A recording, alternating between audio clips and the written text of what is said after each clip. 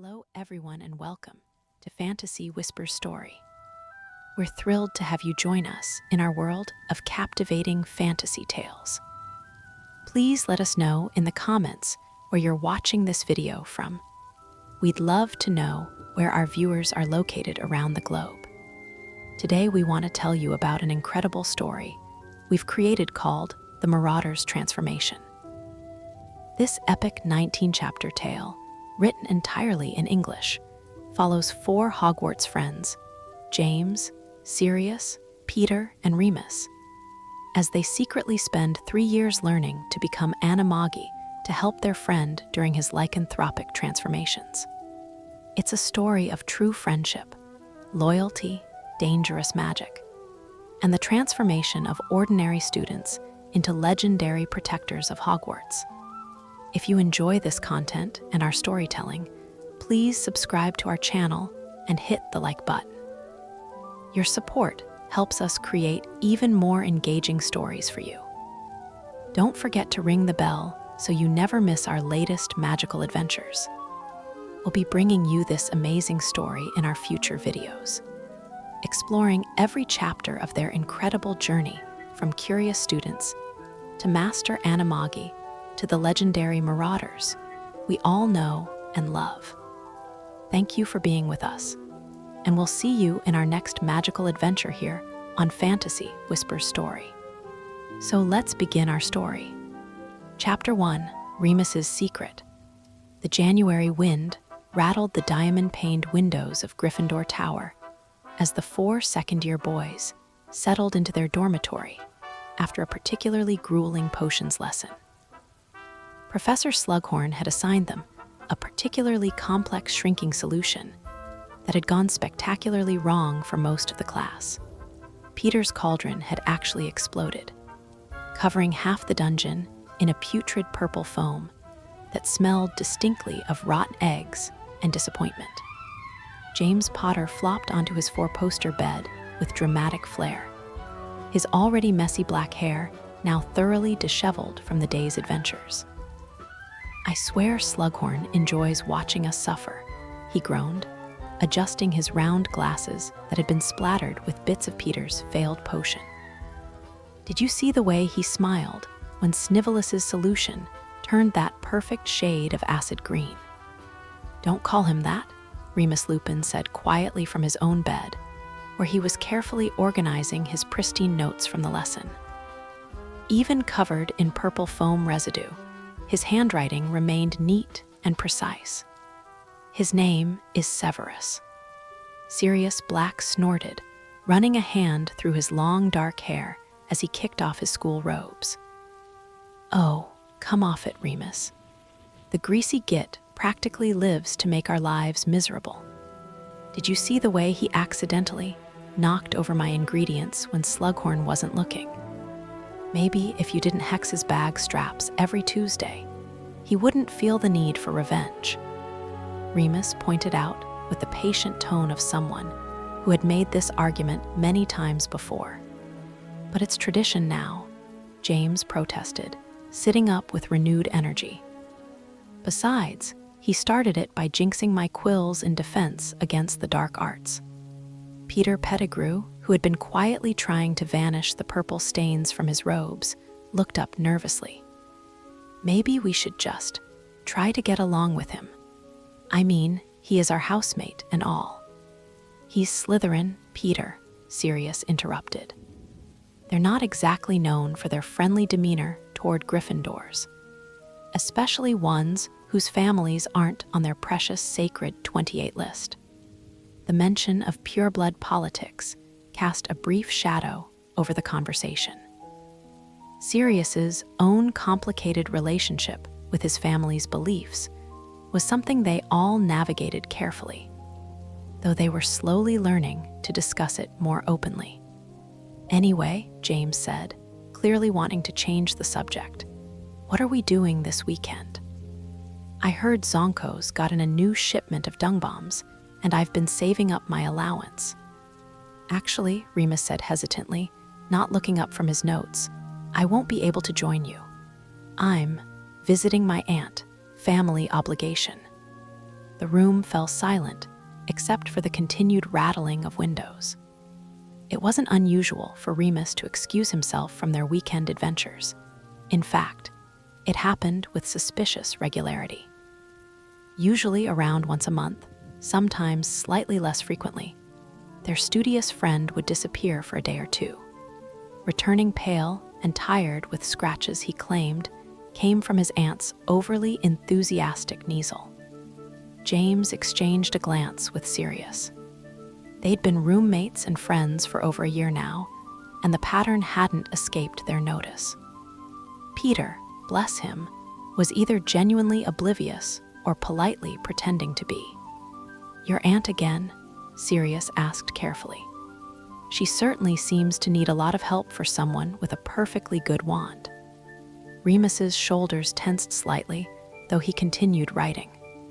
"She's getting older, and Fluffy, that's her Kneazle, has been acting up lately. Knocking ove. Our potion ingredients, scratching up the furniture." "Fluffy," James repeated slowly. "Right, the Kneazle with the remarkably aggressive claws." "They're quite sharp," Remus said defensively, finally looking up.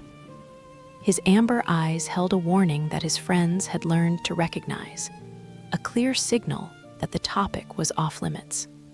But something was different this time. Maybe it was the way Remus's hand trembled slightly as he set down his quill, or the dark circles under his eyes that seemed more pronounced than usual. Perhaps it was simply that they'd all grown closer over the past year, and the weight of unspoken secrets was becoming harder to bear. "Remus," James said gently, "you know you can trust us, right? I mean, really trust us, with anything." The amber eyes darted between his three friends, and for a moment, Remus looked younger than his 12 years. "Of course I trust you. You're my best friends." "Then why won't you tell us the truth?" Sirius asked bluntly, earning sharp looks from both James and Peter. Subtlety had never been Sirius's strong suit, but sometimes his direct approach cut through pretense more effectively than careful diplomacy. "I don't know what you mean," Remus said, but his voice lacked conviction. "Come on, Mooney," Peter said unexpectedly, using the nickname they'd recently started calling Remus due to his tendency to stay up late reading by moonlight. "We're not stupid. Well, I am sometimes, but James and Sirius aren't. You disappear every month, you come back looking like you've been through a whooping willow, and you always have the same story about your aunt and her Kneazle." Remus stared at Peter in surprise. Apparently, their quietest friend had been paying more attention than anyone realized. And, Sirius added, warming to the subject now that it was out in the open, "You always know exactly when the next astronomy lesson will be canceled due to cloud cover. Almost like you keep track of moon phases or something." The color drained from Remus's face so quickly that James half rose from his bed in alarm. "Remus, are you all right?" Remus started, then stopped. His hands were visibly shaking now, and he seemed to be having trouble breathing. "I can't. You don't understand." "Then help us understand," James said softly, moving to sit on the edge of Remus's bed. "Whatever it is, we're your friends. Nothing's going to change that." "You don't know that," Remus whispered, and there was such raw pain in his voice that it made all three boys' hearts ache. "You can't know that because you don't know what I am." "What you are," Sirius repeated, his brow furrowing. "Remus, you're our friend. You're the smartest person in our year, you're kind, you're loyal." "I'm a monster," Remus interrupted, the words falling like stones into the sudden silence. For a long moment, none of them spoke. The wind continued to rattle the windows, and somewhere in the common room below, they could hear the faint sounds of other students chatting and laughing. Normal sounds of a normal evening in a normal dormitory where normal boys shared normal secrets. "That's rubbish," James said finally, his voice firm. I don't care what you think you are, Remus Lupin. You're not a monster. You say that now, Remus replied bitterly. But you don't know. You can't possibly know what it's like to. He stopped abruptly, as if he'd almost said too much. What it's like to what? Peter asked gently. Remus looked at each of them in turn, his amber eyes filled with a mixture of desperation and terror. They could practically see him weighing his options, calculating the risks of truth against the burden of continued deception. If I tell you, he said slowly, everything changes. You'll look at me differently. You'll be afraid of me, and you should be. Any sane person would be. Try us, Sirius said simply. Sirius, you don't understand the magnitude of. I understand that you're our friend, Sirius interrupted.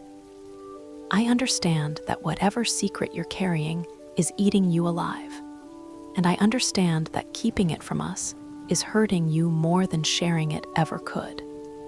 Besides, James added with a slight smile, we're Gryffindors. We're not exactly known for our sanity or our self-preservation instincts. Despite everything, Remus almost smiled at that. Almost. The full moon is in 3 days, he said quietly, not looking at any of them. Yes, James agreed, confused. So I won't be visiting my aunt. Remus took a shuddering breath. I'll be in the shrieking shack, transforming. The silence that followed was different from before, heavier, charged with the weight of recognition as puzzle pieces began falling into place. Transforming, Sirius repeated slowly. Transforming into what? But even as he asked the question, the answer was becoming horribly clear. The monthly disappearances, the scratches and injuries, the exhaustion, the careful tracking of lunar cycles. A werewolf, Remus whispered, and the words seemed to echo in the small dormitory, like a death sentence. Peter made a small, involuntary sound, not quite a gasp, not quite a whimper. James went very still, his hazel eyes wide behind his glasses. Sirius simply stared, his expression unreadable. I was bitten when I was 4, Remus continued, the words tumbling out now as if a dam had burst. Fenrir Greyback. My father had denied him something, some favor or information, and Greyback decided to punish him by targeting me. He waited until the full moon broke into our house and... He couldn't finish the sentence, but he didn't need to. My parents were devastated. They tried everything, every healer, every experimental treatment, every folk remedy. Nothing worked. Nothing can cure lycanthropy once it's taken hold. His voice was flat now, emotionless, as if he were reciting facts about someone else's life. We moved constantly to avoid suspicion. I was homeschooled because no school would take me. When my Hogwarts letter came, my parents thought it was a mistake. Who would want a monster in their school? Professor Dumbledore, James said quietly. He knew, didn't he? Remus nodded. He made special arrangements. The Whomping Willow was planted to guard a tunnel that leads to the Shrieking Shack. Every month, Madame Pomfrey helps me get there safely before the transformation. The shack has been modified with reinforced walls and floors. The howling and sounds of destruction that come from it are what gave it its reputation. The Shrieking Shack isn't haunted, Peter said with sudden understanding. It's you. Yes, Remus finally looked up at them, his amber eyes bright with unshed tears. It's me. Every month, I turn into a monster that would tear apart anything living without a second thought. I lose all human reasoning, all human feeling. I become something that exists only to hunt and kill and destroy. But you don't, Sirius pointed out. Kill anything, I mean, you're contained. Because I'm locked away like the dangerous creature I am, Remus replied bitterly. Because Professor Dumbledore and Madame Pomfrey make sure I can't hurt anyone. But the urge is there, Sirius, the hunger. When I'm transformed, if there were people nearby, he shuddered. I've scratched myself bloody trying to get out of that shack. I've broken furniture, clawed at the walls until my nails split and bleed. All because the wolf knows there are people in the castle and it wants to hunt them. But that's not you, James said firmly. That's the curse. That's what was done to you, not who you are. How can you say that? Remus demanded, his voice rising slightly. How can you look at me and not see the monster? I'm a werewolf, James. I'm exactly the kind of creature your parents probably told you bedtime stories about. The thing that goes bump in the night. The reason children shouldn't wander in dark forests. My parents told me bedtime stories about a lot of things, James replied calmly. Dragons, for instance. But that doesn't mean I think Charlie Weasley's older brother is evil just because he works with them. That's not the same thing, and you know it. Isn't it? Sirius challenged. You're a werewolf one night a month, Remus. What are you the other 29 nights? Because from where I'm sitting, you're the same person you've always been. You're still the friend who helped me with my transfiguration essay last week. You're still the one who shared his chocolate with Peter when he was feeling homesick. You're still the one who talked James out of hexing Snape's shoelaces together during Charms class. I only did that because I didn't want James to get detention, Remus protested weakly. Exactly, Sirius said triumphantly. You looked out for your friend. Monsters don't do that. The Ministry doesn't see it that way, Remus said quietly. There are laws about werewolves. Restrictions on where we can live, what jobs we can hold, who we can associate with. If people knew what I was, they'd be idiots, Peter said with unexpected vehemence. All three of his friends turned to stare at him in surprise. Peter was usually the least outspoken of their group, content to follow the lead of his more confident friends. But now, his round face was flushed with indignation. They'd be complete and utter idiots, he continued. Because anyone with half a brain can see that you're the best person in our year. You're kind to everyone, even the Slytherins who don't deserve it. You work harder than anyone else, but you still make time to help the rest of us with our homework. You remember everyone's birthdays, and you always know the right thing to say when someone's upset. Peter's right, James agreed. If people can't see past one night a month to recognize what an amazing person you are, then they're not worth your time. And besides, Sirius added with a growing grin, it's not like the rest of us are exactly normal either. James here is obsessed with a sport that involves flying around on broomsticks, trying to catch a tiny golden ball. Peter can eat his weight in chocolate frogs without getting sick. And I'm from a family that probably practices more dark arts than most of the prisoners in Azkaban. That's not the same as being a literal monster, Remus pointed out, but some of the tension had left his shoulders. Says who? James challenged.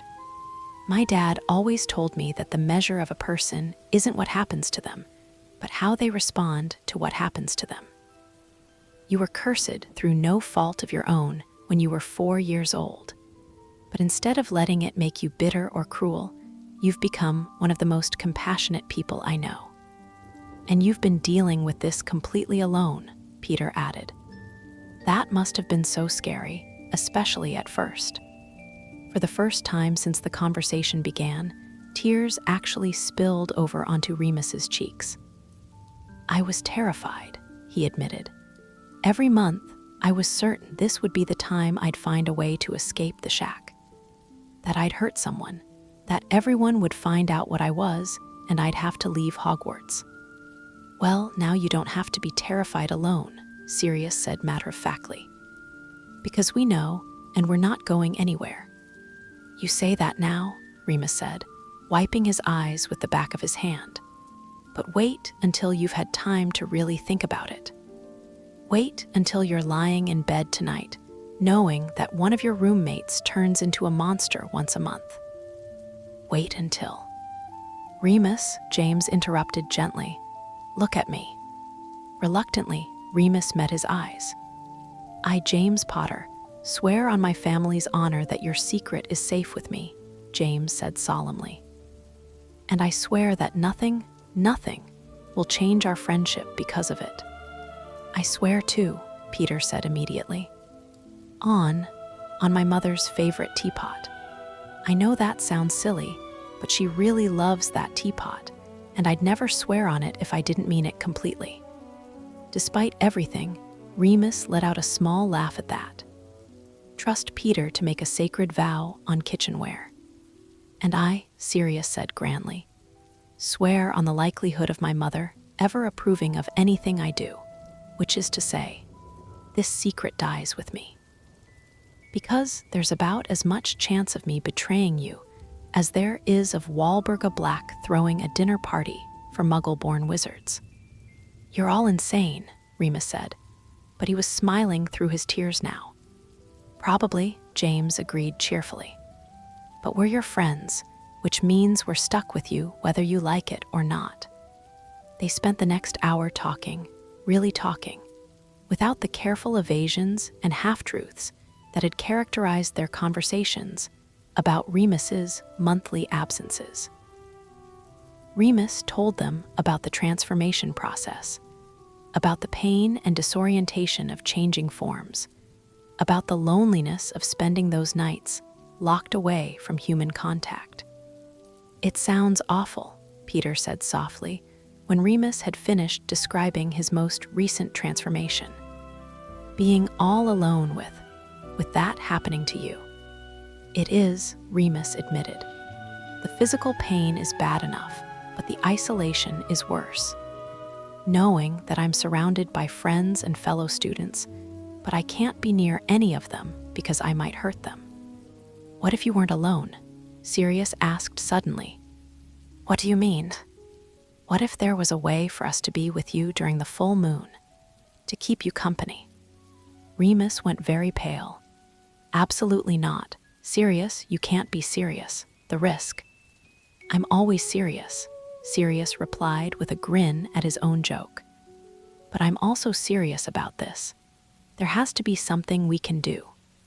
"There isn't," Remus said firmly. "Werewolves are dangerous to all human life. The only reason the arrangement with the Shrieking Shack works is because I'm completely isolated." "But we're not just going to sit here knowing you're suffering alone," James protested. "There has to be something." "I appreciate the thought, really I do," Remus said, "but there's nothing you can do except maybe not hate me for what I am." "We could never hate you," Peter said earnestly. "Never." As the conversation wound down and they prepared for bed, each of the four boys was lost in his own thoughts. Remus felt simultaneously relieved and terrified. Relieved to finally share his burden with his closest friends, but terrified of what the future might hold now that they knew the truth. James, Sirius, and Peter were grappling with the magnitude of what they'd learned. Their friend, their kind, intelligent, loyal friend, had been carrying this enormous secret alone for over a year. The injustice of it was staggering. But more than that, they were all thinking about Sirius's question. What if there was a way to help? What if Remus didn't have to face his transformations alone? None of them spoke these thoughts aloud that night. The revelation had been enough for one evening, and they all needed time to process they'd learned. But as they settled into their beds and the dormitory grew quiet, the same idea was beginning to take root in three very different minds. It was a crazy idea, probably impossible, certainly dangerous. But then again, they were Gryffindors. Impossible and dangerous had never stopped them before. Outside their window, the moon was waxing toward full. And though none of them knew it yet, it was illuminating the beginning of one of the most extraordinary friendships, and one of the most ambitious magical undertakings in Hogwarts history. In 3 days, Remus Lupin would transform once again into a wolf. But if his friends had anything to say about it, he would never have to face that transformation alone again. The age of the Marauders was about to begin. Chapter 2, Forbidden Knowledge. The week following Remus's revelation passed in a strange, suspended atmosphere. On the surface, nothing had changed. The 4 second years attended classes, completed homework, and engaged in their usual friendly banter. But underneath the normalcy, something fundamental had shifted in the dynamic of their friendship. James found himself watching Remus more carefully now, noting the subtle signs he'd previously missed. The way his friend's hands would tremble slightly when he was tired. How his appetite would diminish as the full moon approached. The careful way he positioned himself during their evening study sessions, always ensuring he could see all the exits from their corner of the common room. Sirius had become almost protective, steering conversations away from topics that might make Remus uncomfortable and hexing a third year who made a crude joke about werewolves during lunch. The hexing had been subtle, just a mild tongue-tying jinx that wore off after an hour. But James had caught the flash of anger in Sirius's gray eyes. Peter surprised them all with his quiet steadiness. Rather than being frightened or overwhelmed by the revelation, he seemed to have appointed himself as Remus's unofficial caretaker, making sure their friend ate properly and didn't push himself too hard with studying. But it was James who couldn't let go of Sirius's question from that first night. What if there was a way for us to be with you? The question haunted him through potions lessons, where he barely managed to keep his cauldron from exploding. Through transfiguration classes, where Professor McGonagall called him out twice for daydreaming. And through defense against the dark arts, where Professor Dimbleby droned on about protective charms that seemed woefully inadequate for the real dangers his friend faced. By Thursday evening, with the full moon only 2 days away, James had made a decision. "I'm going to the library," he announced, as they finished their charms homework in the common room. "It's nearly 9 o'clock, Remus pointed out, looking up from his perfectly organized notes. "Madame Pince will be closing soon." "I know," James said, gathering his things with more purpose than he'd shown all week. "I want to look something up before she kicks everyone out." "What kind of something?" Sirius asked, his dark eyebrows rising with curiosity. James hesitated. He'd been researching werewolves for the past 3 days, hoping to find anything that might help Remus. So far, his searches through the general collection had yielded nothing but the same basic information they already knew. Lycanthropy was considered an irreversible curse. Werewolves were dangerous during transformations. There was no known cure. But today, while skimming through a particularly dry tome titled Curses and Their Consequences, a historical perspective, he'd found a single, tantalizing reference that had made his heart race. While direct human contact with a transformed lycanthrope invariably results in tragedy, there have been documented cases of werewolves coexisting peacefully with certain magical creatures during their transformed state. Most notably, werewolves show significantly reduced aggression toward. The sentence had been cut off by the end of the page, and when James had turned to continue reading, he discovered that several pages had been carefully removed from the book. Not torn out in haste, but cleanly cut with what appeared to be a very sharp knife. Someone had deliberately censored that information. "I'm researching something for a defense essay," James said finally, which wasn't entirely a lie. He was researching defense, just not for any essay Professor Dimbleby had assigned. "Want company?" Peter offered.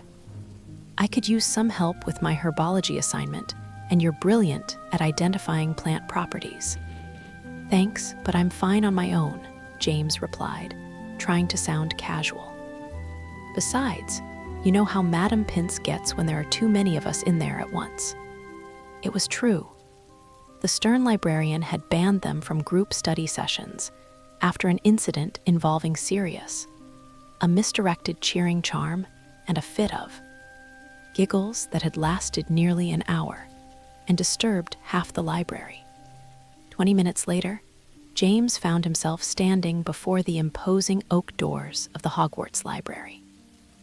The vast room was nearly empty at this hour, with only a few older students scattered among the towering shelves. Madame Pince sat at her desk like a predatory bird, her sharp eyes tracking every movement in her domain. James made his way to the section on magical creatures, pulling down several books with appropriately innocent titles.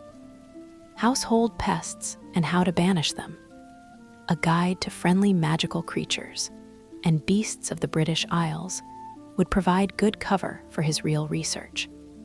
He settled into a secluded corner table and began his performance, occasionally taking notes on pixie removal techniques while his eyes scanned for any information about werewolf behavior. Most of what he found was repetitive. Werewolves were dangerous.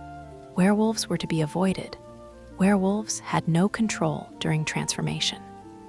But then, buried in a footnote in Beasts of the British Isles, he found it. Werewolves in their transformed state demonstrate complex behavioral patterns that vary significantly based on environmental factors. While solitary werewolves exhibit extreme aggression toward human presence, pack dynamics can alter these behaviors dramatically. See Appendix M for theoretical applications. James's pulse quickened as he flipped to the back of the book. Searching for Appendix M, what he found instead was an apologetic note from the publisher.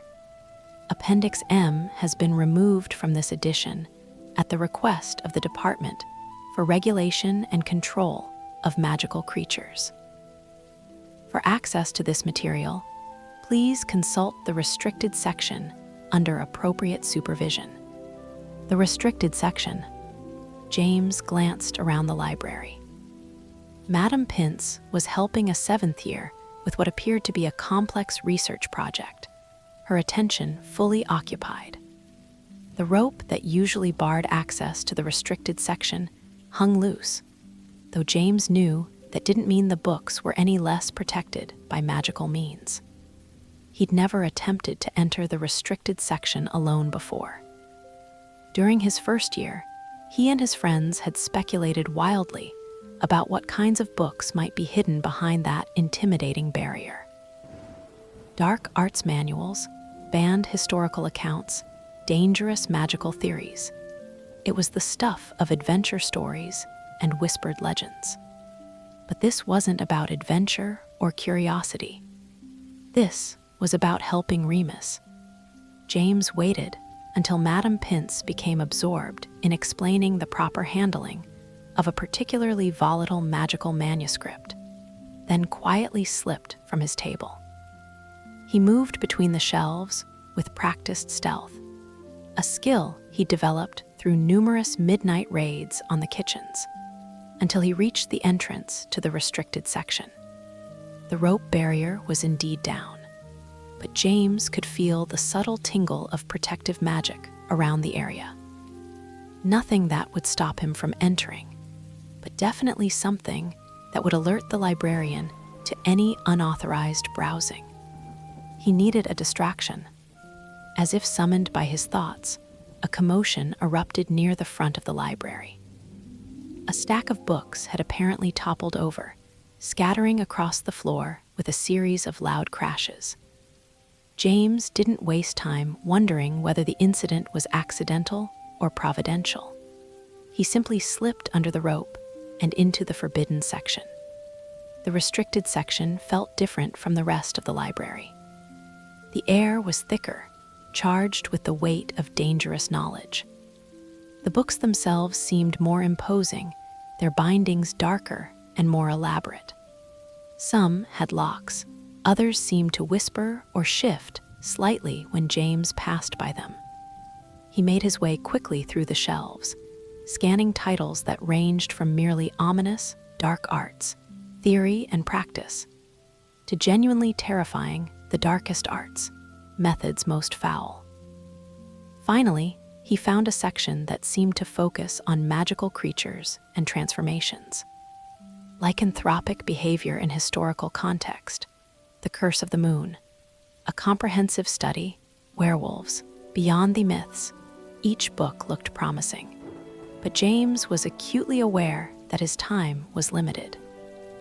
Madame Pince would finish dealing with the fallen books soon, and then she'd likely make her evening rounds. He pulled down Werewolves, Beyond the Myths, and opened it carefully. The pages felt different from normal books, thicker, almost warm to the touch. The text was dense and academic, filled with footnotes and cross-references that made his head spin. But there, in Chapter 7, he found exactly what he'd been hoping for. While the popular understanding of lycanthropy focuses on the danger posed to human life, extensive research has revealed that werewolves in their transformed state exhibit remarkably different behavioral patterns when interacting with other magical creatures. Of particular note is their response to Animagi, wizards who have achieved legal transformation into animal form.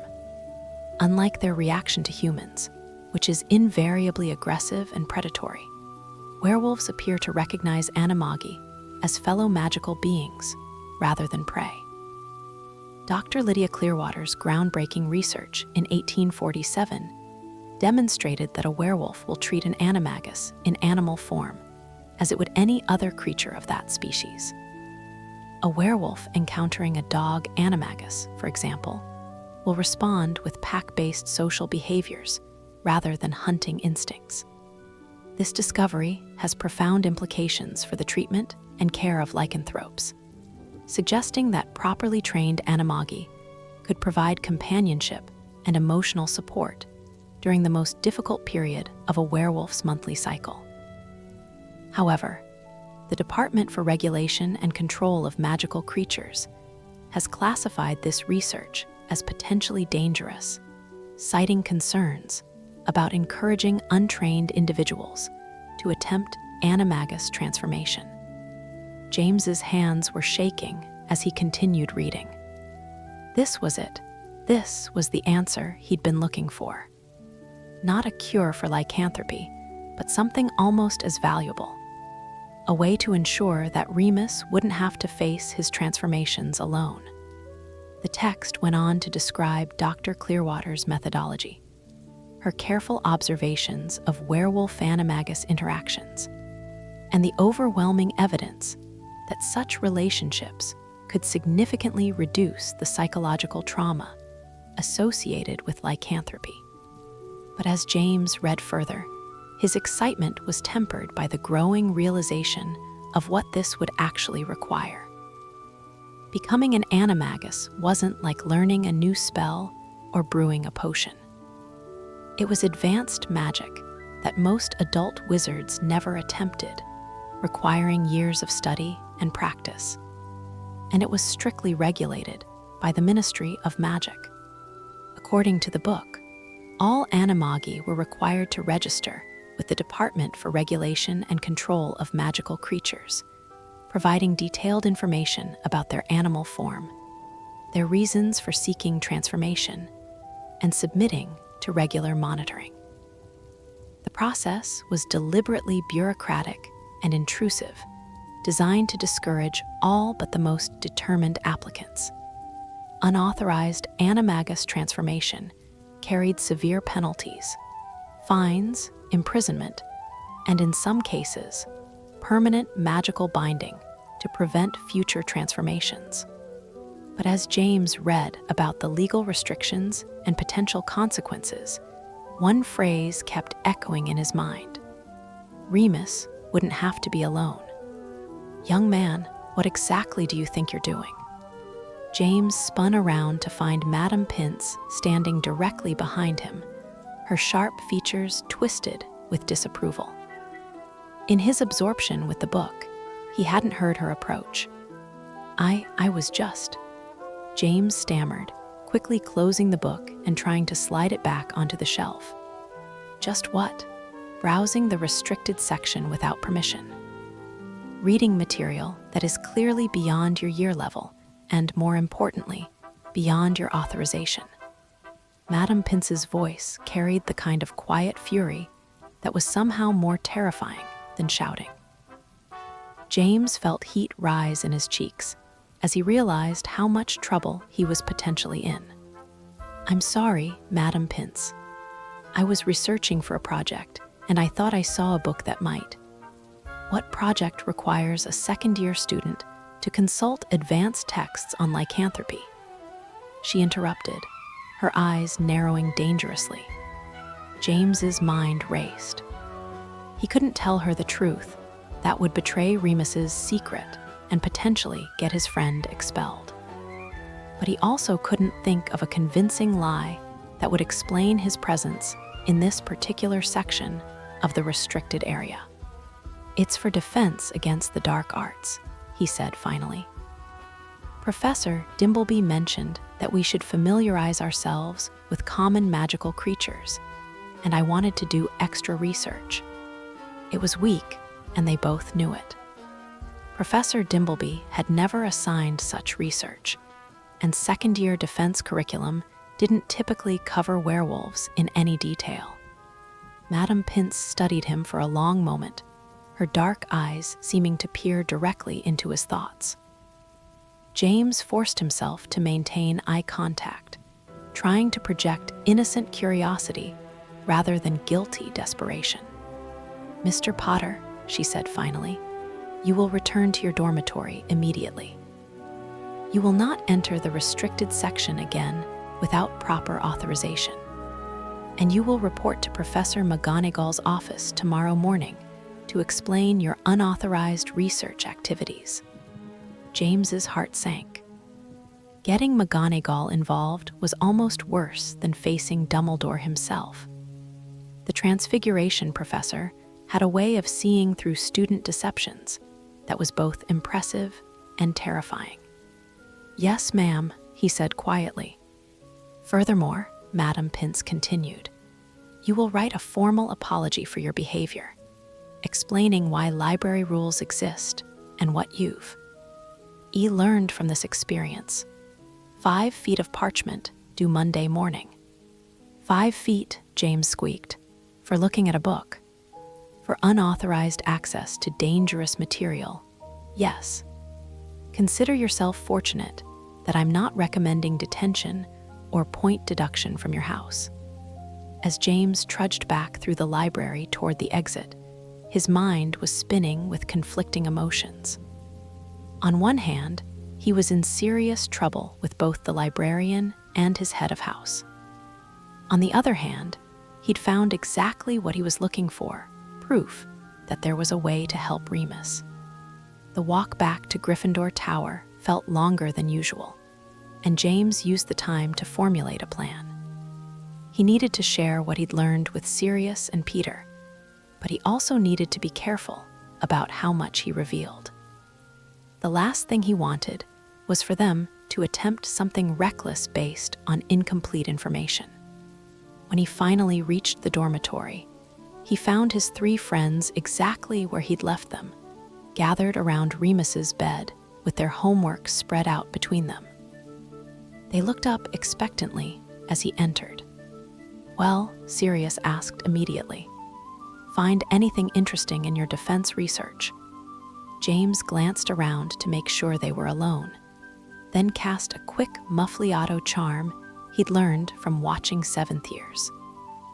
The spell would prevent anyone from overhearing their conversation, though he wasn't entirely sure he'd performed it correctly.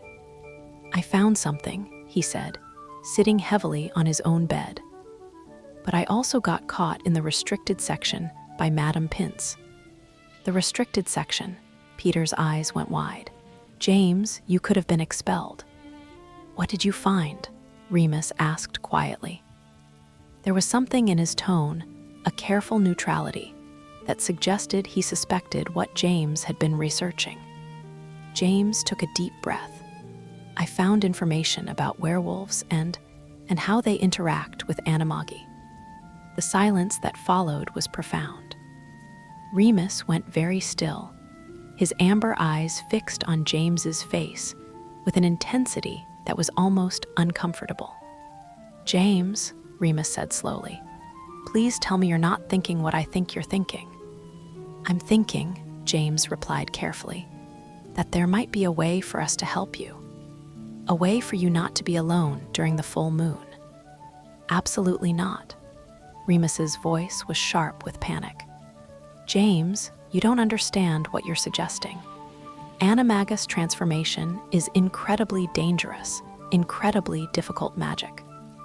Adult wizards spend years learning it, and many never succeed.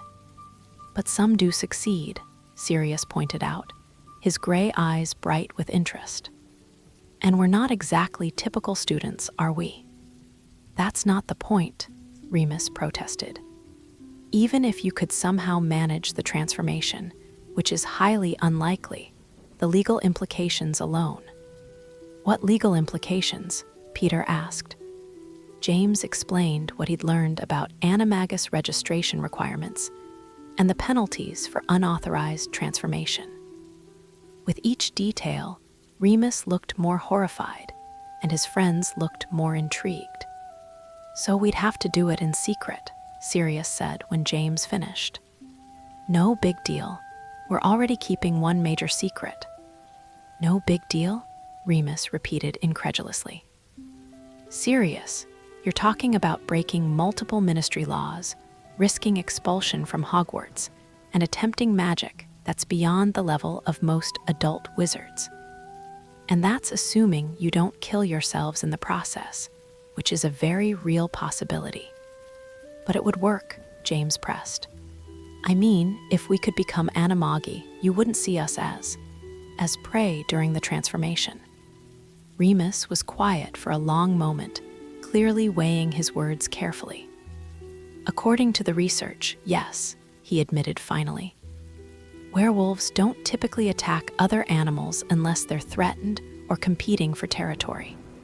But that doesn't mean. Then we're doing it, Sirius declared, cutting him off. No, you're not, Remus's voice rose. Then he quickly glanced around and lowered it again. You can't seriously be considering this madness. Of course we are, James said simply.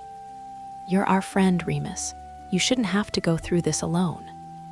And besides, Peter added with unexpected conviction, it sounds like an adventure. An adventure that could get you killed, expelled, or imprisoned, Remus pointed out desperately. So could Quidditch, if you think about it, Sirius said with a grin.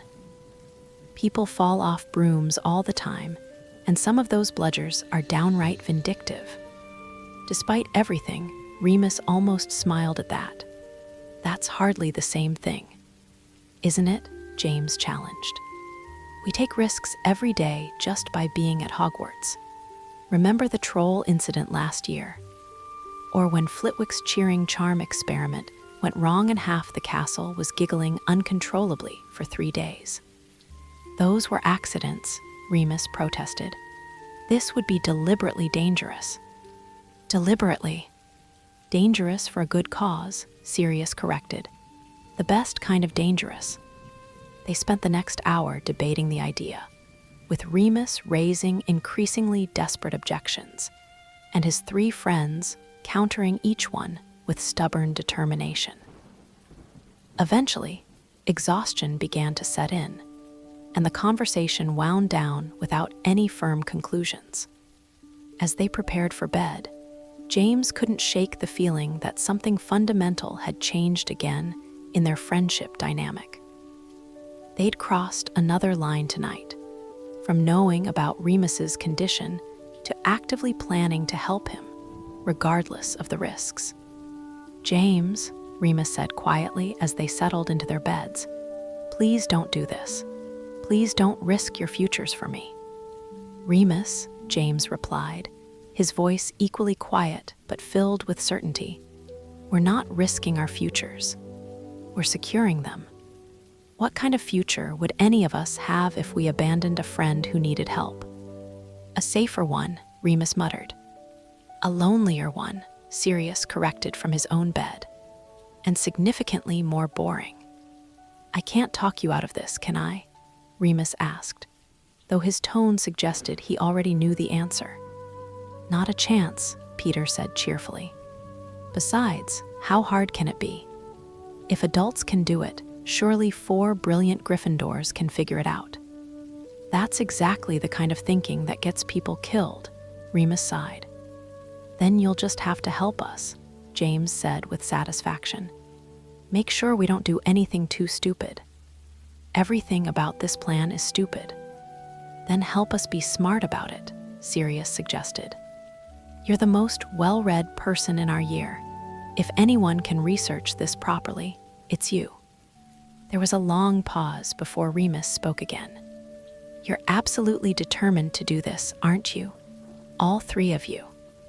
Absolutely, James confirmed. Completely, Sirius agreed. 100%, Peter added. Another long pause. Then, so quietly they almost missed it.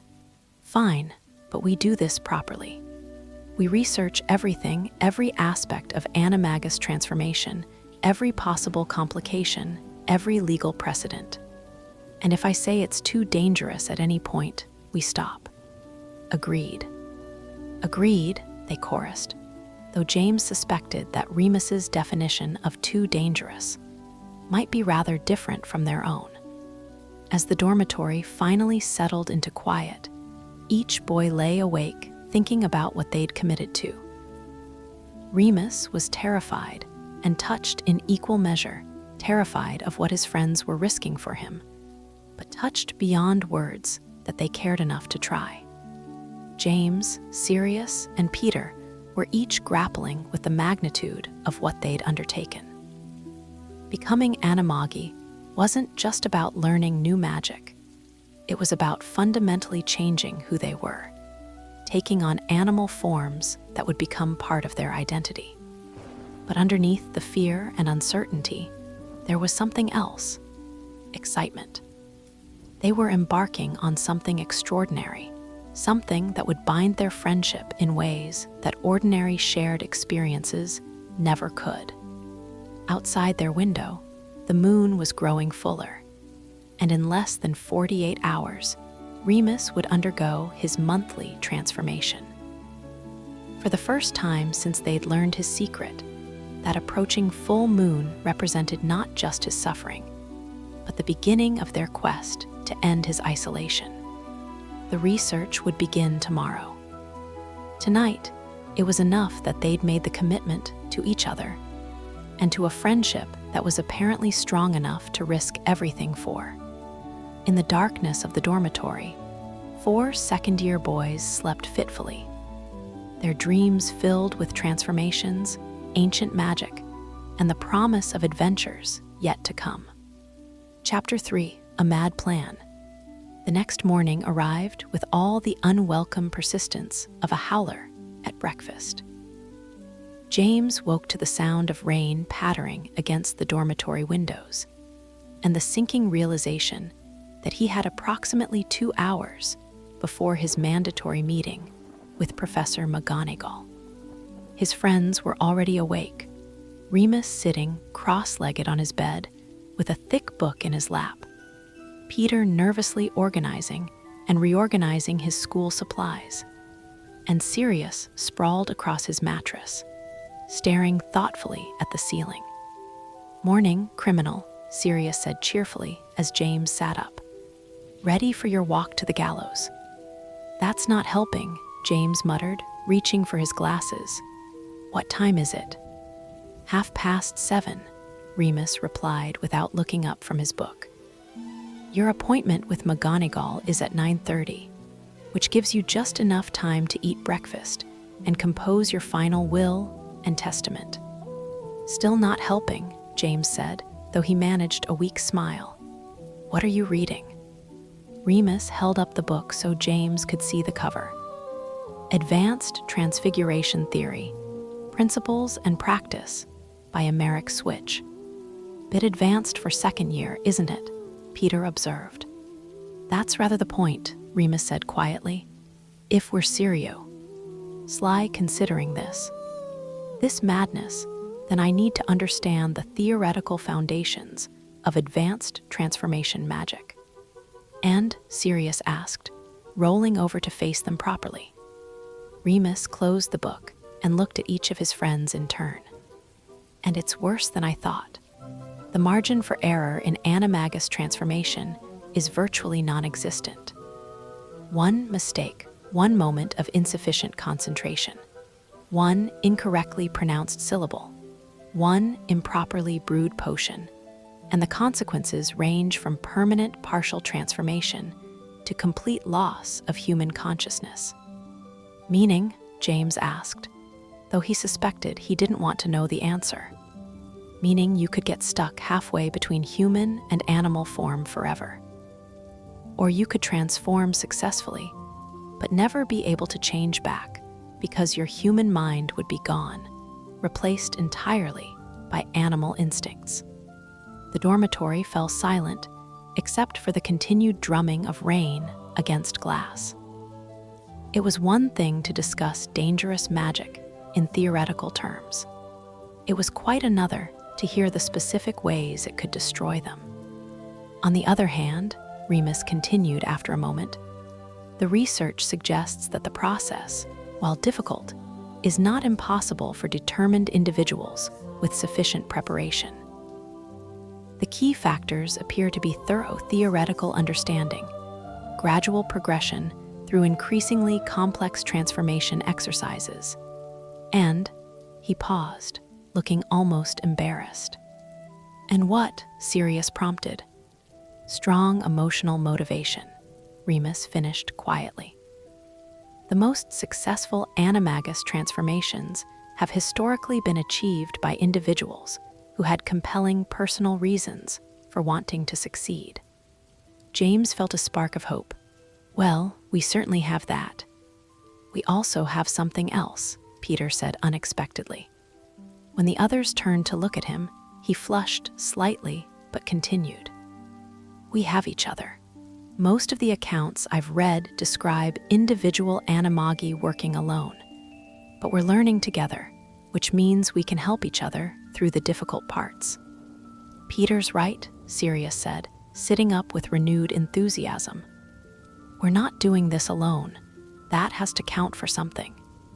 It also means that if one of us makes a serious mistake, we could all be affected, Remus pointed out. Animagus transformation creates sympathetic magical resonances between individuals who attempt it together. If James, for example, gets stuck in partial transformation, it could prevent the rest of us from transforming at all. Or it could help us, James countered. Magic responds to intent and emotion, right? If we're all focused on the same goal, supporting each other through the process. It's possible, Remus admitted reluctantly. But the research on group animagus transformation is limited. Most of what I've found focuses on individual efforts. They might have continued the discussion, but Sirius glanced at the clock on his bedside table and swore colorfully. James, you need to get moving.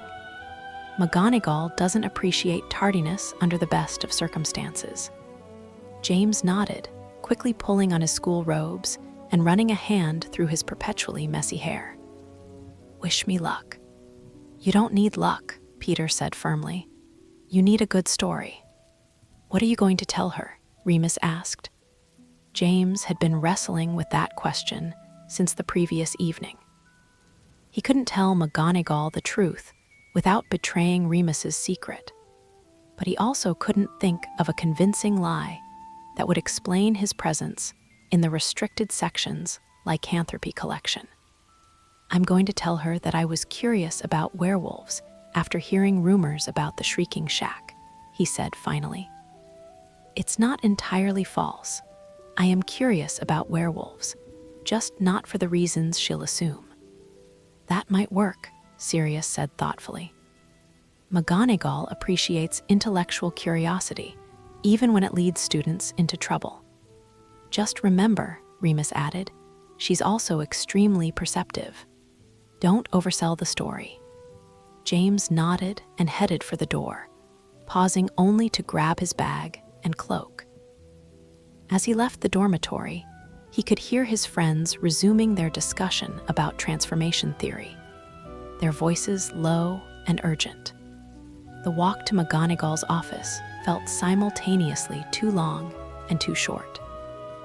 James used the time to rehearse his explanation, trying to strike the right balance between curiosity and contrition. He was so absorbed in his thoughts that he nearly walked into a suit of armor that had apparently decided to rearrange itself in the middle of the corridor.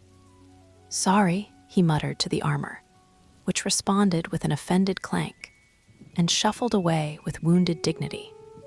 Professor McGonagall's office was located in a circular tower room lined with tall windows that offered sweeping views of the Hogwarts grounds. Under normal circumstances, James would have taken a moment to admire the vista of rain-soaked lawns and distant mountains. Today, however, his attention was entirely focused on the severe-looking woman seated behind an imposing desk. Professor McGonagall looked up as he knocked on the open door, her sharp eyes assessing him over her square spectacles. She was, James reflected, probably the most intimidating teacher at Hogwarts, and that was saying something, considering the competition included Professor Snape and the notoriously grumpy Professor Binns. "Mr. Potter," she said crisply, "please take a seat." James settled into the chair across from her desk, trying to project an appropriate combination of respect and mild embarrassment. McGonagall studied him for a moment longer, then steepled her fingers and leaned back slightly. "Madam Pince informs me that you were discovered in the restricted section last evening, consulting materials on lycanthropy without proper authorization. Is this accurate?" "Yes, Professor," James said, deciding that straightforward honesty was his best approach. "I was looking at a book about werewolves." And what prompted this particular interest in lycanthropes? Here was the crucial moment. James took a breath and launched into his prepared explanation. "I've been hearing stories about the Shrieking Shack, Professor. Other students talk about it being haunted, and I was curious about what might actually be causing the sounds. When I researched local ghost activity and didn't find anything convincing, I started wondering if it might be some kind of creature instead." It wasn't a bad story, James thought. It demonstrated intellectual curiosity and logical reasoning, while avoiding any mention of Remus's condition. McGonagall's expression didn't change, but James caught a flicker of something, surprise, approval, in her eyes. "And this curiosity led you to believe that werewolves might be involved." "Well, the timing seemed to match," James said, warming to his theme. "The disturbances always happen around the full moon, and everyone knows werewolves transform during lunar peaks. It seemed like a reasonable hypothesis to investigate." Indeed, McGonagall was quiet for a moment, and James had the uncomfortable feeling that she was seeing right through his carefully constructed explanation. "Tell me, Mr. Potter, what exactly did you learn from your unauthorized research?" James hesitated. He couldn't very well explain that he'd discovered the key to helping his werewolf friend, but he needed to say something substantive to support his cover story. "I learned that werewolves are more complex than I'd previously understood," he said finally. "The books made them sound like mindless monsters, but the advanced texts suggested that they retain some awareness during transformation, and they react differently to different types of magical creatures." "Fascinating," McGonagall said dryly. And did your research confirm your hypothesis about the shrieking shack? James felt heat rise in his cheeks. Not exactly, Professor. The books didn't have specific information about local phenomena. How disappointing for you. McGonagall's tone was neutral, but James detected a hint of amusement beneath the formal words. Mr. Potter, I appreciate intellectual curiosity in my students. Indeed, I encourage it. However, the restricted section exists for good reasons, and those reasons are not arbitrary.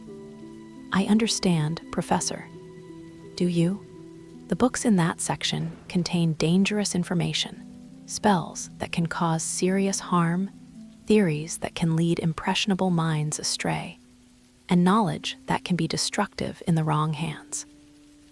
Even a simple research project can have unintended consequences when it involves restricted materials. James nodded, though privately he wondered if McGonagall had any idea just how unintended his particular consequences might become. Furthermore, she continued, your unauthorized access violated library policies that exist to protect both students and the broader magical community. Madam Pince's restrictions are not suggestions, Mr. Potter. They are requirements. Yes, Professor, I'm sorry. McGonagall studied him for another long moment, and James had the distinctly uncomfortable feeling that she could read his thoughts. However, she said finally, I do not believe that this incident represents malicious intent or deliberate disregard for school rules. Misguided curiosity, perhaps, but not malice. James felt a rush of relief. He wasn't going to be expelled or even suspended. Therefore, McGonagall continued, your punishment will be proportionate to your offense. You will serve detention with me every Friday evening for the next month, during which time you will assist me with various administrative tasks. Additionally, you will write a comprehensive essay on the importance of proper research protocols to be submitted by Monday morning. How comprehensive? James asked, then immediately regretted the question when McGonagall's eyebrows rose. 3F. Eat of parchment should suffice. And Mr. Potter. Yes, Professor. Should you find yourself curious about lycanthropy or any other restricted subject in the future, I encourage you to speak with a professor first. We are here to guide your education, not to obstruct it unnecessarily. Thank you, Professor. You may go. James stood to leave, then paused at the door.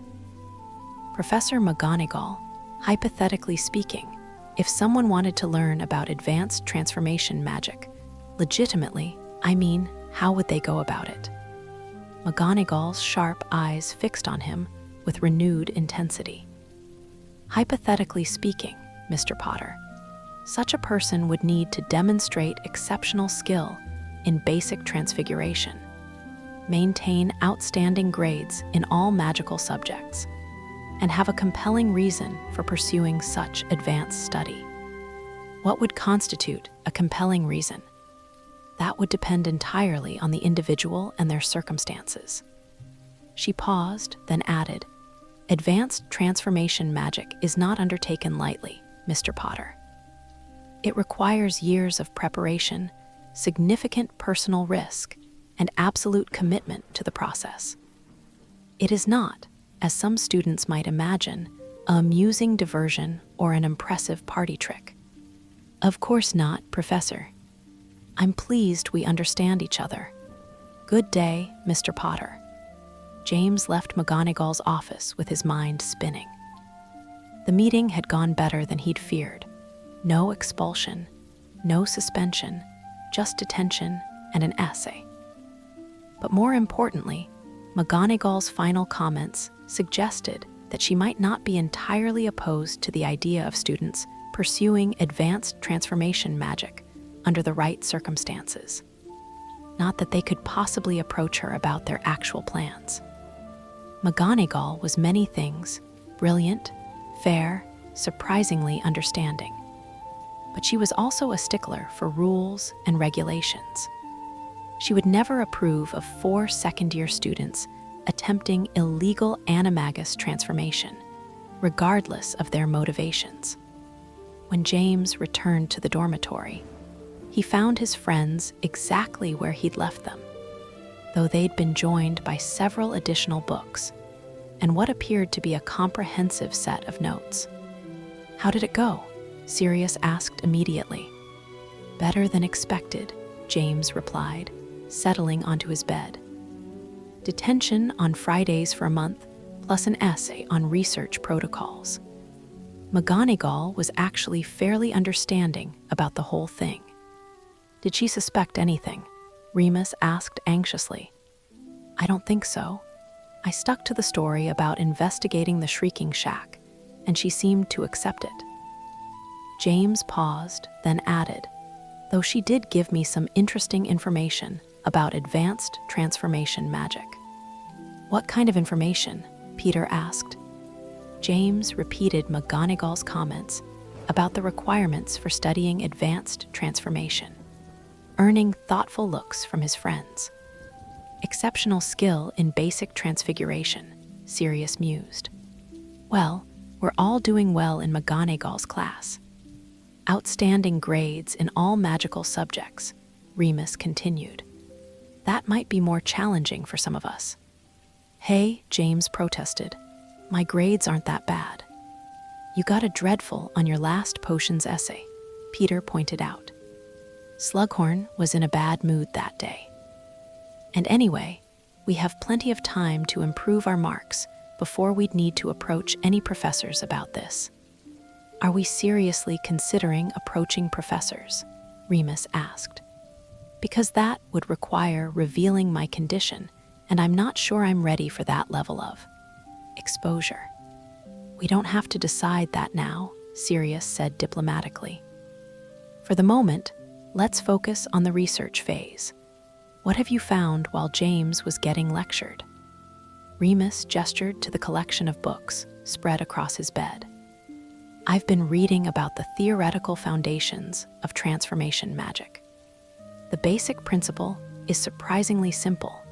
Human transfiguration into animal form relies on the same magical mechanisms that govern any other type of transformation. The complexity comes from the need to maintain human consciousness while adopting animal instincts and capabilities." "That sounds completely contradictory," James observed.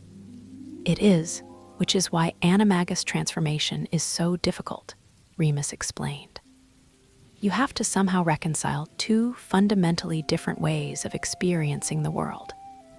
Human consciousness is primarily verbal and analytical, while animal consciousness is largely instinctual and sensory-based."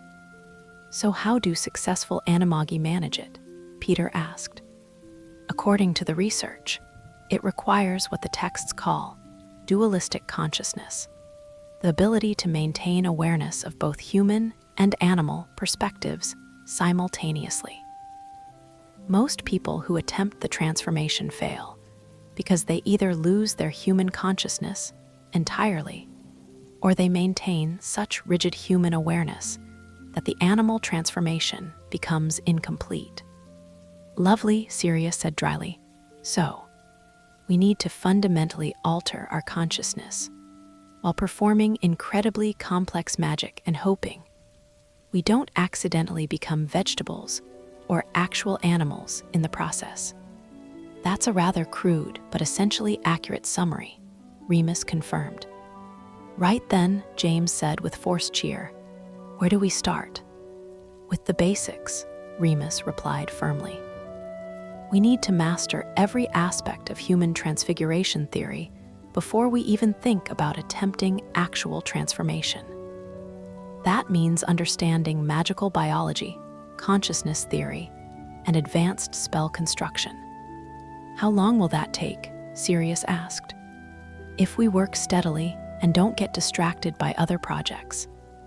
At least a year, possibly 2.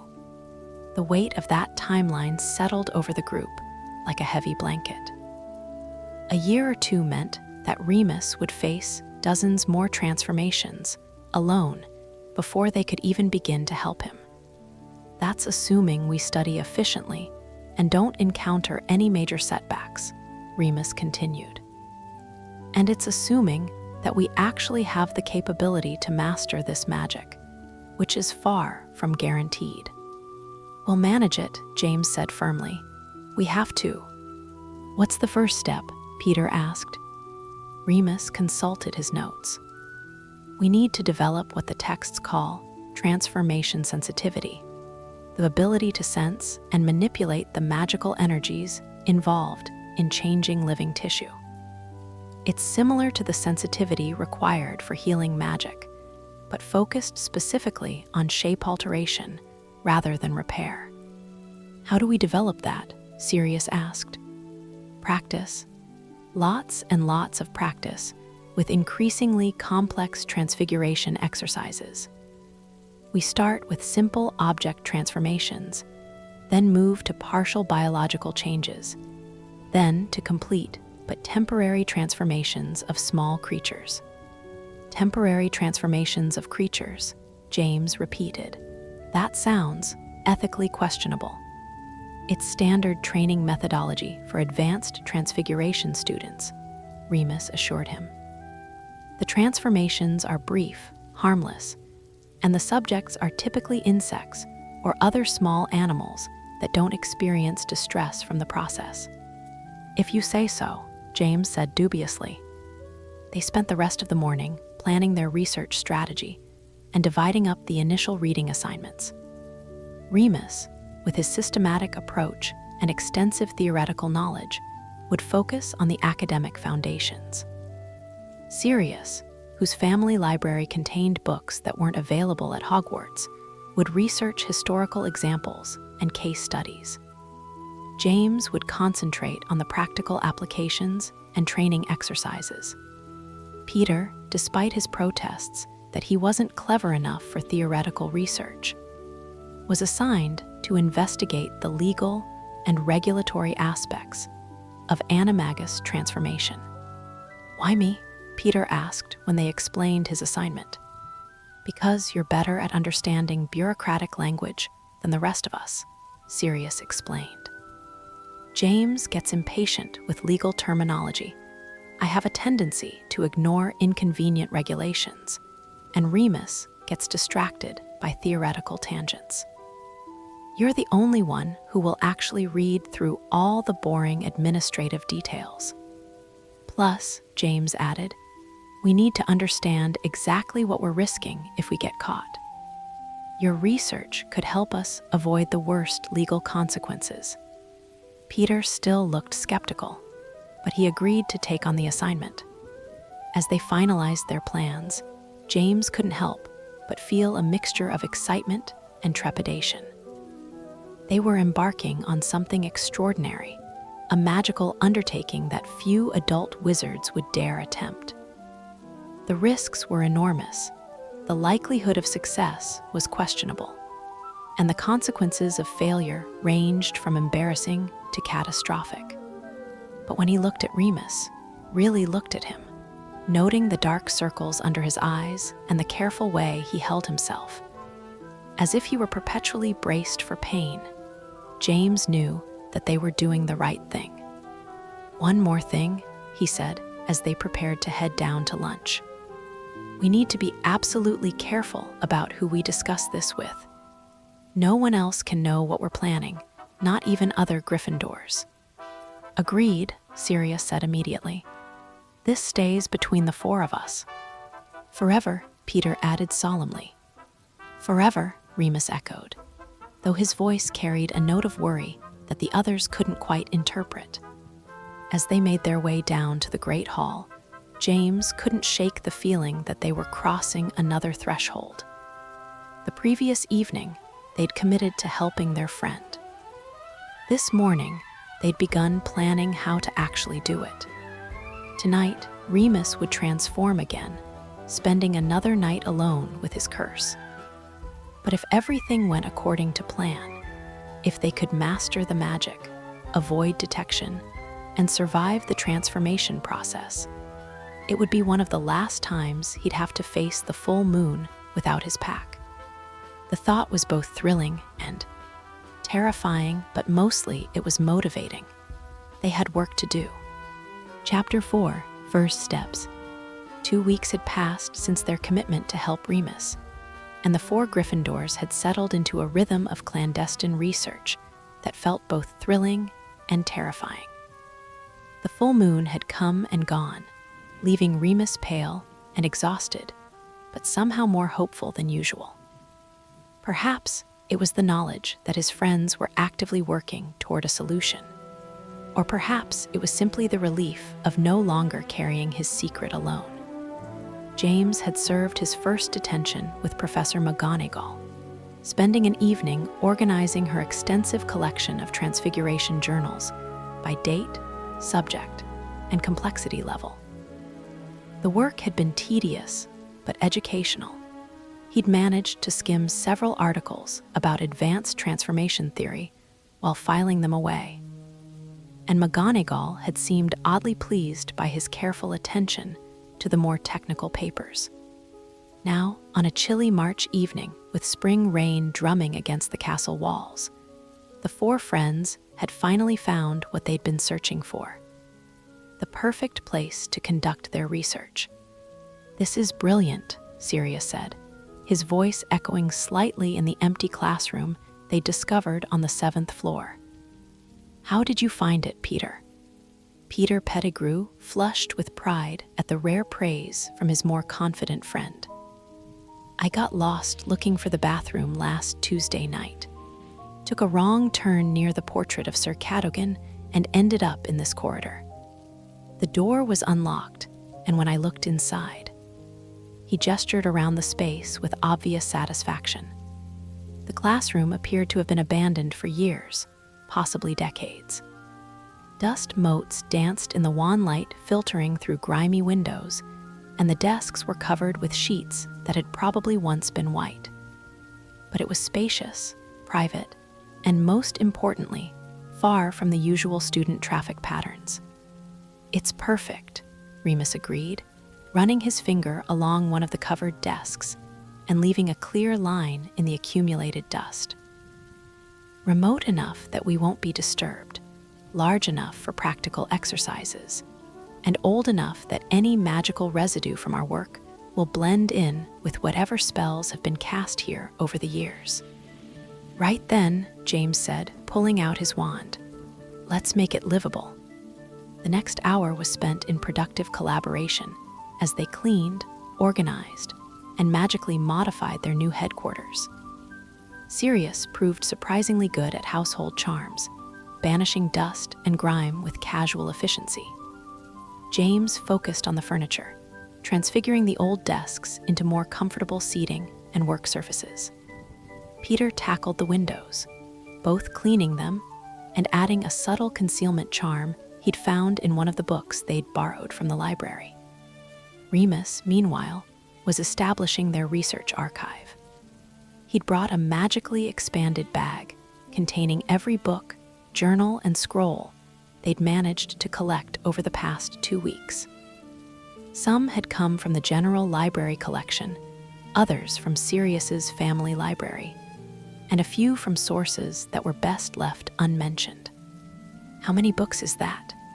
James asked, watching Remus pull volume after volume from the seemingly bottomless bag. 47, Remus replied without hesitation. Plus 16 journals, 8 scrolls, and a collection of ministry regulations that Peter acquired through means I'm not going to ask about. "Good policy," Peter said nervously. "The less you know about my methods, the better." "Please tell me you didn't steal anything," Sirius said, pausing in his cleaning to look at their smallest friend with concern. "Of course not," Peter protested. I may have borrowed some things from my uncle's office. He works in the department for regulation and control of magical creatures, and he sometimes brings work home." "Your uncle brings restricted ministry documents home?" Remus asked, looking simultaneously impressed and horrified. only the boring administrative stuff, Peter assured him. Forms and filing procedures and lists of regulations. Nothing exciting or dangerous. This is perfect, James said, picking up one of the regulatory documents. Peter, this is exactly what we need to understand the legal framework we're working within. Or around, Sirius added with a grin. When they'd finished organizing their space, the transformation was remarkable. What had been a dusty, abandoned classroom now resembled a proper research facility. Books were arranged by subject along makeshift shelves. Comfortable chairs were grouped around a central table, and soft, magical lighting had replaced the harsh overhead fixtures. Now what? Peter asked, settling into one of the chairs with obvious satisfaction. Now we begin the real work, Remus said, opening one of the theoretical texts. According to everything I've read, the first step in Animagus transformation is identifying your animal for. You can't become what you don't understand, and you can't understand what you haven't discovered. That sounds very philosophical, Sirius observed. What does it mean in practical terms? It means we need to explore our own magical nature more deeply than most wizards ever do, Remus explained. Every person has an inherent animal affinity, a creature that represents their fundamental magical essence. Discovering that affinity is the foundation of all subsequent transformation work. How do we discover it? James asked. Meditation, primarily. Deep introspective work designed to connect with the non-rational aspects of our magical cores. Remus consulted his notes. There are also dream work techniques, instinct analysis exercises, and something called sympathetic observation that involves studying various animals until you find one that resonates with your magical signature. That could take forever, Peter said with dismay. There are thousands of different animals. Actually, the research suggests that most people's animagus forms fall into fairly predictable categories, Remus replied.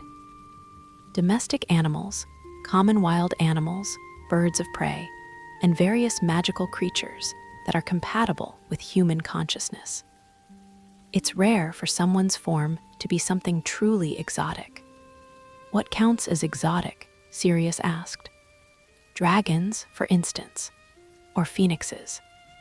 The magical signature required for those transformations is so complex that attempting them usually results in magical burnout or worse.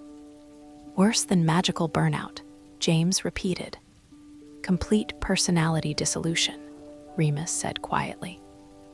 The animal consciousness overwhelms the human mind entirely, leaving behind something that's neither fully human nor fully animal. A sobering silence settled over the group as they contemplated that particular fate. It was one thing to discuss the theoretical dangers of animagus transformation. It was quite another to hear specific descriptions of what could go wrong. Right, James said finally, shaking off his momentary unease. So we start with meditation and work our way up to the more advanced techniques. How exactly do we meditate for animal discovery? Remus pulled out another book, this one titled Inner Beasts, a guide to discovering your animal self. The cover featured a rather alarming illustration of a wizard whose face was morphing between human and various animal features. The basic technique is called consciousness diving, he read. You enter a meditative state and allow your rational mind to become passive while your instinctual nature emerges. The goal is to reach a state where you can perceive your own magical essence without the interference of human thought patterns. That sounds completely mad, Peter said. Most effective magic does, Sirius pointed out cheerfully. Remember when we learned the Patronus theory last year? Professor Flitwick said the spell only works if you completely surrender to a happy memory, while simultaneously maintaining perfect magical focus. Contradiction seems to be a common theme. True enough, James agreed. So how do we do this consciousness diving? Under Remus's guidance, they arranged themselves in comfortable positions around their central table. The meditation technique, as described in the book, required them to focus on their breathing while gradually releasing conscious control over their thoughts. The key, Remus read aloud, is to observe whatever arises without judgment or analysis. You're not trying to think your way to an animal form, you're trying to discover what's already there. What if nothing happens? Peter asked nervously. Then we try again tomorrow, Remus said patiently. The book emphasizes that this process can take weeks or even months. We're not going to discover everything in one evening.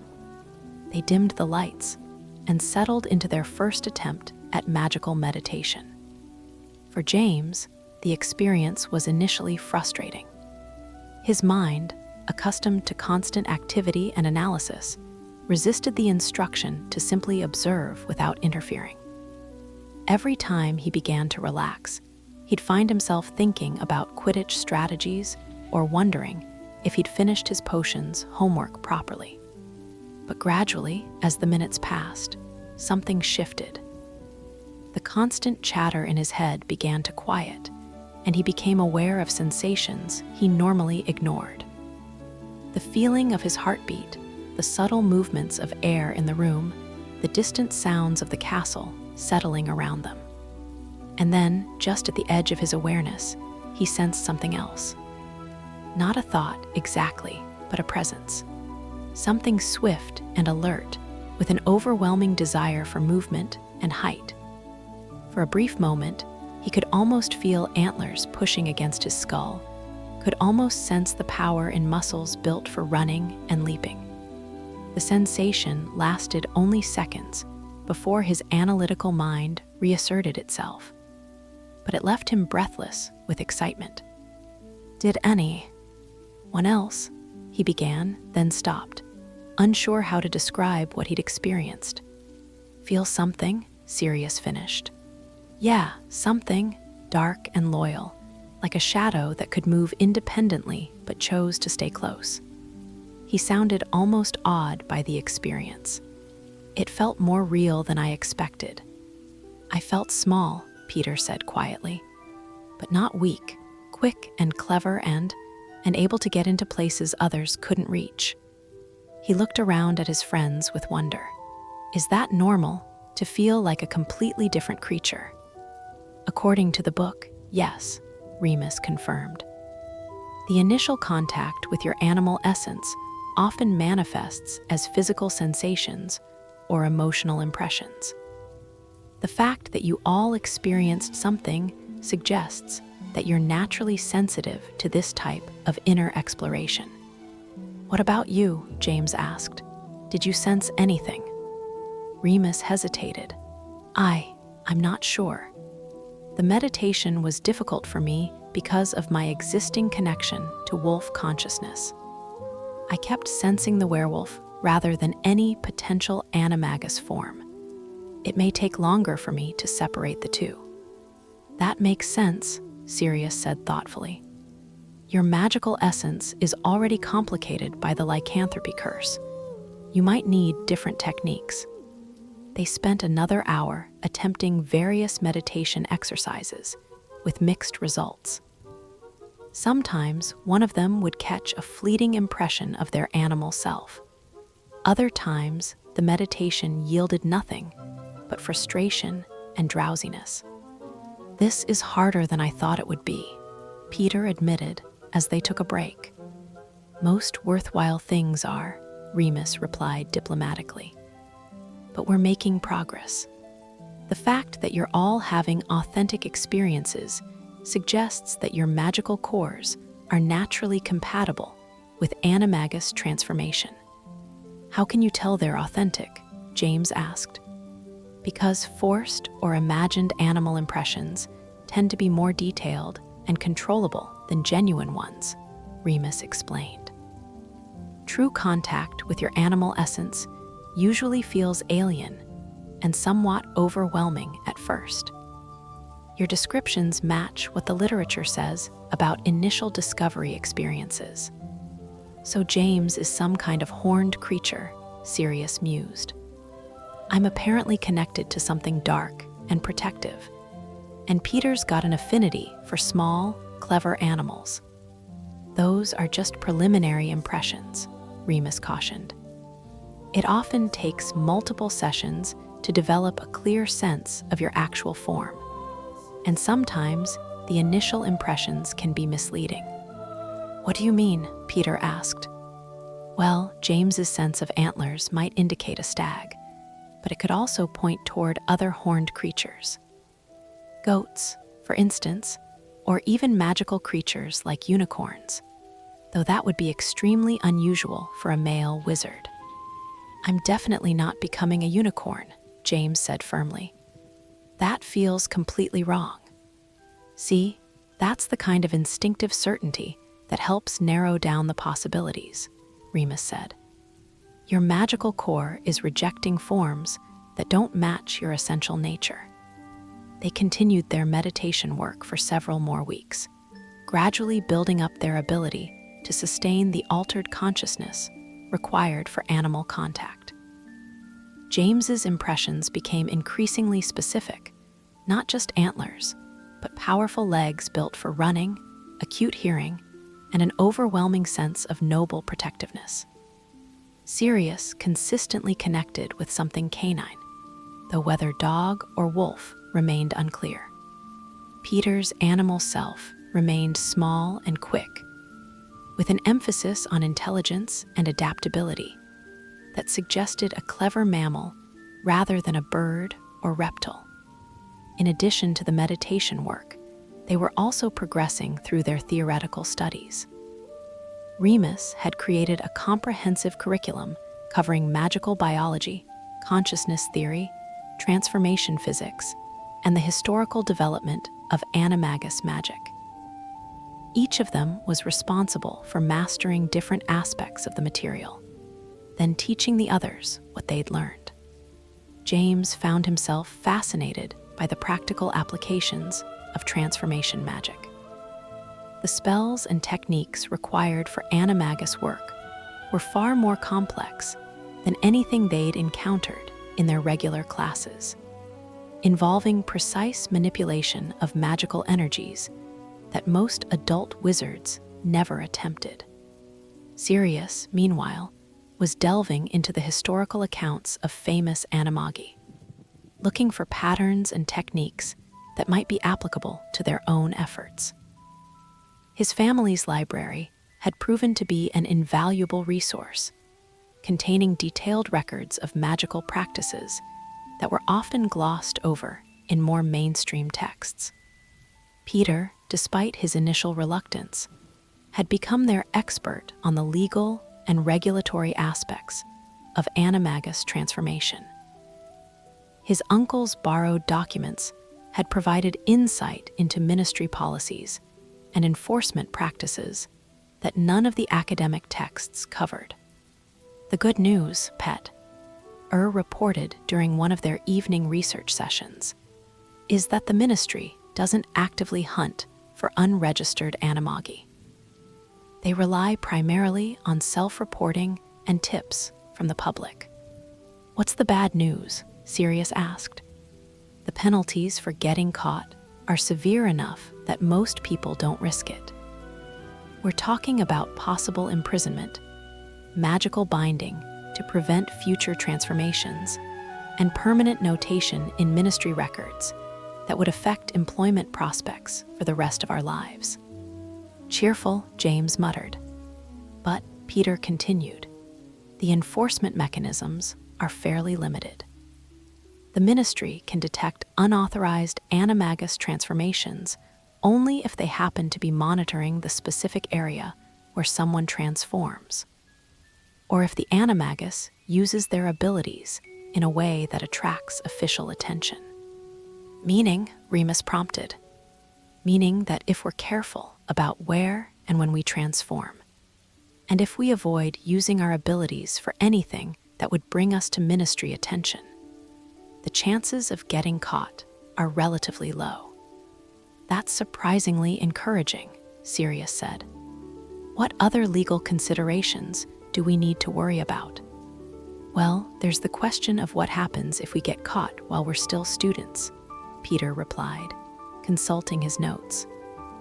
Technically, unauthorized animagus transformation by minors falls under educational jurisdiction rather than criminal law, which means Hogwarts would handle the discipline rather than the ministry. That could be better or worse, depending on how the professors react, James observed. Probably worse, Remus said grimly. I can't imagine Dumbledore or McGonagall being lenient about students attempting dangerous, illegal magic. As spring progressed toward summer, their research sessions became increasingly focused and productive. They'd established clear roles within their group, developed effective study techniques, and begun to master the basic theoretical foundations they'd need for actual transformation work. More importantly, they were growing closer as friends. The shared secret and common purpose had created bonds between them that went beyond ordinary schoolboy friendship. They were conspirators now, united by mutual trust and a shared willingness to risk everything for each other.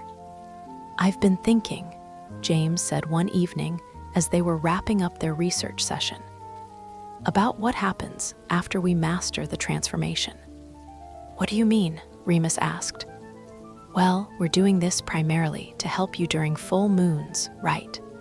But once we can transform, we'll have these abilities permanently. What do we do with them the rest of the time? It was a question that had been lurking at the back of all their minds, but which none of them had voiced before. Becoming Animagi would change them fundamentally, giving them capabilities that very few wizards possessed.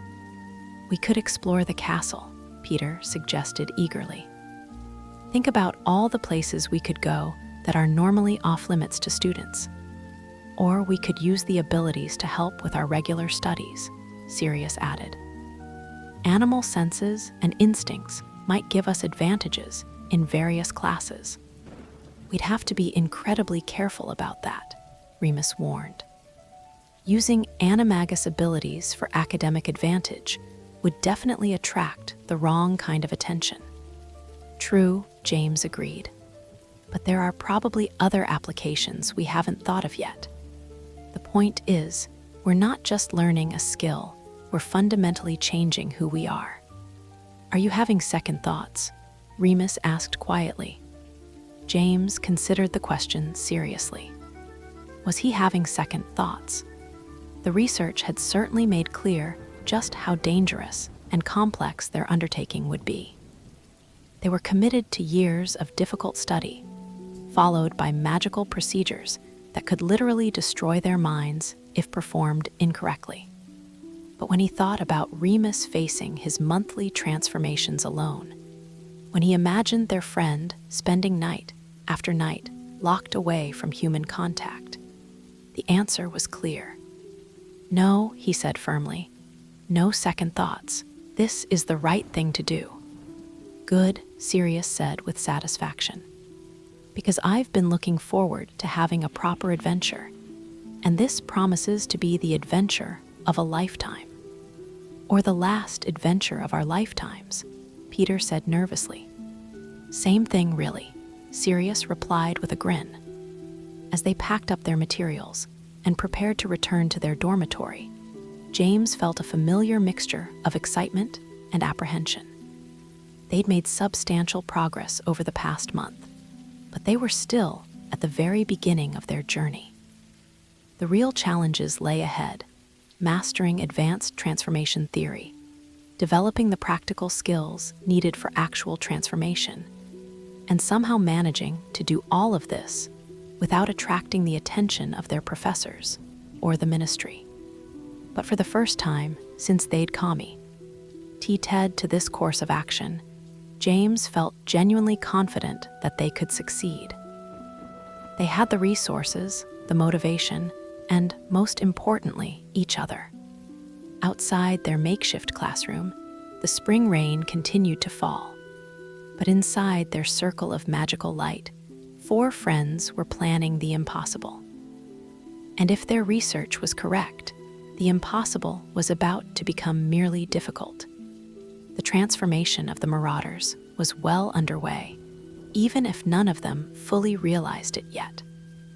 By committing to help their friend, they were becoming something more than ordinary students. They were becoming legends in the making, though the legend would have to wait a few more years to fully unfold. For now, it was enough that they were taking the first steps on a journey that would define not only their own lives, but the lives of countless others who would follow in their footsteps. The age of the Marauders was truly beginning. Chapter 5, Inner Animal. May had arrived at Hogwarts with an explosion of color and warmth that made the castle grounds almost unbearably beautiful. Flowers bloomed in every available space, trees burst with new leaves, and the lake sparkled invitingly in the afternoon sunshine. For most students, it was a time of distraction from studies, of stolen moments outside, and of counting down the weeks until summer holidays. For James Potter and his 3 friends, however, May meant something entirely different.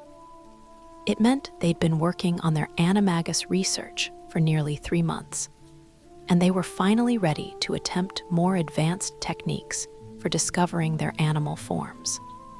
Right then, Remus said, settling into his usual position in their hidden classroom. Tonight, we're going to try dream integration. That sounds ominous, Peter said nervously, though he'd grown considerably more confident over the weeks of practice.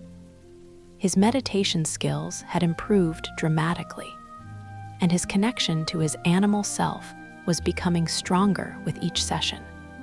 It's not ominous, Remus assured him, consulting the latest book he'd acquired, a rare text called Shapeshifter's Dreams, Advanced Techniques for Animal Discovery. It's just more intensive than our usual meditation work. Instead of brief contacts with your animal essence during waking consciousness, we're going to attempt to maintain that connection while you sleep. How exactly does that work? James asked, genuinely curious. His own meditation practice had been yielding increasingly vivid impressions of his animal form, but the experiences were still frustratingly brief and incomplete. The theory is that during sleep, your conscious mind's resistance to transformation is significantly reduced, Remus explained. If you can establish contact with your animal self just before falling asleep, that connection should strengthen and develop throughout the night. Many successful Animagi report that their clearest understanding of their animal form came through dream work. What are the risks? Sirius asked. Ever since his experience with getting temporarily stuck between forms during an early meditation attempt, he'd become more cautious about the potential dangers of their research. The main concern is dream displacement, Remus replied. If the connection becomes too strong, you might become psychologically stuck in animal consciousness even after you wake up. The literature describes cases of people who spent days thinking and behaving like animals before their human awareness reasserted itself. Days, Peter squeaked. In extreme cases, yes. But those instances usually involved people who attempted dream integration without proper preparation, or who had underlying psychological issues that made them vulnerable to consciousness displacement. And were properly prepared, James asked. As prepared as we can be without professional supervision, Remus said diplomatically. We've been working on basic animal contact for months now, and all 3 of you have demonstrated strong connections to your animal selves while maintaining clear human awareness. The risk should be minimal. Should be, Sirius repeated. That's reassuring. Despite their concerns, they decided to proceed with the dream integration technique. They'd come too far to be stopped by theoretical risks, and their progress with standard meditation had reached a plateau. If they wanted to advance to the next stage of their training, they needed to develop a clearer understanding of their specific animal forms. The preparation ritual was more complex than their usual meditation work. They began by establishing their normal meditative state, then gradually deepened their connection to their animal consciousness while remaining awake and alert. Once they'd achieved stable contact, a process that took nearly an hour, they were supposed to maintain that dual awareness while allowing themselves to fall asleep. "This feels incredibly strange," James muttered as he lay on the cushioned mat they'd transfigured for the purpose. His animal consciousness was more present than he'd ever experienced it while awake, and the combination of human rational thought and animal instinct was profoundly disorienting. "Strange good or strange bad?" Remus asked quietly. "Just strange, like I'm two different people sharing the same head." "That's exactly what you are, temporarily," Remus confirmed. "Don't fight the duality. Let both aspects of your consciousness coexist." As the evening wore on, each of the three aspiring Animagi gradually drifted off to sleep, while maintaining their connection to their animal selves. Remus remained awake, monitoring their vital signs and ready to wake them if anything seemed to go wrong. For James, the dream integration proved to be a revelation. As his human consciousness faded into sleep, his animal awareness expanded to fill the space left behind. Suddenly, he wasn't just sensing impressions of antlers and powerful legs. He was experiencing the world through entirely different senses. In his dream, he stood in a vast forest clearing, moonlight filtering through the canopy above. But the moonlight wasn't just visible. He could smell it, could taste its silvery quality in the air. His hearing had become incredibly acute, picking up the rustle of small creatures in the underbrush, the distant call of an owl, the whisper of wind through leaves. And his body, his dream body, was magnificent.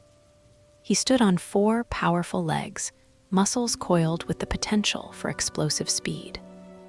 His antlers spread wide above his head, a crown of bone that felt both familiar and alien. When he moved, it was with a grace and power he'd never experienced in human form. "This is who I am," he thought with sudden, absolute certainty. "This is my true self." The dream stag bounded through the forest with pure joy, reveling in the strength of his limbs and the clarity of his senses. He could detect the scent trails of other creatures, could read the forest's mood through subtle changes in air pressure and temperature. Everything felt more vivid, more real than his normal waking experience. But gradually, as the night progressed, human awareness began to reassert itself. The stag consciousness didn't disappear, but it became integrated with his normal thoughts and perceptions. By morning, James understood that he hadn't been dreaming of being a stag. He had been experiencing his own essential nature in its purest form. Sirius's experience was similarly transformative, but entirely different in character.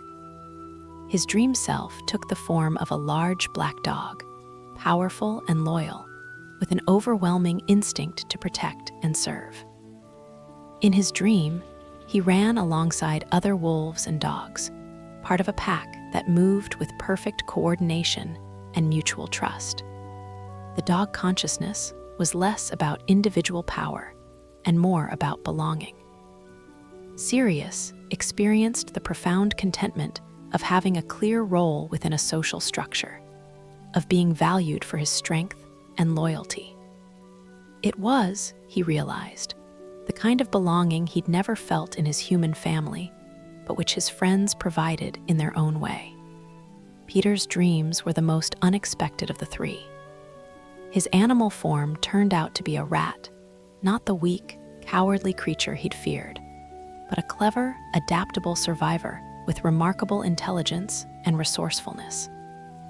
In his dream, he navigated complex environments with ease, finding hidden passages and secret routes that larger creatures couldn't access.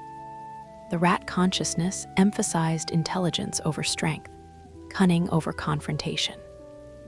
Peter discovered that his animal self possessed a strategic mind that could analyze complex situations and find unexpected solutions. It was, in many ways, a more confident version of his human personality. When morning came, all three boys woke with a clarity about their animal forms that had been completely absent from their previous meditation work. The dream integration had succeeded beyond their wildest hopes. "How do you feel?" Remus asked anxiously as they stirred from their magically enhanced sleep. "Different," James said, sitting up slowly. "I mean, I feel like myself, but also more than myself. Does that make sense?" "Perfect sense," Remus confirmed with obvious relief. That's exactly what successful dream integration should produce: a fuller understanding of your complete magical identity. "I'm a dog," Sirius announced with satisfaction. "A large black dog. Not a wolf, definitely a dog. Domestic but powerful." "And I'm a rat," Peter added, though he sounded surprised rather than disappointed. "A clever rat. In the dream, I wasn't afraid of anything. I was curious and confident and quick-thinking." "Those are perfect animal forms for your personalities," Remus observed. "James, your stag represents nobility, protection, and natural leadership. Sirius, your dog embodies loyalty, strength, and pack mentality. And Peter, your rat symbolizes intelligence, adaptability, and the ability to survive in any environment." "What about you?" James asked. "Have you made any progress with identifying your own form?" Remus's expression grew complicated. "I've been working on it, but the lycanthropy curse continues to interfere. Every time I try to connect with a potential animagus form, the wolf consciousness dominates. I'm beginning to think that my transformation abilities may be fundamentally different from yours." "Different how?" Sirius asked. "I may need to work with the wolf, rather than finding a separate animal form," Remus explained. Some of the advanced texts suggest that lycanthropes who attempt animagus transformation sometimes develop the ability to retain human consciousness during their curse-induced transformations, rather than acquiring a separate animal form. "That would be incredible," Peter said, with genuine excitement. "If you could stay aware during your transformations, the full moon wouldn't be nearly as traumatic." "It's still theoretical," Remus cautioned. "And even if it's possible, the process would be completely different from what you three are learning. I might not be able to participate in the same training exercises."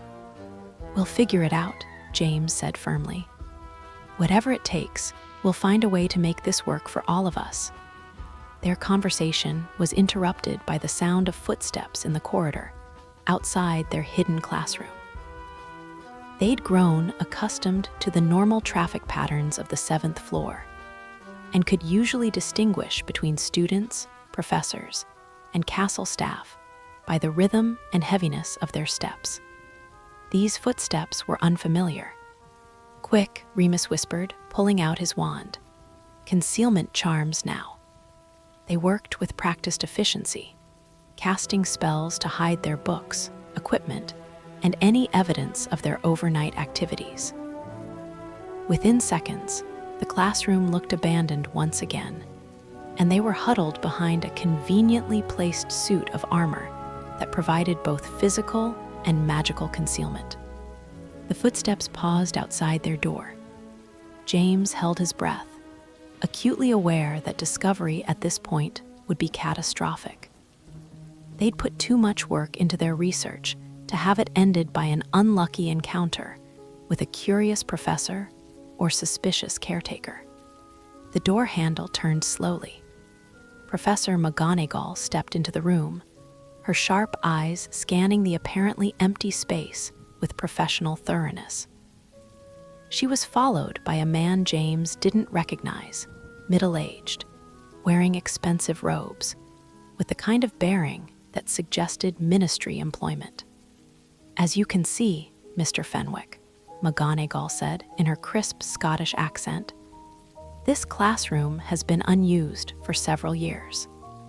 The magical residue you detected is most likely from old teaching demonstrations." "Perhaps," the stranger replied, though he sounded skeptical. "But the signatures I'm reading suggest more recent activity. Advanced transfiguration work, possibly even," he paused, waving his wand in a complex pattern. "Yes, definitely consciousness-altering magic. Someone has been practicing very sophisticated transformation theory in this room." James felt his heart stop. They'd been discovered by what was obviously a ministry inspector of some kind, and their carefully constructed concealment spells apparently weren't sufficient to hide the magical traces of their work. "I find that difficult to believe," McGonagall said coolly. "None of our current students have the knowledge or ability to perform the type of magic you're describing." "Are you certain? The traces are quite strong and they're recent. Within the last few days, I'd estimate." McGonagall was quiet for a moment, and James could practically feel her analyzing the situation. Had she suspected their activities all along? Did she know about their research, but choose to turn a blind eye? Or was she genuinely surprised by the inspector's findings? "Mr. Fenwick," she said finally, "I am absolutely certain that no Hogwarts student is currently engaged in unsupervised advanced transfiguration work. The magical signatures you're detecting must have some other explanation, such as perhaps residue from my own teaching preparations. I occasionally use empty classrooms to test new demonstration spells before presenting them to students." It was a reasonable explanation, and the inspector seemed to accept it. After a few more minutes of discussion about magical trace analysis and teaching protocols, they left the room, their footsteps fading down the corridor. The four friends remained hidden for another 20 minutes, not daring to move or speak until they were absolutely certain they wouldn't be discovered. When they finally emerged from concealment, they were all pale and shaken. "That was too close," Peter whispered. "Far too close," Remus agreed. "We need to be more careful about magical residue. Advanced consciousness work leaves distinctive traces that trained inspect, or can detect." "Why was there a ministry inspector at Hogwarts?" Sirius asked. "Good question," James replied grimly. "And an even better question is whether he was looking for us specifically, or just conducting routine monitoring.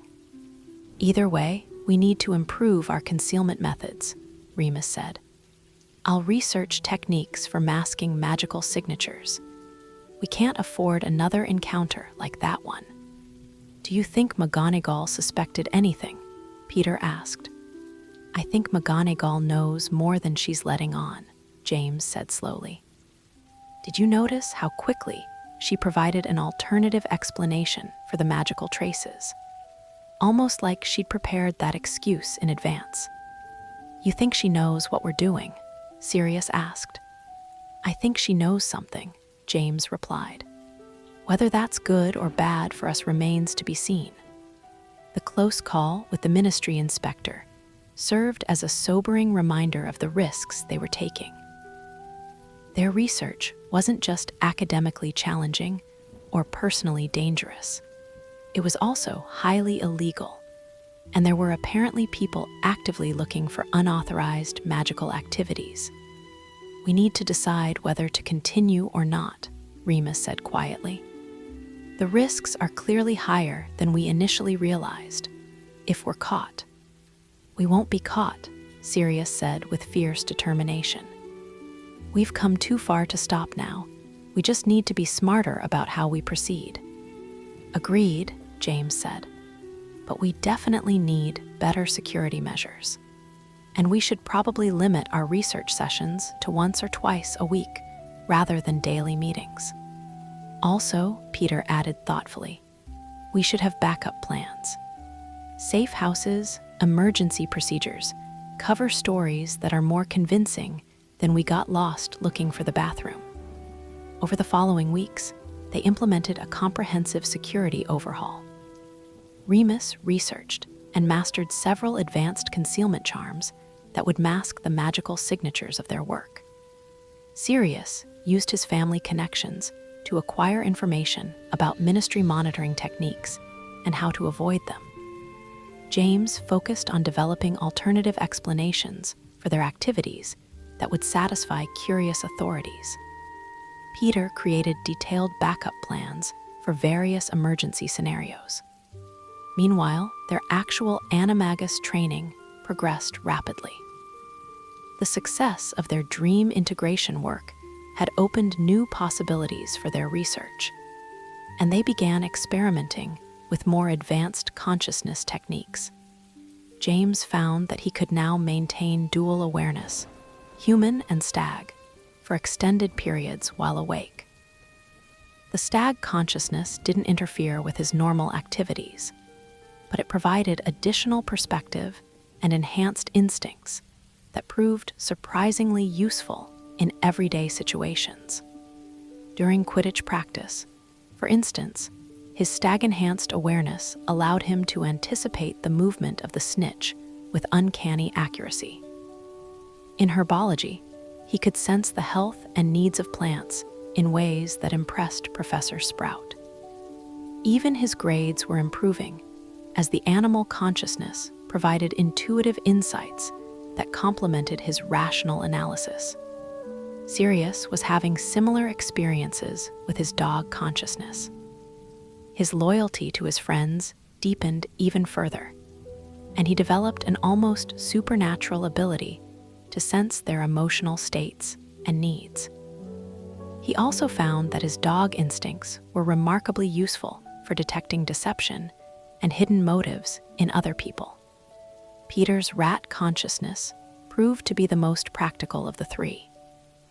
His enhanced cunning and strategic thinking were helping him excel in subjects that had previously challenged him, and his ability to find hidden paths and secret routes was becoming legendary among their fellow Gryffindors. It's remarkable, Remus observed during one of their weekly research sessions. You're all demonstrating significant improvements in areas that correspond to your animal natures. That's a very positive sign for your eventual transformation work. When do you think we'll be ready to attempt actual transformation? James asked. Not for quite some time, Remus replied honestly. What you're experiencing now is consciousness integration, an important step, but still preparatory work. Before you can attempt physical transformation, you'll need to master several additional skills. Such as, Sirius asked, magical energy manipulation, cellular restructuring theory, consciousness anchoring techniques, and emergency reversal procedures, Remus listed. Plus extensive practice with partial transformations, changing individual body parts before attempting complete form alteration. That sounds like months more work, Peter said with dismay. Probably closer to a year, Remus confirmed.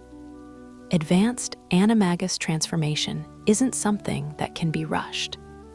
The magical and psychological preparation has to be absolutely thorough, or the results can be catastrophic.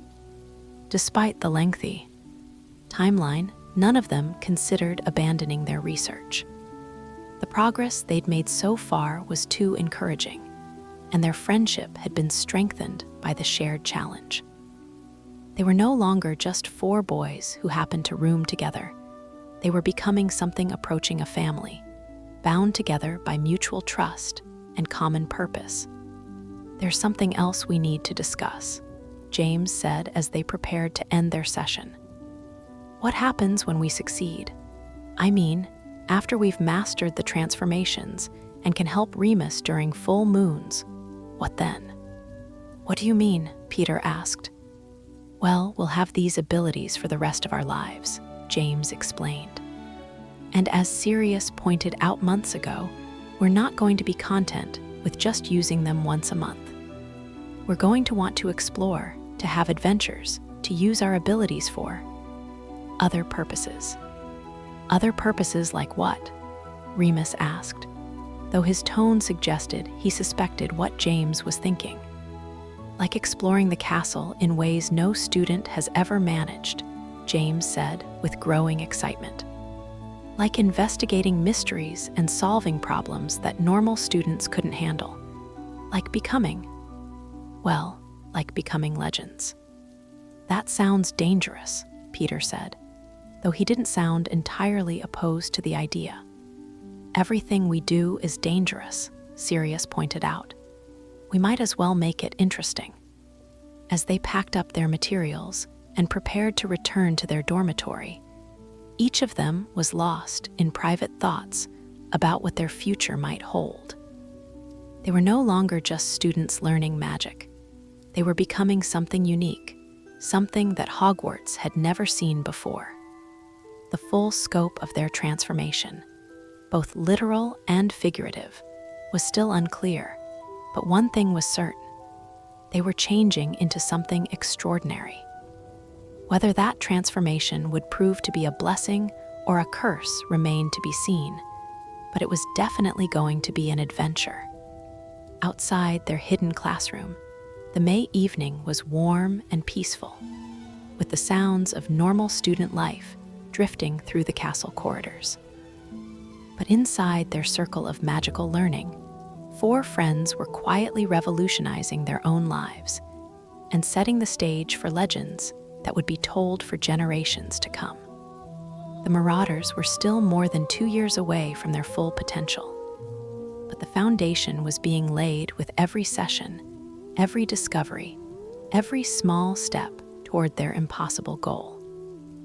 And if their research was correct, the impossible was becoming merely inevitable.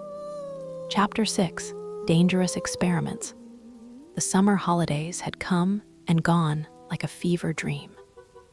James had spent most of July at the Potter family estate, ostensibly enjoying the freedom of home, but actually conducting covert research in his father's extensive magical library. Sirius had endured a torturous month at Grimmauld Place, dodging his mother's increasingly suspicious questions, while secretly practicing the meditation techniques they'd learned. Peter had visited relatives in Scotland, using the isolation to work on consciousness integration exercises. And Remus had spent his time alone, wrestling with the unique challenges his lycanthropy presented to their shared project. Now, in early September of their 3rd year, they were finally reunited in their hidden classroom, eager to resume their work and anxious about the next phase of their training. "Right," Remus said, settling a particularly thick tome on their central table. "I've spent the summer researching partial transformation techniques, and I have both good news and terrifying news." "Terrifying news first," James said immediately. Over the months of their collaboration, he'd learned that it was better to confront the worst possibilities head-on, rather than let them lurk in the background.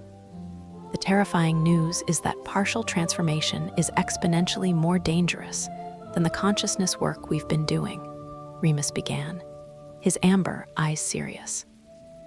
"When you change part of your body while maintaining human form, you create what magical theorists call biological discord. Essentially, your magical core becomes confused about what shape it's supposed to maintain." "That sounds unpleasant," Sirius observed. "It can be fatal," Remus said bluntly. If the discord becomes too severe, your magical core might simply give up trying to maintain any coherent form at all. The result is complete cellular breakdown.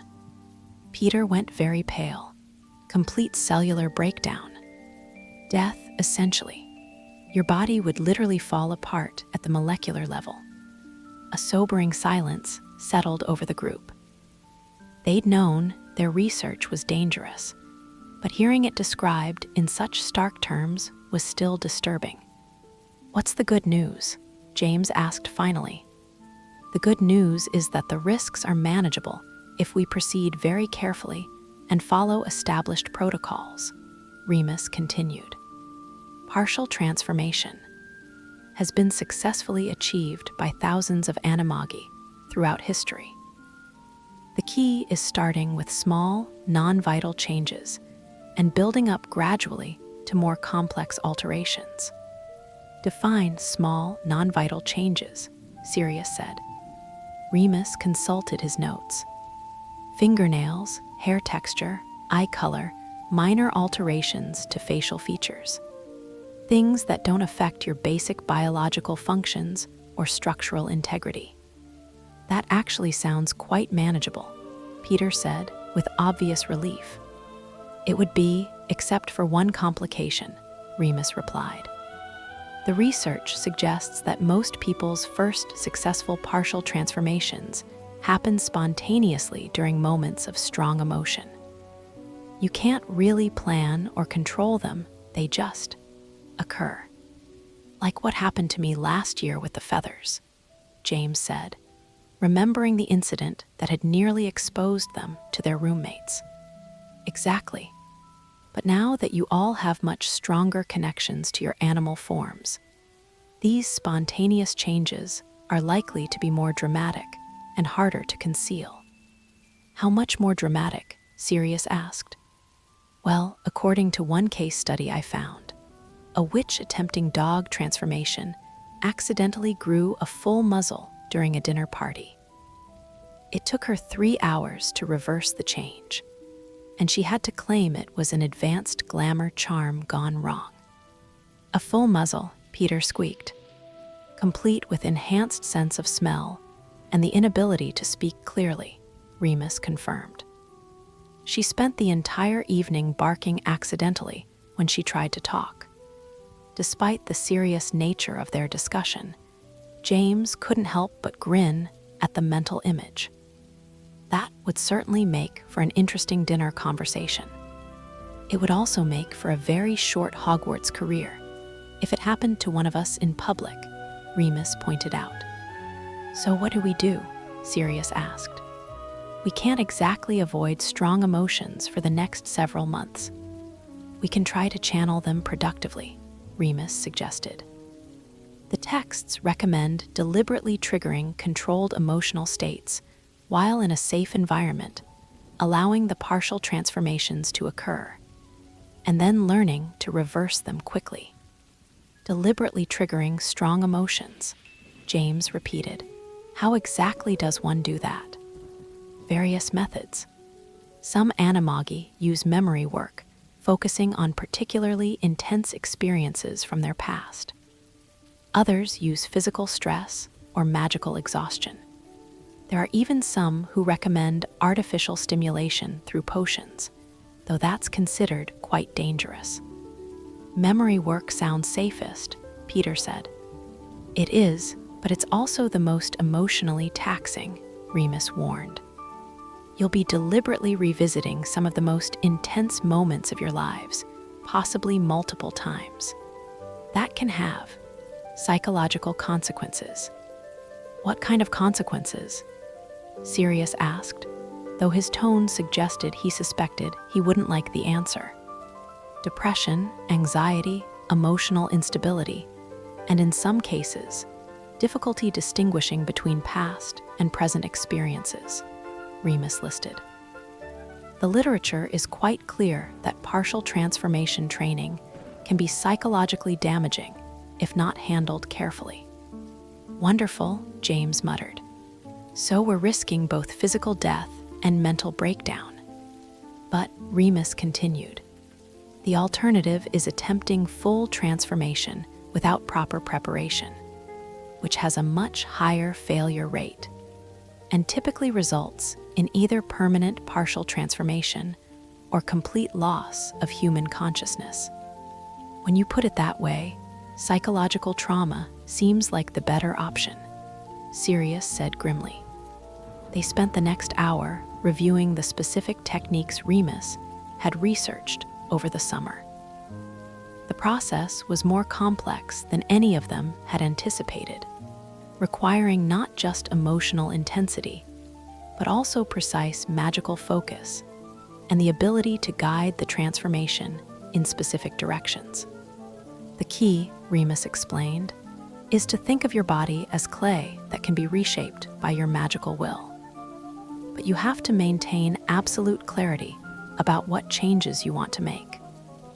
Vague intentions result in chaotic transformations that can be impossible to reverse.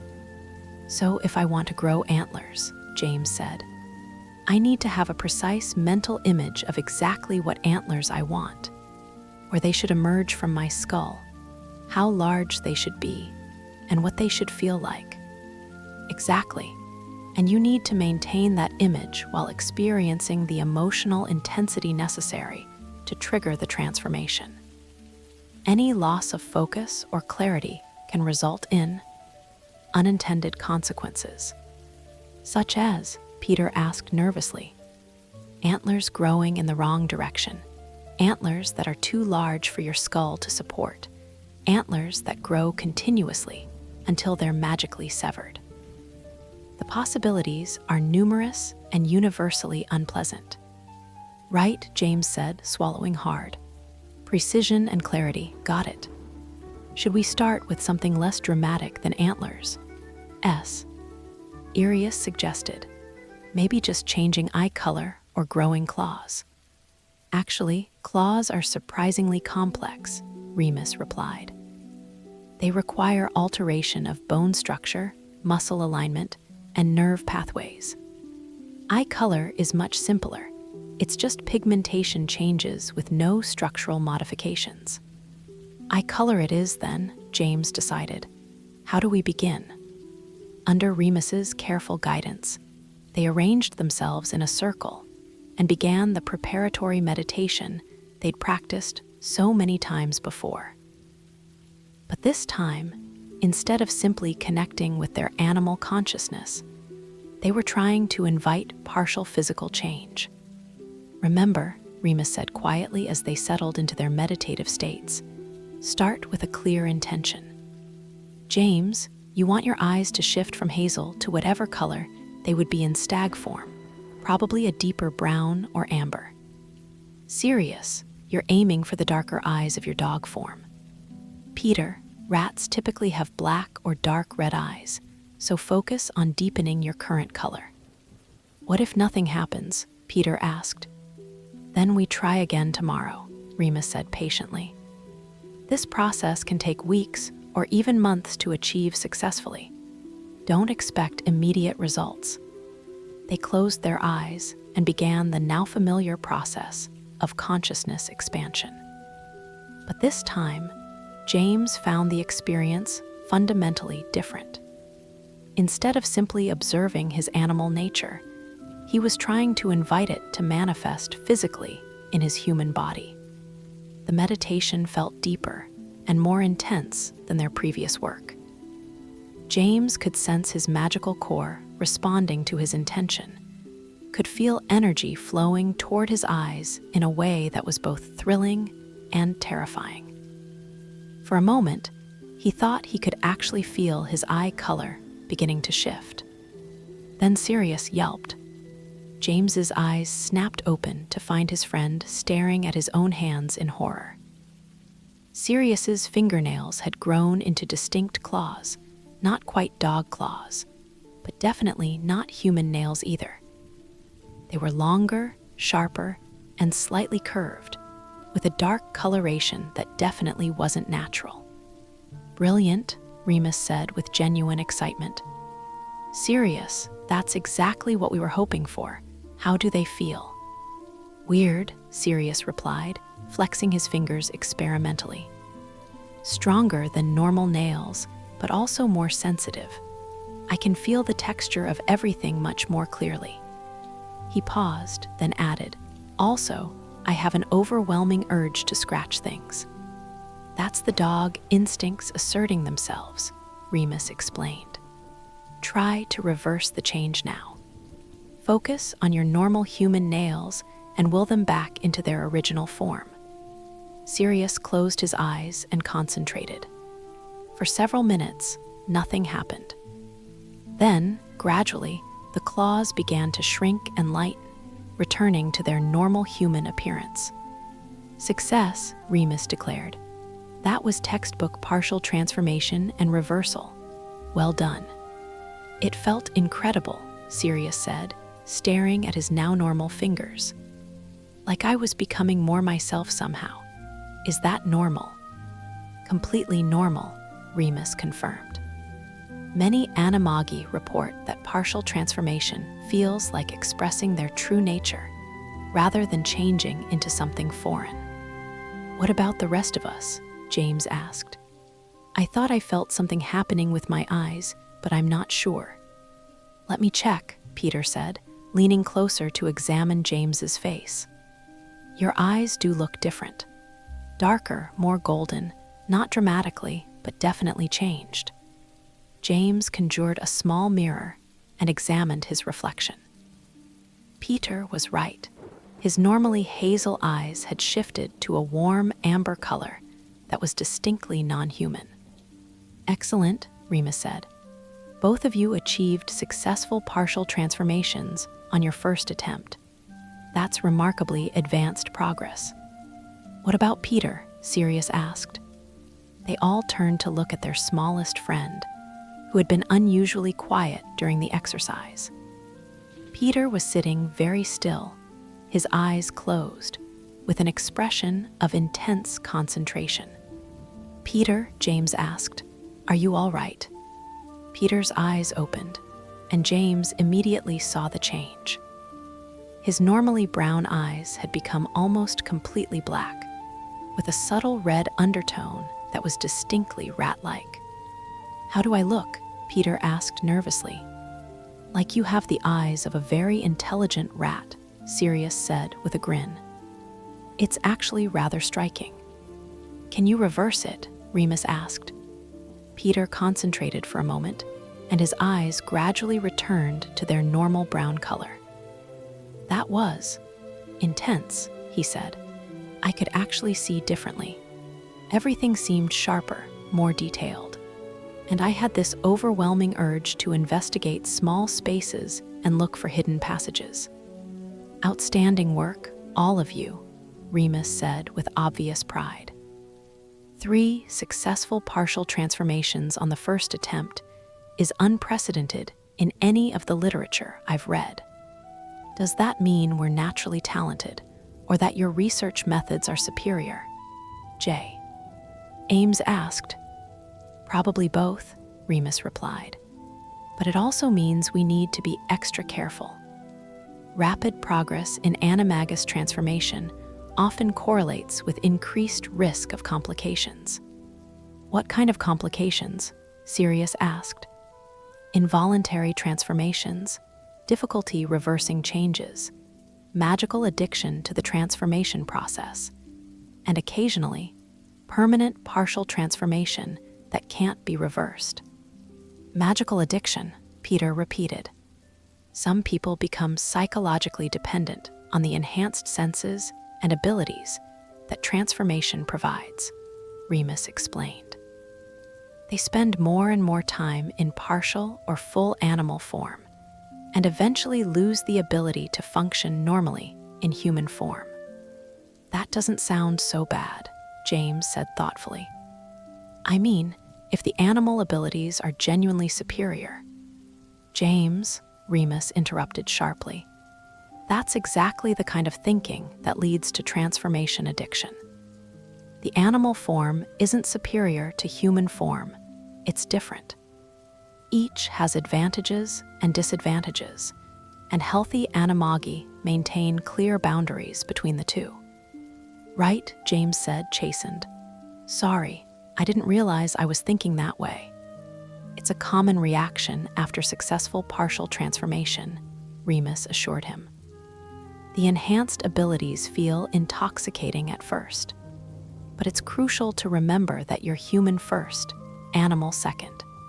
Your human identity is your anchor. Lose that, and you lose yourself entirely. They spent the rest of the evening practicing reversal techniques and discussing the psychological aspects of transformation.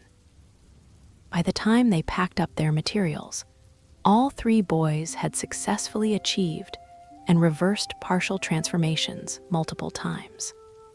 Tomorrow, we'll try slightly more complex changes, Remus said as they prepared to leave. Perhaps growing fur on your arms or changing the shape of your ears. But tonight, I want you all to spend some time in purely human activities. Read a book, write a letter, have a normal conversation with other students. You need to maintain strong connections to your human identities. As they walked back to Gryffindor Tower, James couldn't shake the feeling that they'd crossed another significant threshold. Partial transformation was the gateway to full animagus ability, and they'd proven that they could achieve it safely and consistently. But Remus's warnings about transformation addiction were also echoing in his mind.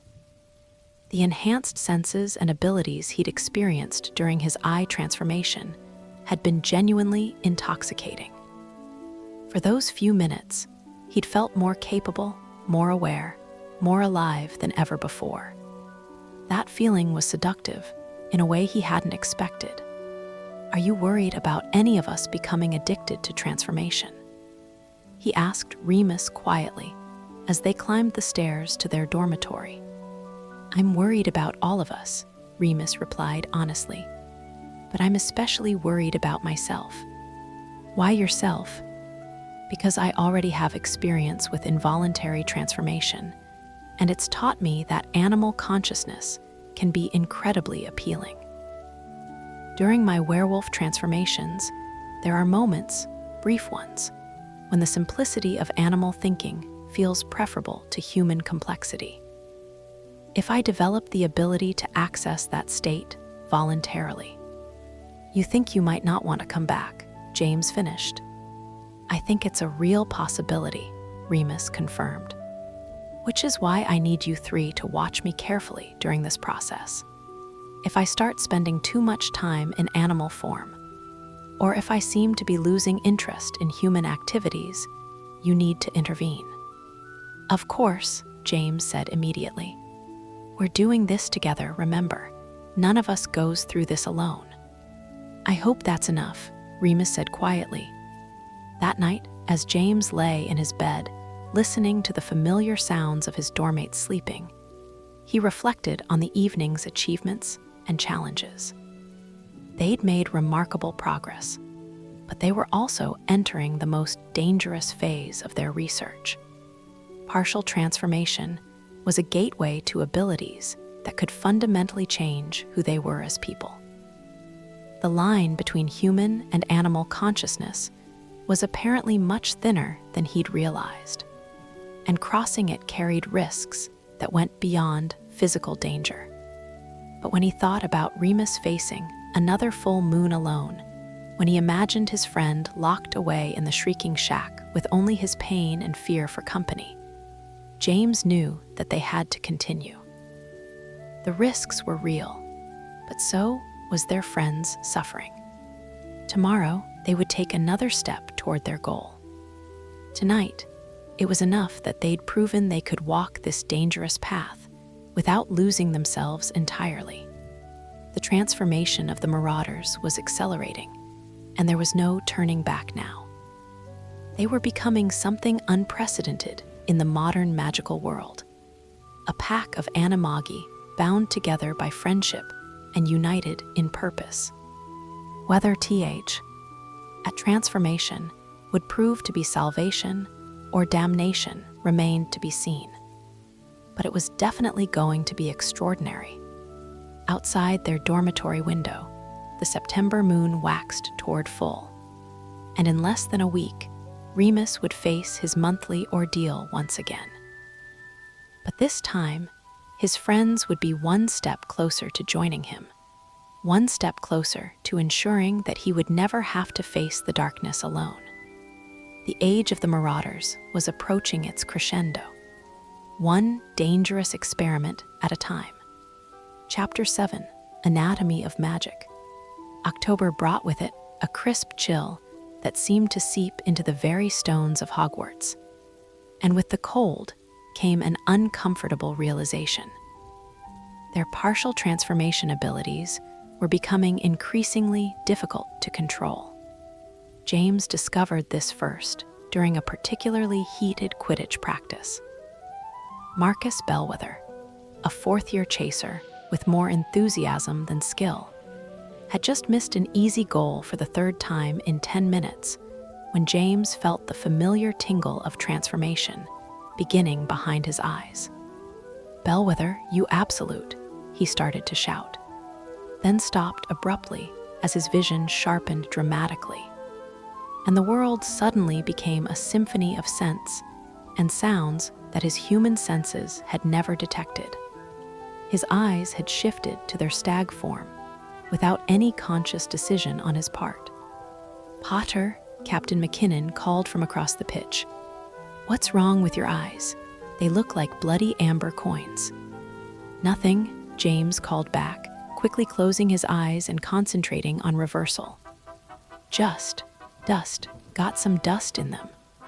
It took him nearly 5 minutes of focused effort to return his eyes to normal, during which time he had to pretend that the dust was particularly stubborn and irritating.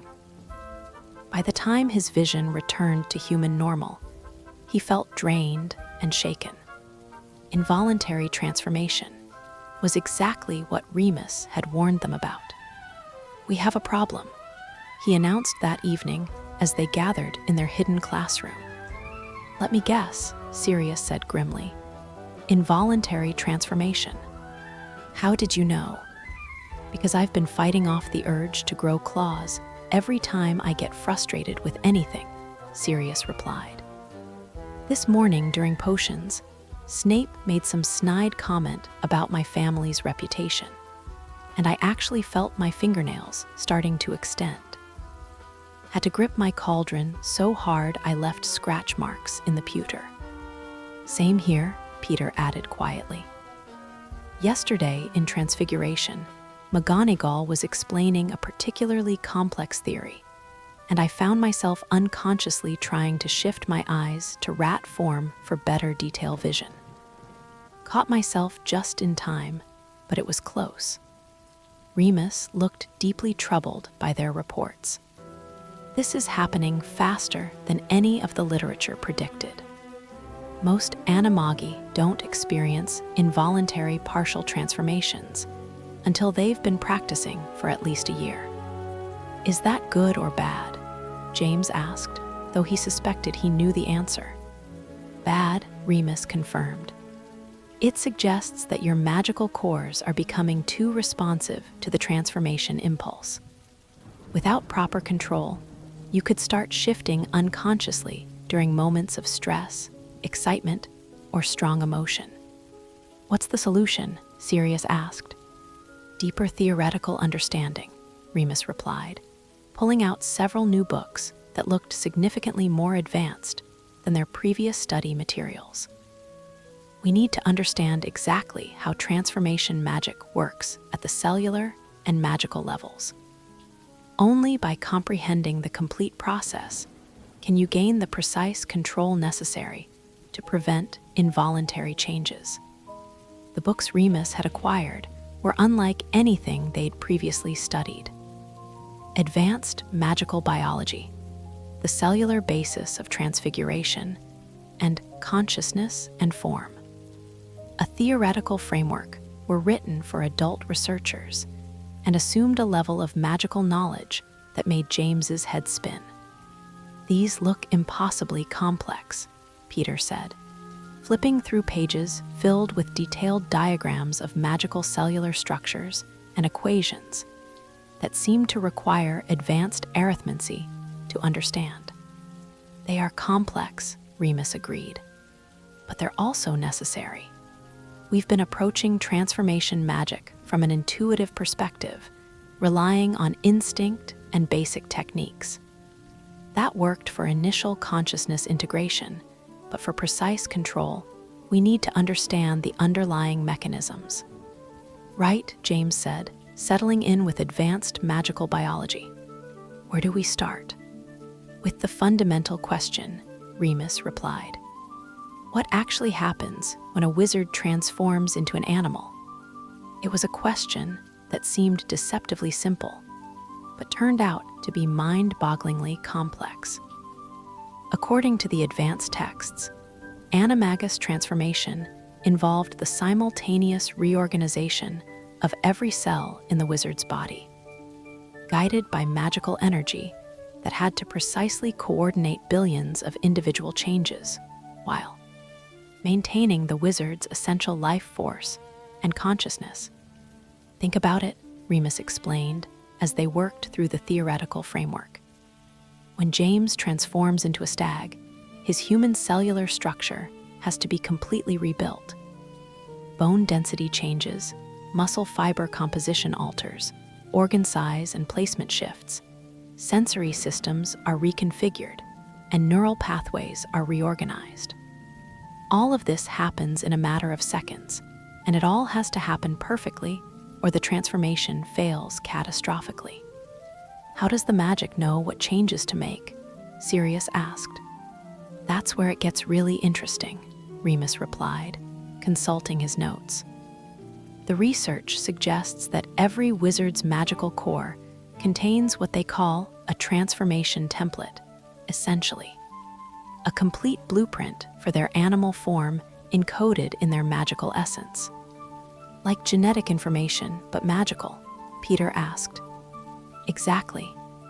And just as genetic information can be activated or suppressed by environmental factors, your transformation template can be triggered by emotional states, conscious will, or external magical influences. James was beginning to understand why their partial transformations were becoming involuntary. So when we get angry or excited, our magical cores interpret that as a signal to begin implementing the transformation template. Precisely. And because you've been practicing partial transformation regularly, your magical cores have become highly sensitive to those emotional triggers. What used to require deliberate effort now happens automatically. That's actually rather frightening, Sirius observed. It gets worse, Remus continued. According to these texts, once involuntary transformation begins, it tends to escalate. The partial changes you're experiencing now could progress to more extensive alterations, and eventually to complete transformation that you can't control or reverse. Complete involuntary transformation. Peter's voice rose with alarm. You mean we could just turn into animals randomly? It's happened before, Remus confirmed grimly. There are documented cases of Animagi who lost the ability to control their transformations and spent the rest of their lives shifting between human and animal form unpredictably. The weight of that possibility settled over them like a suffocating blanket. They thought the primary risk was getting caught by the authorities or failing to achieve transformation at all. The prospect of becoming victims of their own abilities was terrifying in a completely different way. What's the solution? James asked. Precise magical control, Remus replied. Instead of relying on instinct and emotion to guide your transformations, you need to learn to consciously direct every aspect of the process. That requires understanding not just what happens during transformation, but how to manipulate the magical energies involved. The next several weeks were devoted to intensive study of magical theory that was far beyond their normal academic level. They learned about magical cellular structures, energy flow patterns, consciousness anchoring techniques, and the complex mathematical relationships that governed transformation magic. It was exhausting, frustrating work that often left them feeling more confused than enlightened. The advanced concepts were difficult enough for adult wizards with years of magical education. For third-year students, they were nearly incomprehensible. But gradually, patterns began to emerge from the chaos of information. "I think I'm starting to understand," James said during one late-night study session. The transformation process isn't just physical. It's like rewriting the fundamental magical equation that defines your existence. "That's a good way to think about it," Remus agreed. "Your magical signature normally says human wizard named James Potter. During transformation, you're temporarily editing that signature to say stag form wizard named James Potter. But the core identity remains constant, which explains why we maintain human consciousness during transformation," Sirius added.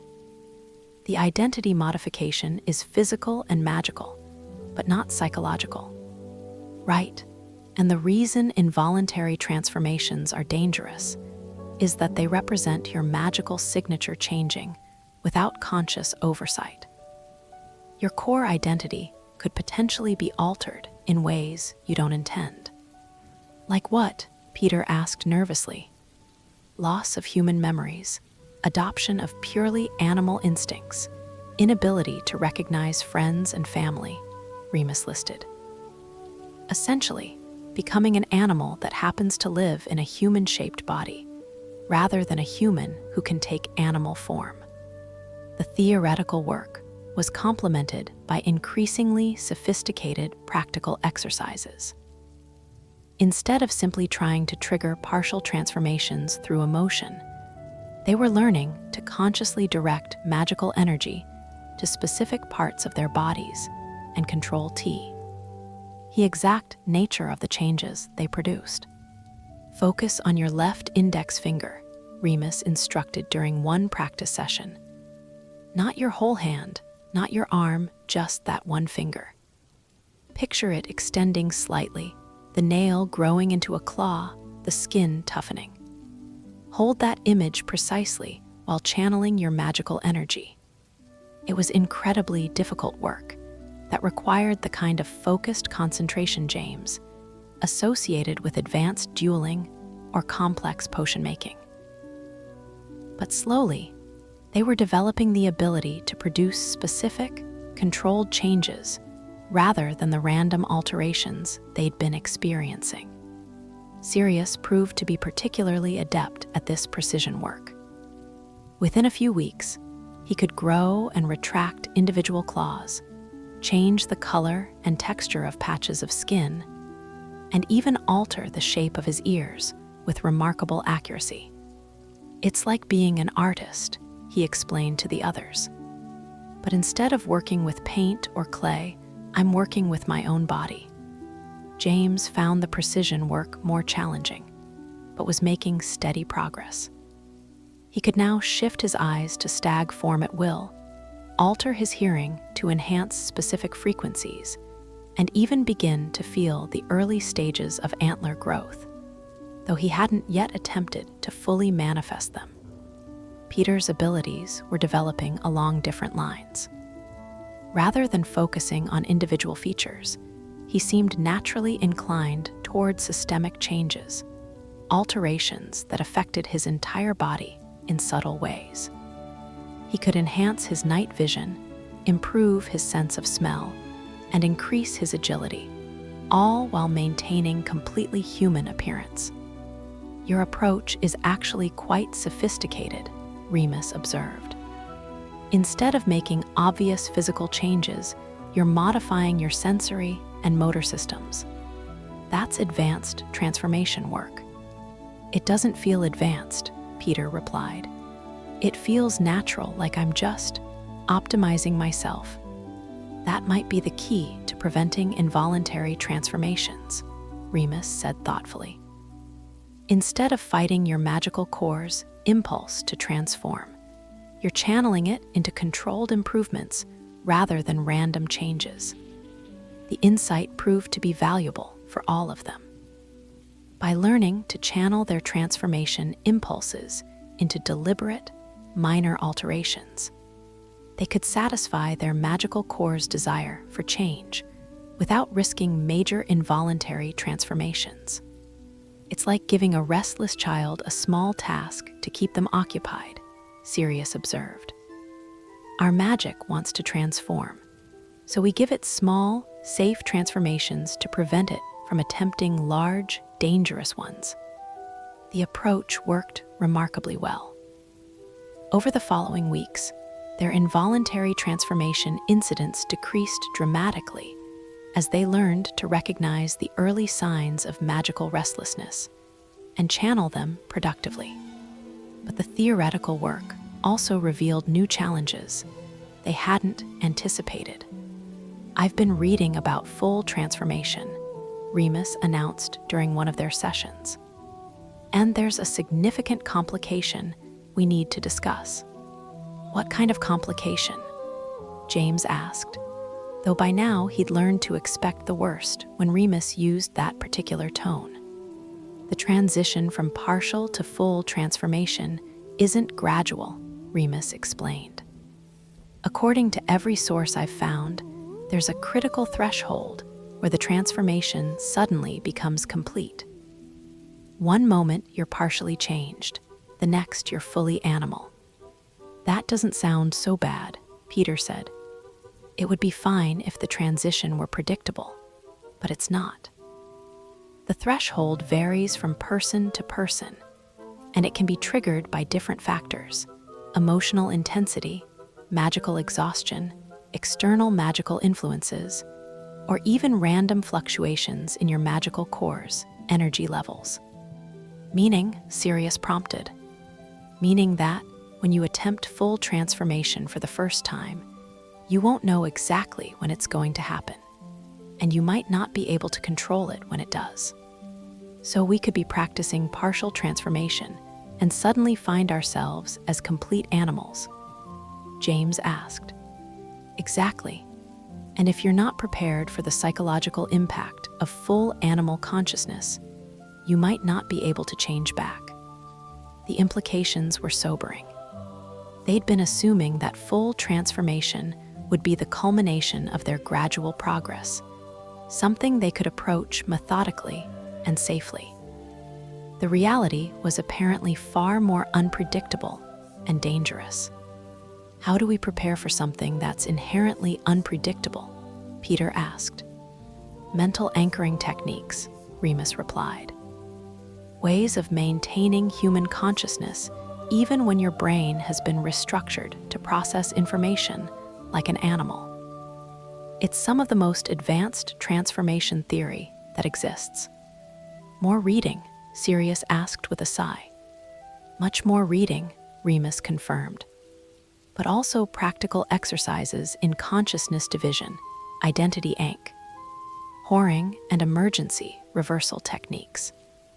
We need to be prepared for the possibility that one of us will achieve full transformation accidentally, and we need to know how to help them return safely to human form." As they delved deeper into the advanced theory of consciousness preservation during transformation, James began to appreciate just how remarkable their undertaking really was. They weren't just learning to change their physical forms. They were mastering some of the most complex magical theory that existed, concepts that most adult wizards never encountered, even in advanced professional training. "Do you realize," he said one evening, as they worked through particularly difficult equations governing consciousness stability, "that we're probably learning magic that's taught in advanced aura training or healer specialization programs?" "I've been thinking the same thing," Remus replied. "The theoretical frameworks we're studying are typically reserved for professional magical researchers or specialized ministry departments. Does that make us geniuses or idiots?" Sirius wondered. "Probably both," Peter said with a nervous laugh. But despite the complexity of their studies and the growing awareness of the risks they were taking, none of them seriously considered abandoning their project.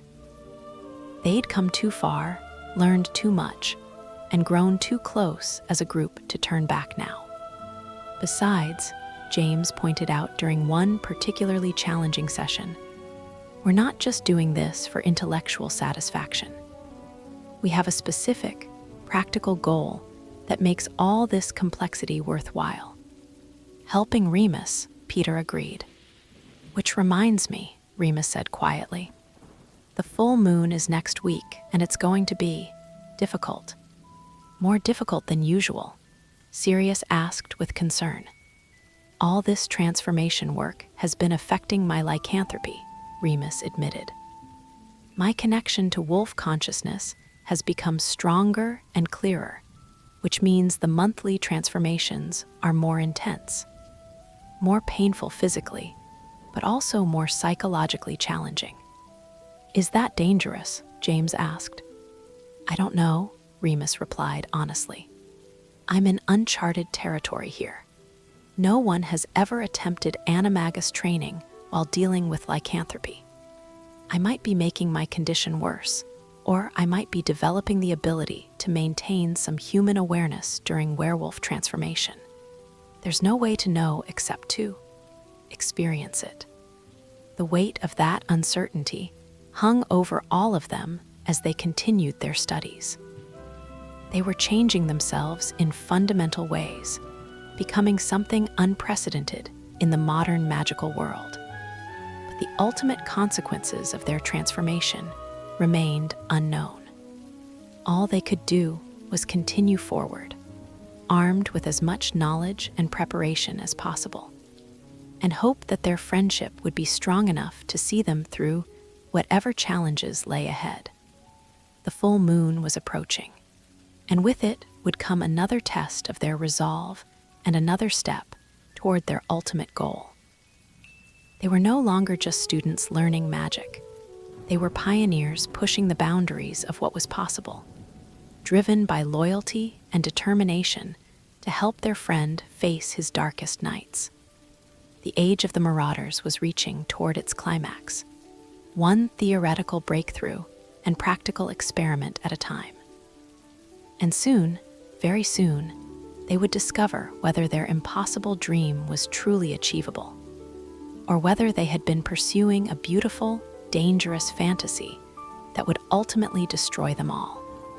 Chapter 8, First Catastrophe. November brought with it a false sense of confidence that would prove to be nearly disastrous. The four friends had been making steady progress in their transformation studies. Their theoretical knowledge had reached impressive depths, and their control over partial changes had improved dramatically. Perhaps that's why they made the mistake that would haunt them for months afterward. I think I'm ready to attempt something more substantial, Sirius announced during their evening research session. The November rain drummed against the windows of their hidden classroom, providing a steady backdrop to their work. Define more substantial, Remus said carefully, looking up from the advanced text he'd been annotating. Complete facial transformation, Sirius replied with the confidence of someone who had been successfully managing minor changes for weeks. Not just claws or eye color. I want to try shifting my entire face toward dog features. James felt a chill of apprehension. Sirius, that's a massive leap from what we've been doing. Are you sure you're ready? I feel ready, Sirius insisted. The theoretical framework is clear in my mind. I've been practicing precision control for months, and my connection to my dog form has never been stronger. Besides, someone has to be the first to attempt advanced transformation. Might as well be me. The literature recommends advancing much more gradually, Remus warned. Complete facial transformation involves restructuring bone, muscle, cartilage, and sensory organs simultaneously. The magical coordination required is exponentially more complex than anything you've attempted. But not impossible, Sirius countered.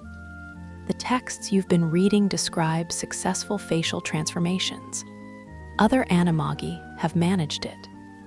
Other Animagi with years of experience and professional supervision, Remus replied. Sirius, I know you're eager to progress, but this feels premature. Everything we're doing is premature by conventional standards, Sirius pointed out. We're third-year students attempting magic that most adult wizards never even study. If we waited until we were supposedly ready according to the literature, we'd never attempt anything at all. It was a compelling argument, and one that played to all their frustrations with the slow pace of their progress. They'd been working for nearly a year, had mastered theoretical concepts that were taught in advanced professional programs, and were successfully managing partial transformations that the literature said should have taken them much longer to achieve. What do you think? James asked Peter, who had been unusually quiet during the discussion. I think it's dangerous, Peter replied honestly. But I also think Sirius might be right about needing to push our boundaries. We can't stay at the level of minor changes forever. If we're going to attempt this, Remus said after a long moment, we need to establish strict safety protocols. Emergency reversal procedures, immediate intervention techniques, and clear criteria for aborting the attempt if anything goes wrong. Agreed, Sirius said immediately. What do you recommend? They spent the next hour developing comprehensive safety measures. James and Peter would monitor Sirius's vital signs using diagnostic charms they'd learned from advanced healing texts. Remus would maintain constant magical contact with Sirius's transformation process, ready to forcibly reverse any changes if necessary. They established code words for different types of problems and practiced emergency procedures until everyone knew their roles perfectly. Remember, Remus said as they prepared to begin, facial transformation is not just physical. It affects your sensory processing, your ability to speak, and your capacity for human facial expressions. If you start to feel overwhelmed by the animal perspective, signal immediately. Understood, Sirius replied, settling into the center of their carefully prepared circle. The initial stages of the transformation proceeded normally. Sirius entered his meditative state easily, established clear contact with his dog consciousness, and began the careful process of channeling magical energy toward his facial features. James watched through the diagnostic charm as Sirius's magical aura began to shift and reorganize. The pattern was more complex than anything they'd observed during partial transformations, but it seemed stable and controlled. How are you feeling? Remus asked quietly. Good, Sirius replied, though his voice already sounded slightly different. I can feel the changes beginning. It's intense, but manageable. The first visible alterations were subtle. A slight elongation of his jaw, a darkening of his hair, a sharpening of his facial features. But as the transformation progressed, the changes became more dramatic and more rapid. Sirius, Peter said nervously, your nose is completely changing shape. It was true. Sirius's nose was flattening and broadening, becoming distinctly canine in structure. His ears were beginning to shift position and change shape, moving higher on his head and becoming more pointed. This is remarkable, James breathed, fascinated despite his concern. It's actually working.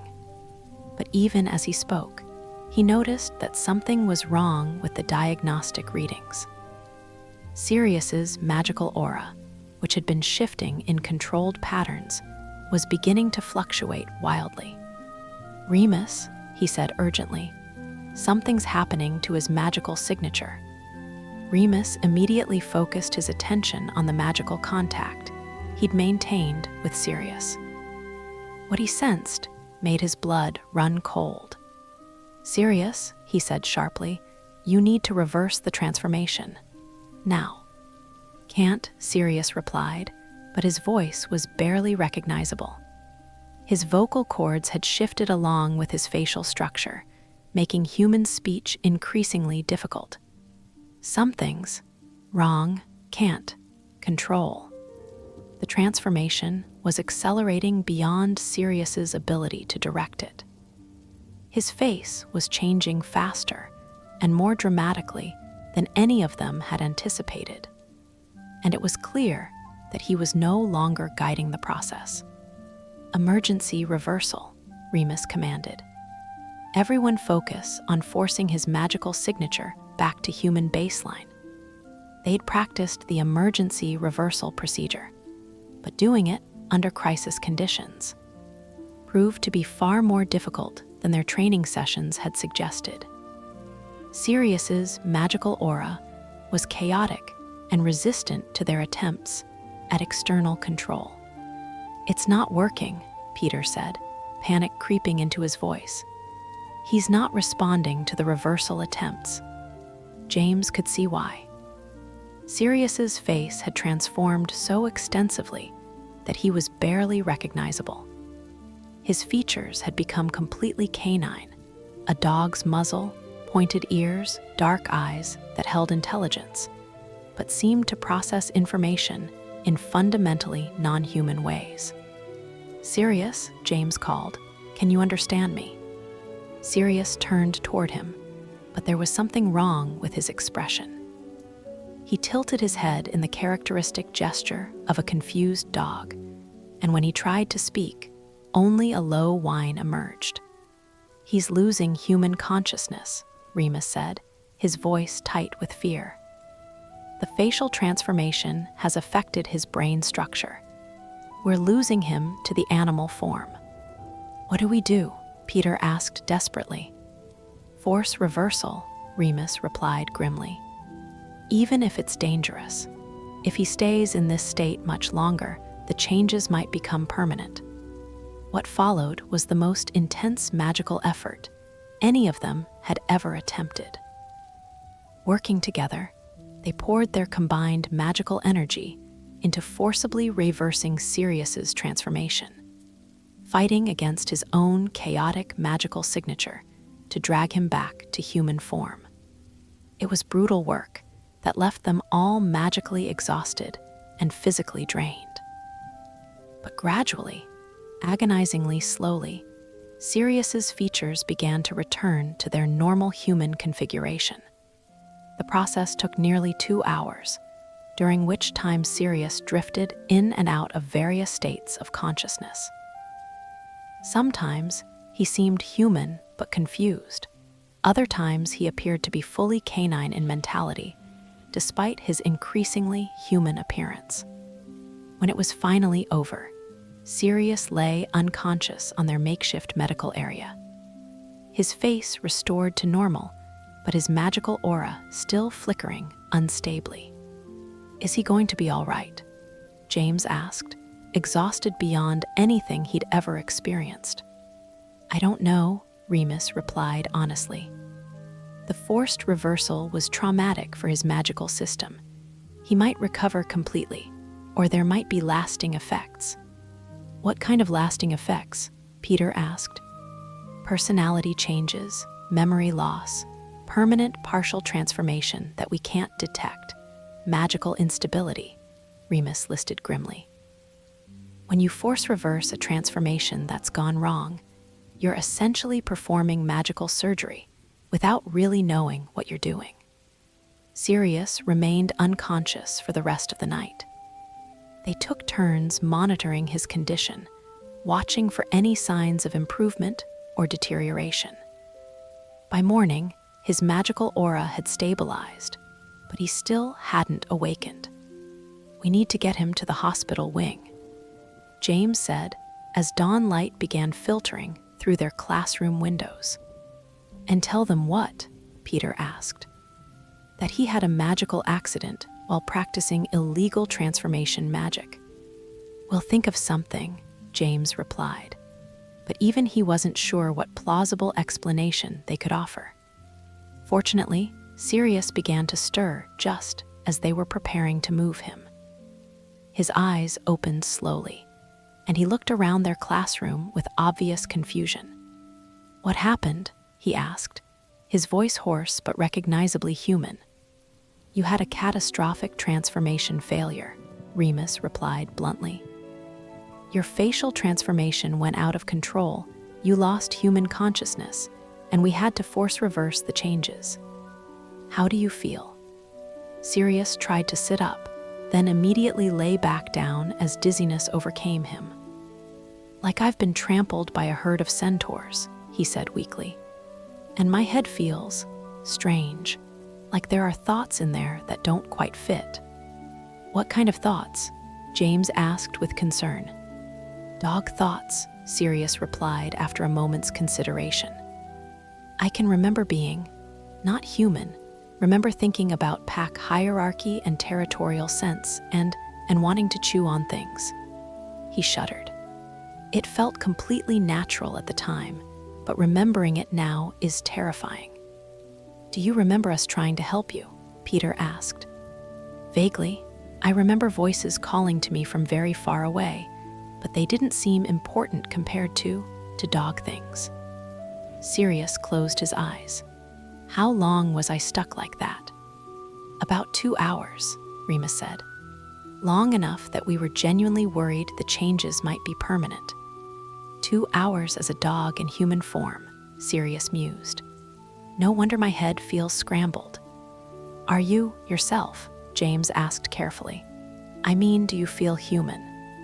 "Mostly," Sirius replied. "But there are still some urges that don't feel quite right. I keep wanting to sniff things to understand them better, and there's this persistent urge to establish dominance hierarchies with everyone I interact with. Those should fade as your magical system stabilize." Remus said, though he didn't sound entirely confident. "The literature suggests that most transformation-related personality effects are temporary." "Most," Sirius repeated, "but not all." "Not all," Remus confirmed reluctantly.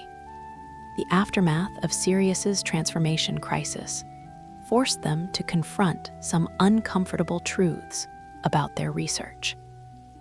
They had been progressing faster than recommended, pushing boundaries without fully understanding the consequences, and operating without the kind of safety measures that professional transformation training would have provided.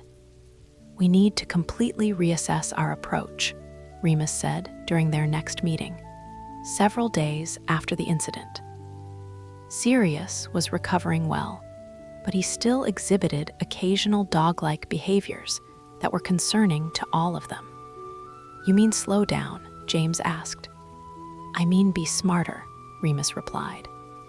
"We've been focused on achieving transformation without paying enough attention to the risks of failure. Sirius's accident could have resulted in permanent psychological damage or complete loss of human identity. But it didn't," Sirius pointed out. "I'm fine. Mostly fine," he corrected himself as he unconsciously tilted his head to better hear a sound in the corridor outside. "You're not fine," Peter said quietly. "You're different, subtly different but still different." It was true, and they all knew it. Sirius's ordeal had left him with enhanced senses that were clearly canine in nature, behavioral quirks that suggested persistent dog consciousness, and a fundamental shift in how he processed social interactions. "The question," James said, "is whether we continue or stop." "We continue," Sirius said immediately. "But we do it better, more carefully, with better safety measures and more realistic timelines." "Are you sure?" Remus asked. "Sirius, you came very close to losing yourself completely, if we'd been unable to reverse the transformation." "But you did reverse it," Sirius interrupted. And now we know what can go wrong and how to prevent it. That makes us better prepared for future attempts, not less prepared. He's right, James agreed reluctantly. We can't let one failure, even a serious one, derail everything we've worked toward. But we need to change our approach significantly, Peter added. No more ambitious leaps. No more pushing boundaries just because we're impatient with our progress. They spent the following weeks developing a completely revised training program that emphasized safety over speed and thorough preparation over ambitious goals. They established new protocols for emergency intervention, created better monitoring systems for transformation attempts, and most importantly, committed to much more gradual progression through the stages of animagus development. The revised approach was more conservative and would take longer. But Sirius's near disaster had made clear that their original methods were unsustainable and potentially catastrophic. How long do you think it will take now? Peter asked as they reviewed their new timeline. Probably another year, maybe 2, Remus replied. But we'll all reach full transformation alive and with our personalities intact, which seems preferable to achieving it faster, but risking what happened to Sirius. Much preferable, Sirius agreed, unconsciously scratching behind his ear in a gesture that was distinctly canine. Though I have to admit, there are aspects of the enhanced senses that I'm actually enjoying. That's exactly what worries me, Remus said quietly. As they settled into their new, more cautious approach to transformation training, James reflected on how much they'd all changed over the past year. They'd started as curious students attempting to help a friend and had become something more complex, apprentice magicians pushing the boundaries of what was possible, risk-takers willing to gamble their identities for their friendships, and now, survivors of magical catastrophe who had learned hard lessons about the dangers of ambition unchecked by wisdom. Sirius's accident had been a sobering reminder that their research carried real consequences that could fundamentally alter who they were as people. But it had also demonstrated the strength of their friendship and their ability to help each other through even the most dangerous magical crises. They were no longer the same boys who had started this journey, and they would never be quite the same again. But they were still friends, still united in their goal of helping Remus, and still determined to achieve the impossible, just more carefully than before. The age of the Marauders was continuing, but it was maturing, becoming wiser and more thoughtful even as it remained fundamentally committed to loyalty, friendship, and the belief that some risks were worth taking for the people you loved. Outside their hidden classroom, November rain continued to fall, and the castle settled into the quiet rhythms of an other evening. Inside, 4 friends worked together to plan their next steps toward an uncertain, but still compelling goal, armed now with hard-won wisdom about the prices that magic sometimes demanded from those who sought to master it. The transformation continued, one carefully measured step at a time. Chapter 9, Tale of Troubles. December had arrived at Hogwarts with an early snowfall that transformed the castle grounds into a winter wonderland. And with it came the first real test of their new, more cautious approach to transformation training. 3 weeks had passed since Sirius's near-catastrophic facial transformation, and they were all still adjusting to their revised methods and extended timeline. Peter Pettigrew sat in their hidden classroom, staring at the carefully prepared notes Remus had compiled for his first major transformation attempt since they'd implemented their new safety protocols.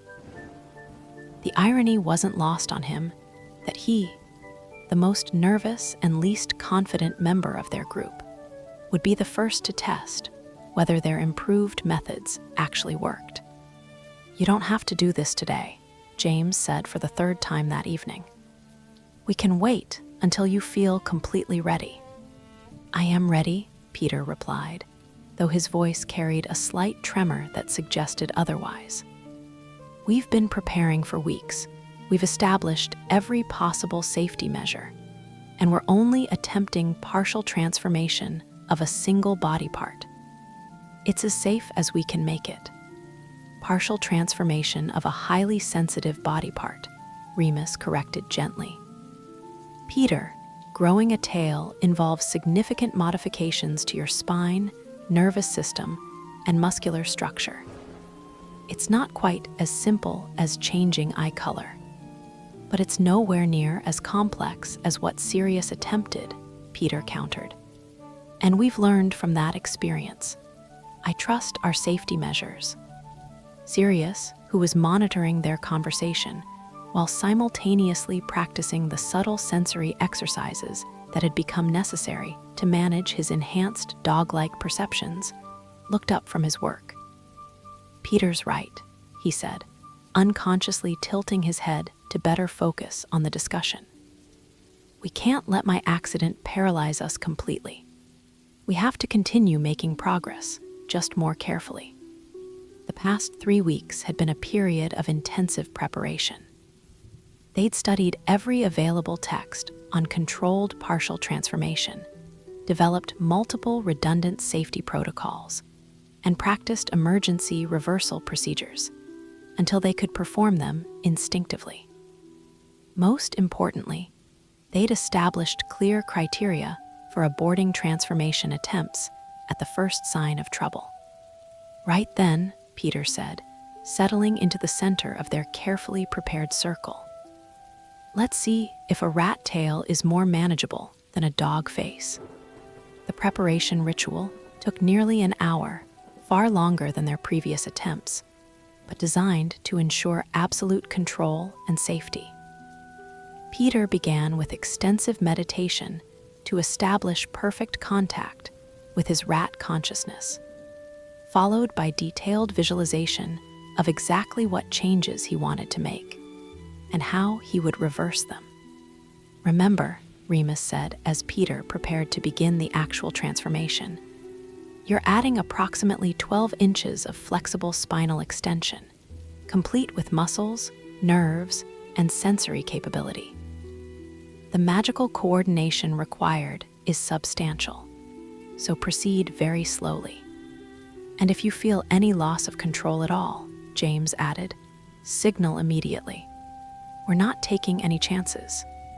Peter nodded and closed his eyes, beginning the careful process of channeling his magical energy toward the base of his spine. Unlike their previous spontaneous or emotionally driven transformations, this attempt was methodical and controlled from the first moment. The initial sensations were subtle, a tingling at the base of his spine, a sense of magical energy organizing itself in unfamiliar patterns. But as the minutes passed, the feelings intensified and became more specific. I can feel it beginning, Peter said quietly. There's something trying to grow. James monitored Peter's magical signature through their established diagnostic charms, noting the controlled but steady changes in his friend's magical aura. Unlike Sirius's chaotic transformation, Peter's energy patterns remained stable and predictable. Everything looks normal from a magical perspective, James reported. How are you feeling mentally? Fine, Peter replied, though his voice had taken on a slightly different quality. I can sense the rat consciousness more clearly than usual, but I'm still completely myself. It's actually quite pleasant, like having a wise advisor sharing my thoughts. The physical transformation began about 20 minutes into the process.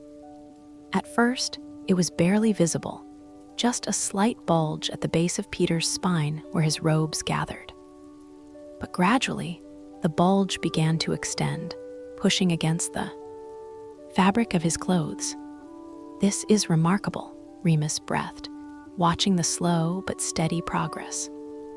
Peter, you're maintaining perfect control. The growth rate is exactly what the literature recommends for safe partial transformation.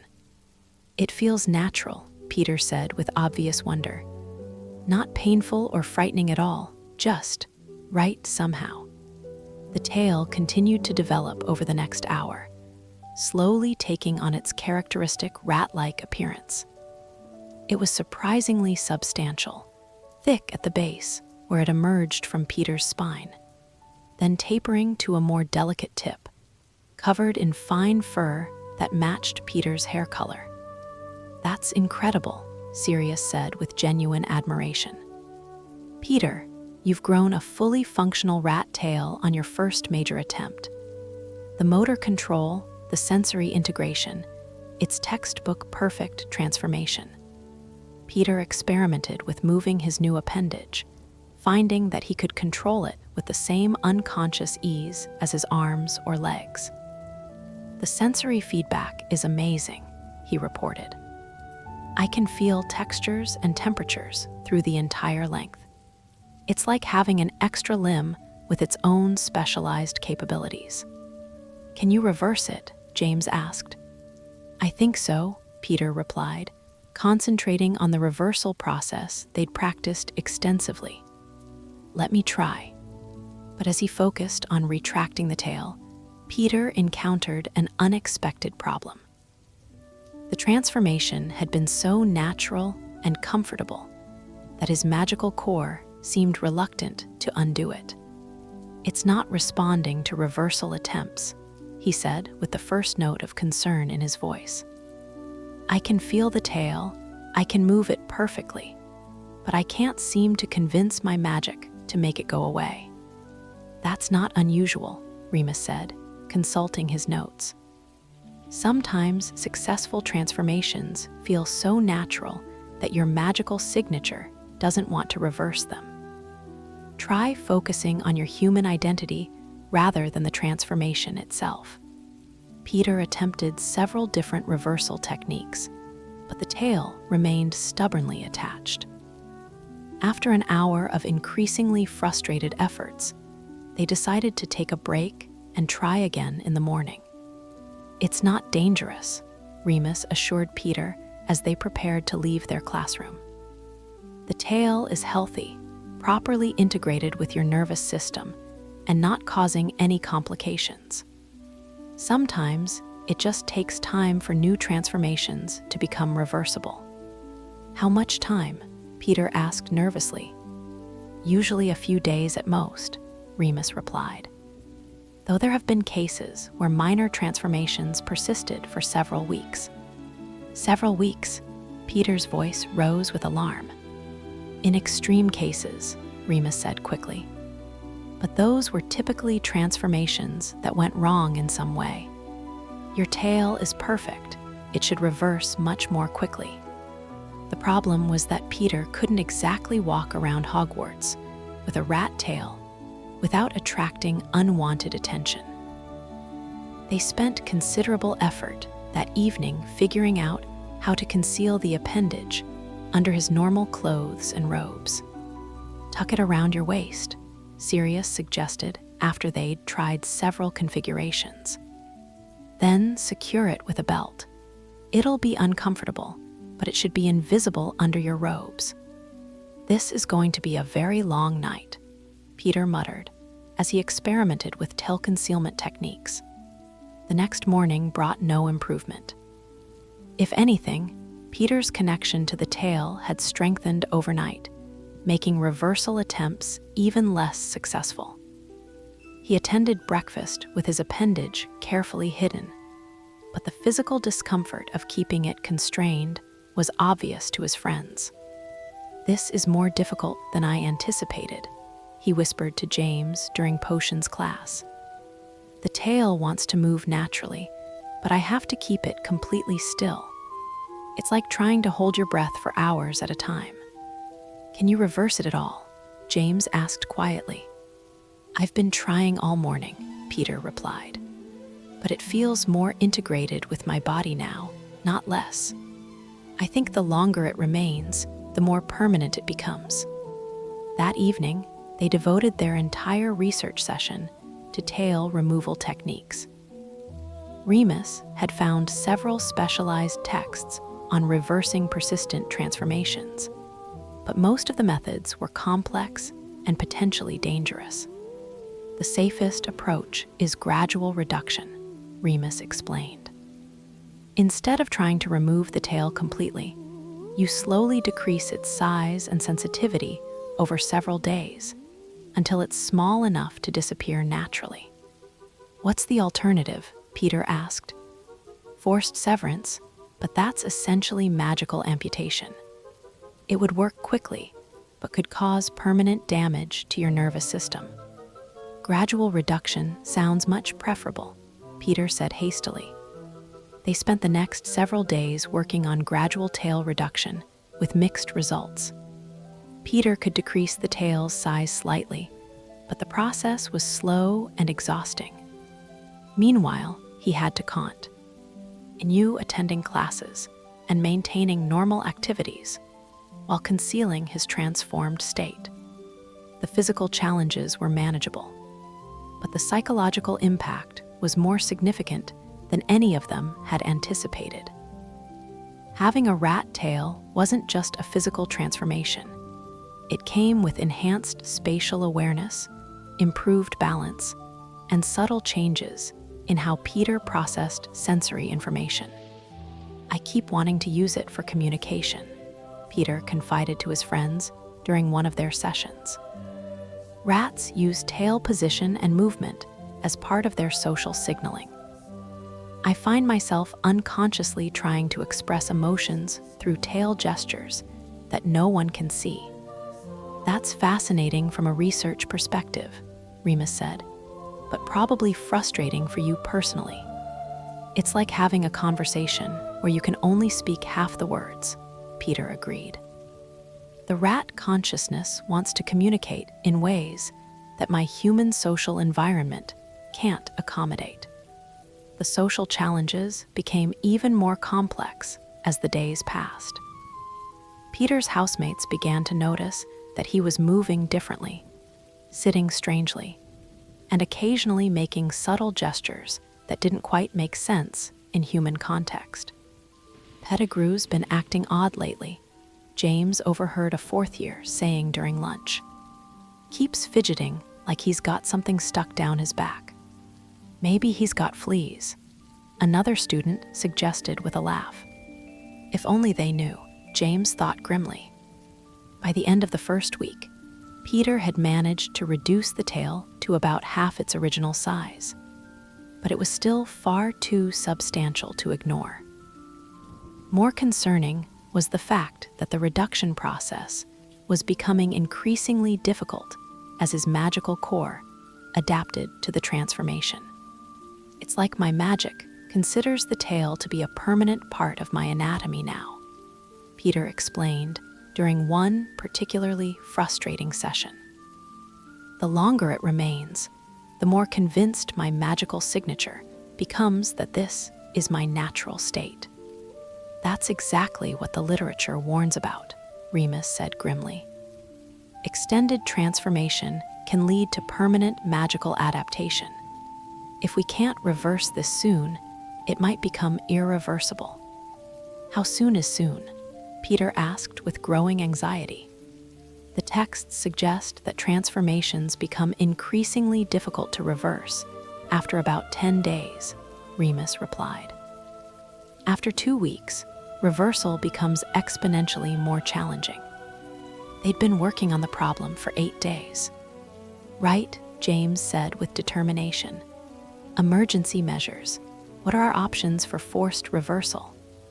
Magical severance, consciousness shock therapy, or external magical intervention, Remus listed. All of them carry significant risks. What kind of risks? Sirius asked. Magical severance could damage Peter's nervous system permanently. Consciousness shock therapy could cause personality fragmentation. External magical intervention would require involving adult wizards, which means revealing our illegal transformation activities. Wonderful options, Peter said dryly. Permanent paralysis, insanity, or expulsion and imprisonment. There is one other possibility, Remus said reluctantly. Sympathetic reversal. What's that? James asked. It's a technique where another person with compatible magical signature helps to guide the reversal process. Essentially, I would synchronize my magical energy with Peter's and help his magical core remember its original human configuration. That sounds much safer than the other options, Peter said hopefully. It is safer for you, Remus agreed, but it's quite dangerous for me. Synchronizing magical signatures during transformation work can cause permanent magical entanglement. I could end up sharing some of Peter's transformed characteristics, or he could develop some of my lycanthropic traits. Absolutely not, Peter said immediately. Remus, I'm not letting you risk your magical stability for my mistake. It's not your mistake, Sirius pointed out. Your transformation was perfectly executed. The persistence is just an unusual complication that none of us anticipated. Nevertheless, I'm not endangering Remus to fix it, Peter said firmly. They spent the 9th day exploring every possible alternative to sympathetic reversal, but none of the safer options showed any promise. Peter's tail remained stubbornly attached, and his ability to reduce its size was continuing to diminish. I think we need to seriously consider external intervention, James said finally. Maybe we could approach Professor McGonagall or even Professor Dumbledore.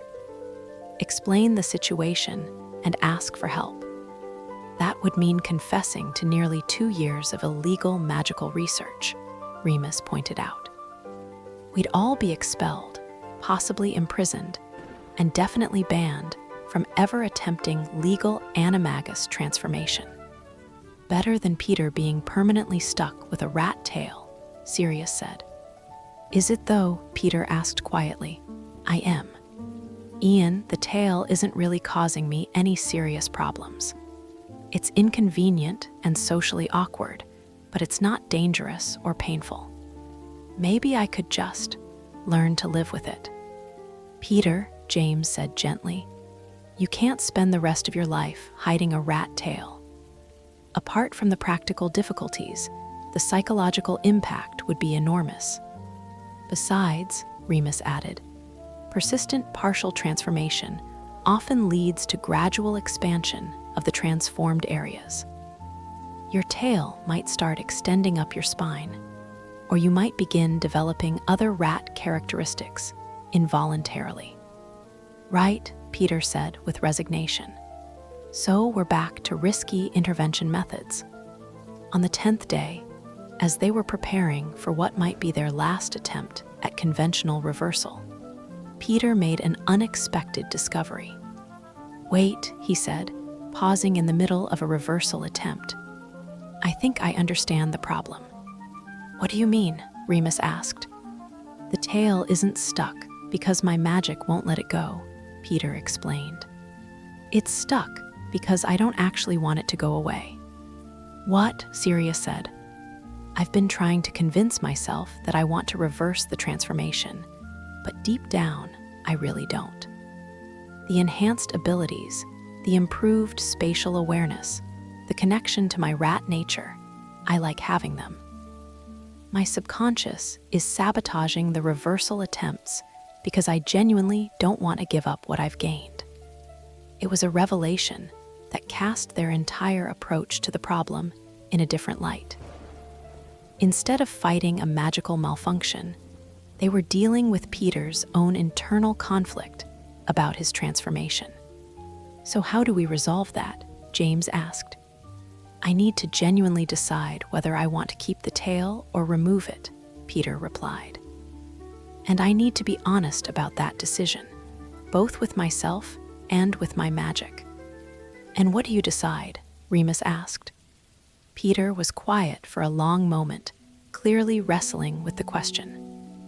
"I want to keep it," he said finally. "But I also want to be able to function normally in human society. Those two desires are incompatible." "Not necessarily," Sirius said thoughtfully. "What if we could develop a way for you to manifest and dismiss the tail at will? Controlled, temporary transformation rather than permanent change." "Is that possible?" Peter asked hopefully. "Theoretically," Remus replied. "Advanced Animagi can selectively transform individual body parts as needed, but it requires much more sophisticated control than we've achieved so far." "Then that's what we work toward," Peter said with new determination. "I don't want to lose the connection to my rat nature, but I also don't want to be trapped by it. I want to choose when and how to express that part of myself." It took 3 more days of intensive work, but eventually they developed a technique that allowed Peter to manifest and dismiss his tail through conscious, well, rather than the complex transformation protocols they'd been using. The breakthrough came when Peter stopped thinking of the tail as an addition to his human form and started conceptualizing it as a natural ability that he could access when needed. "This is remarkable," Remus said, as Peter demonstrated his newfound control, growing and dismissing his tail repeatedly without apparent effort. "You've essentially achieved selective, controlled animagus transformation. That's graduate-level magical ability. It feels completely natural now," Peter said, with obvious satisfaction. "Like having a talent that I can use when it's helpful and ignore when it's not." "And the rat consciousness?" James asked. "Still there, but integrated with my human awareness rather than competing with it," Peter replied. "I can access rat-like spatial thinking and enhanced senses when I need them, but I don't feel overwhelmed by animal instincts." The resolution of Peter's tail crisis marked another major milestone in their transformation journey. They'd successfully handled a complex magical complication without external intervention, developed new techniques for controlled partial transformation, and gained valuable insights into the psychological aspects of animagus work. "We're getting better at this," Sirius observed as they reviewed their notes from the experience. "More systematic, more thoughtful, better at anticipating and managing complications. We're also developing abilities that go beyond traditional animagus transformation," Remus added. "Peter's selective manifestation technique, your enhanced senses, James's consciousness integration work, we're creating our own approaches to magical shapeshifting." "Is that good or bad?" Peter asked. "Probably both," James replied. "But it's definitely making us more capable and more prepared for whatever challenges come next." As December continued toward the Christmas holidays, they all reflected on how much their research had evolved since its naive beginnings. What had started as a simple desire to help a friend had grown into a comprehensive exploration of advanced magical theory and practice that was changing them in fundamental ways. They were no longer just students learning magic. They were magical researchers pushing the boundaries of what was known and possible. Their friendship had been tested by crisis and strengthened by success, and they were developing abilities that few adult wizards ever achieved. The path ahead remained uncertain and dangerous, but they were walking it together, armed with growing wisdom and strengthened by shared experience.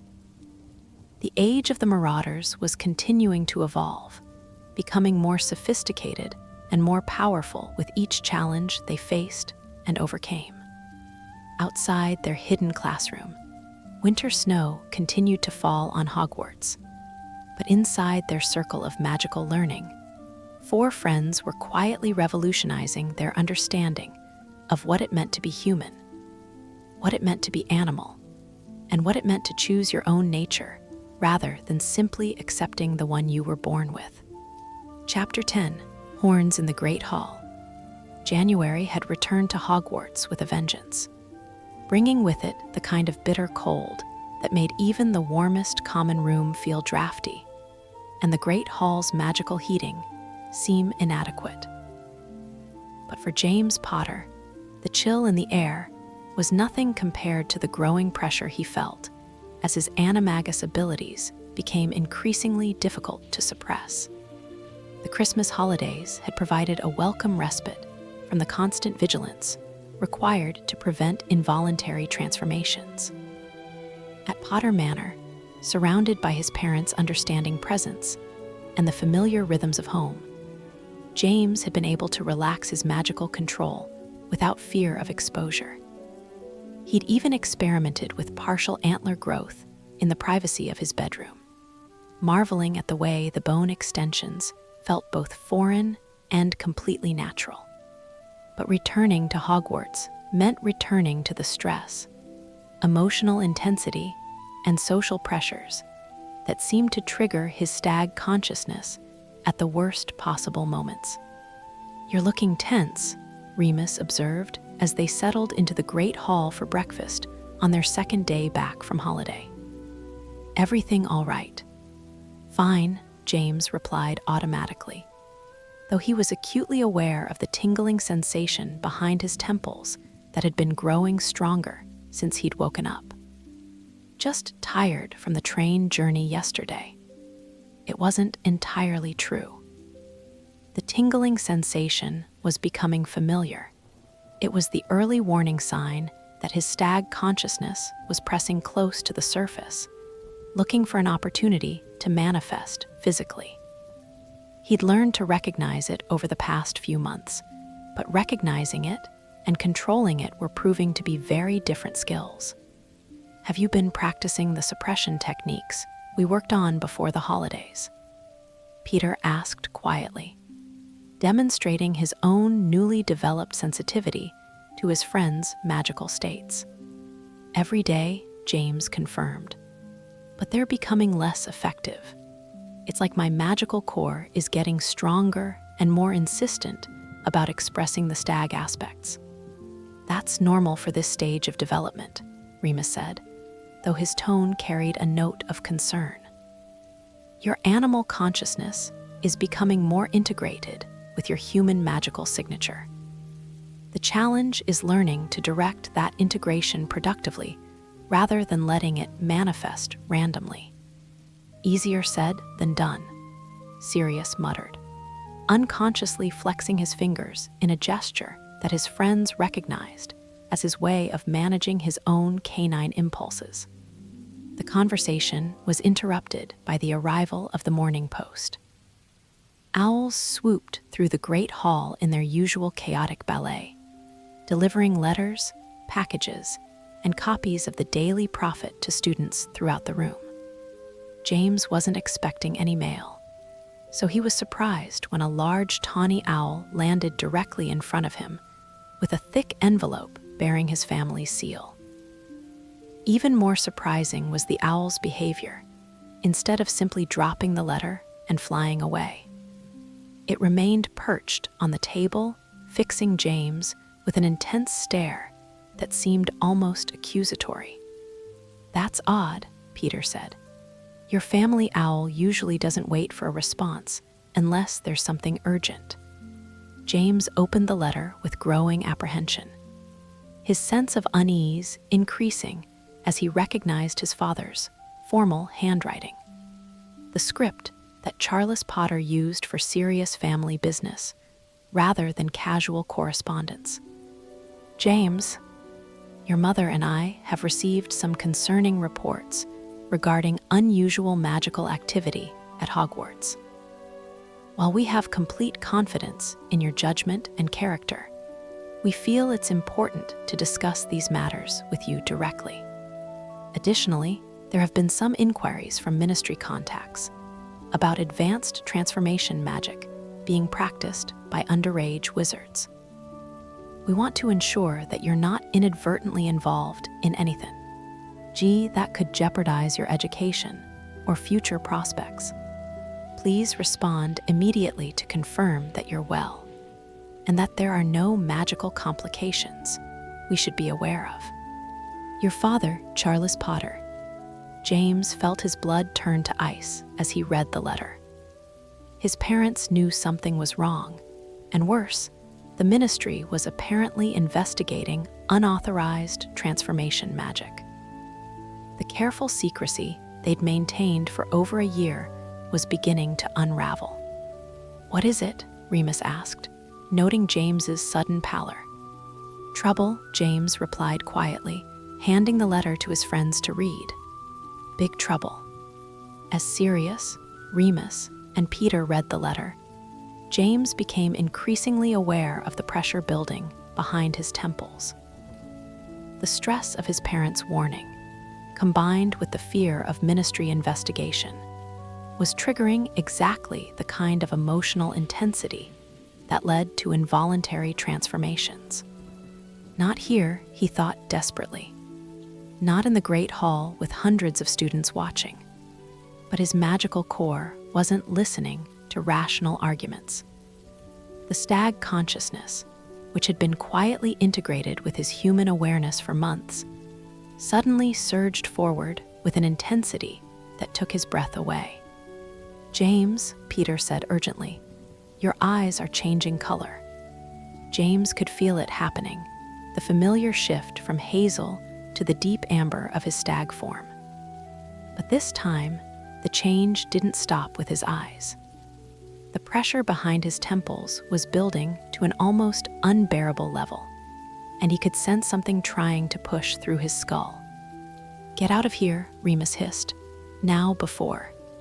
"Too late," Sirius said grimly. James felt the first protrusion break through the skin at his temples. Not the full, magnificent antlers of his stag form, but the beginning of them, small, sharp points that were unmistakably not human. Several students at nearby tables had begun to notice that something was wrong. The Ravenclaw girl sitting across from them was staring at James with a mixture of confusion and alarm. A group of Hufflepuff second years at the next table had stopped their conversation and were pointing in his direction. "Emergency concealment," Remus said quickly, pulling out his wand. "James, keep your head down and try to reverse the change." But James was discovering that stopping an involuntary transformation in progress was far more difficult than preventing one from beginning. The antler growth was accelerating, pushing through his hair and becoming increasingly visible to anyone who looked closely. "This isn't working," he said through gritted teeth. "I can't stop it."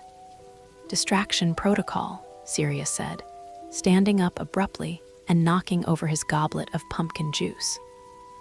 The orange liquid splashed across the table and onto the floor, immediately drawing attention away from James.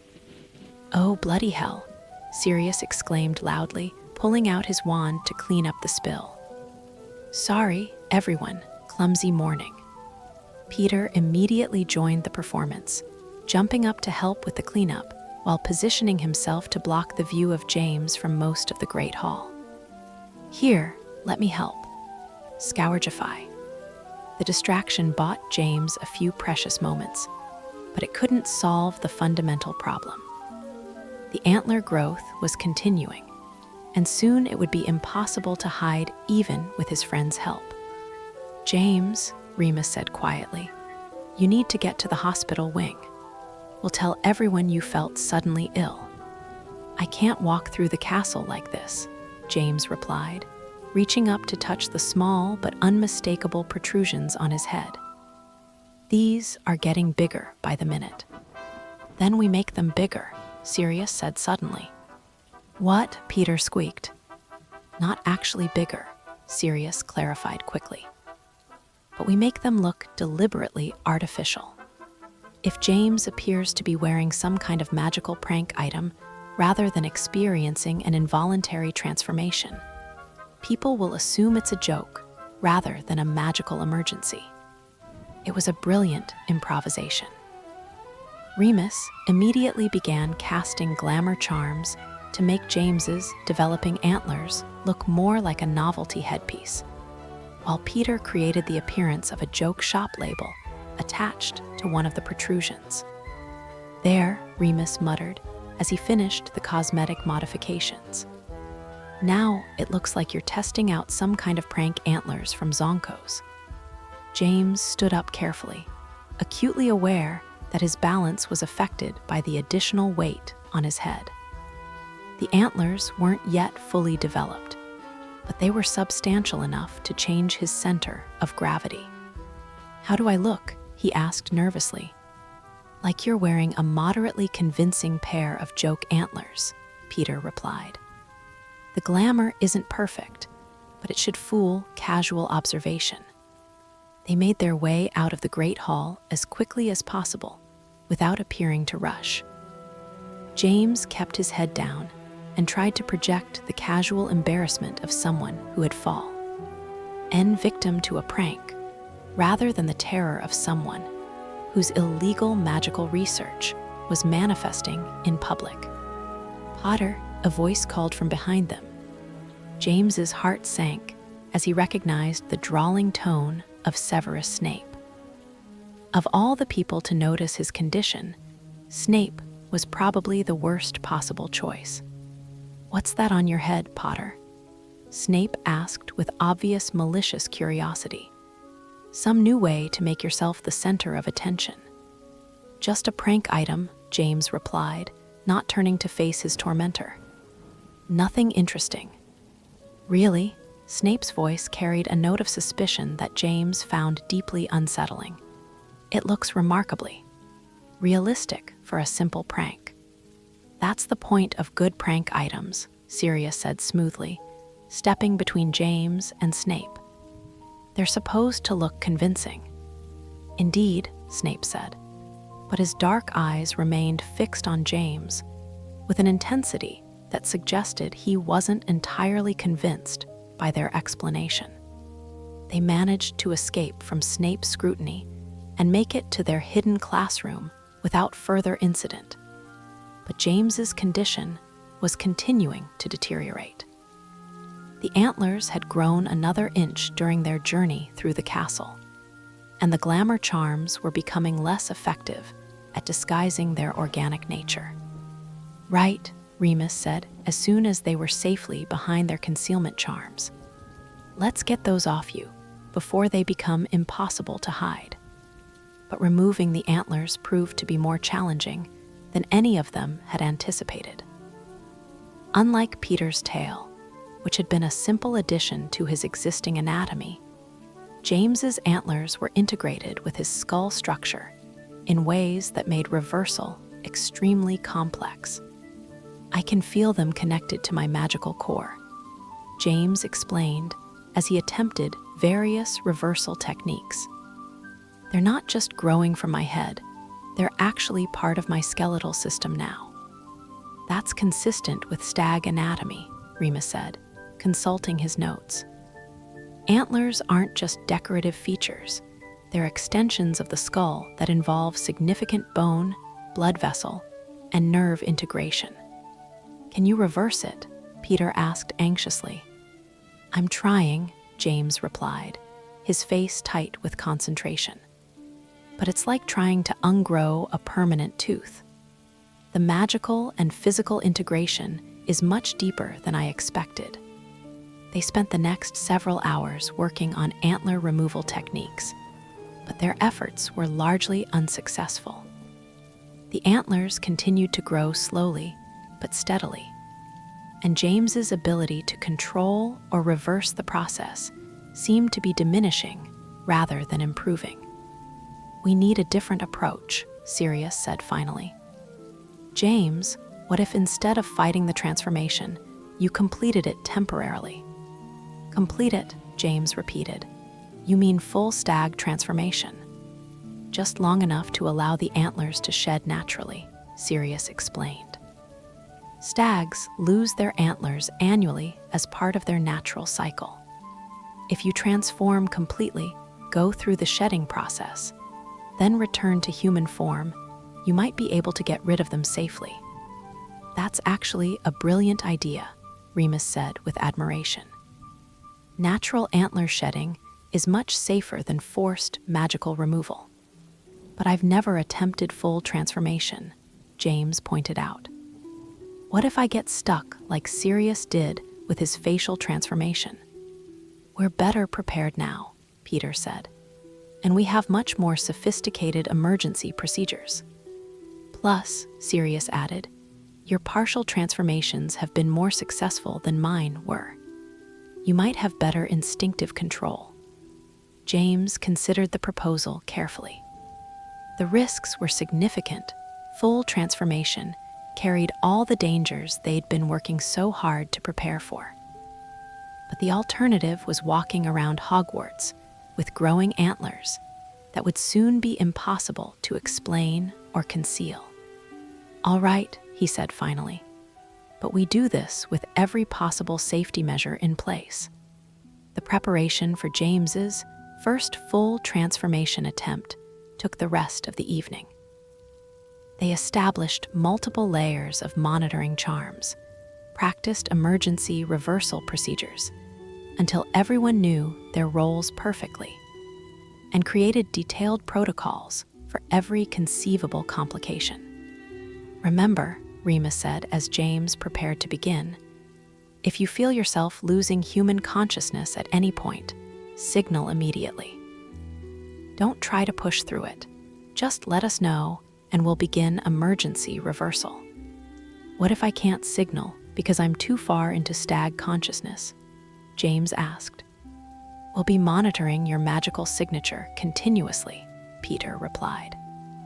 If we detect signs of consciousness displacement, we'll intervene whether you signal or not. James nodded and settled into the meditative state that had become so familiar over their months of practice. But this time, instead of fighting against the stag consciousness or trying to integrate it carefully with his human awareness, he was going to surrender to it completely. The sensation was unlike anything he'd experienced before. As he relaxed his control over the transformation process, the changes accelerated dramatically. His bones began reshaping themselves, his muscles reconfigured for quadrupedal locomotion, and his sensory systems shifted to accommodate stag-level acuity. But most remarkably, his consciousness expanded rather than being overwhelmed. Instead of losing his human awareness, he found himself experiencing the world from both human and stag perspectives simultaneously. The physical transformation was more extensive than he'd imagined. Within 20 minutes, James Potter had become a magnificent red stag, complete with a full rack of impressive antlers, and the powerful physique of a creature built for speed and endurance. James, Remus called softly, can you understand me? The stag turned toward him and nodded deliberately, a clearly human gesture performed by an unmistakably animal body. Remarkable, Sirius breathed. You're maintaining perfect dual consciousness. That's supposed to be nearly impossible for first-time full transformation. The stag that was James moved carefully around their classroom, testing his new body and exploring the enhanced senses that came with his animal form. His hearing was incredibly acute, picking up conversations from corridors several floors away. His sense of smell revealed layers of information about his friends, the castle, and the magical environment that his human senses had never detected. Most importantly, after about an hour in stag form, James felt the antlers beginning to loosen at their base, the natural shedding process that occurred annually in wild stags. The reversal to human form took longer than the initial transformation, but it proceeded smoothly and without complications. When James finally returned to his normal appearance, the troublesome antlers had been left behind with his stag form. "How do you feel?" Peter asked as James examined himself in a conjured mirror. "Different," James replied thoughtfully. "More complete somehow. Like I've finally integrated parts of myself that I didn't even know were missing." "Any lingering stag impulses or behaviors?" Remus asked. "Some," James admitted. "I keep wanting to test sense in the air, and I'm much more aware of the spatial relationships between objects. But it's not overwhelming, just enhanced perspective." "That's textbook successful animagus integration," Remus said with obvious pride. "James, you've achieved something that most adult wizards spend years working toward." The success of James's full transformation marked another major milestone in their development. But it also raised new concerns about maintaining their secrecy. James's public partial transformation in the Great Hall had been successfully explained away, but it had also attracted the wrong kind of attention. "We need to be more careful than ever," Remus warned as they packed up their materials. "Your father's letter suggests that someone is paying attention to unusual magical activity at Hogwarts. We can't afford any more public incidents." "Agreed," James said. "But we also can't let fear paralyze us. We're making real progress toward our goal, and we're getting better at managing complications when they arise. The question is whether we can maintain this balance between progress and secrecy long enough to achieve full animagus ability for all of us," Sirius observed. "We'll manage it," Peter said with quiet confidence. "We've come too far to fail now." As they prepared to return to their dormitory, James reflected on the day's events. What had started as a potentially catastrophic exposure of their illegal research had ended with his first successful full transformation and a significant advancement in his magical abilities. But the letter from his parents was a sobering reminder that their activities were not going unnoticed by the adult magical community. They were walking an increasingly narrow line between success and discovery, and the consequences of getting caught were becoming more severe as their abilities advanced. Still, when he thought about Remus facing his monthly transformations alone, when he imagined his friend locked away in the shrieking shack with only his pain and fear for company, James knew that the risks were justified. They were close, so close, to achieving their goal of ensuring that Remus would never have to face the full moon alone again. The age of the Marauders was reaching toward its culmination, and despite the growing dangers, James felt more determined than ever to see their impossible dream become reality.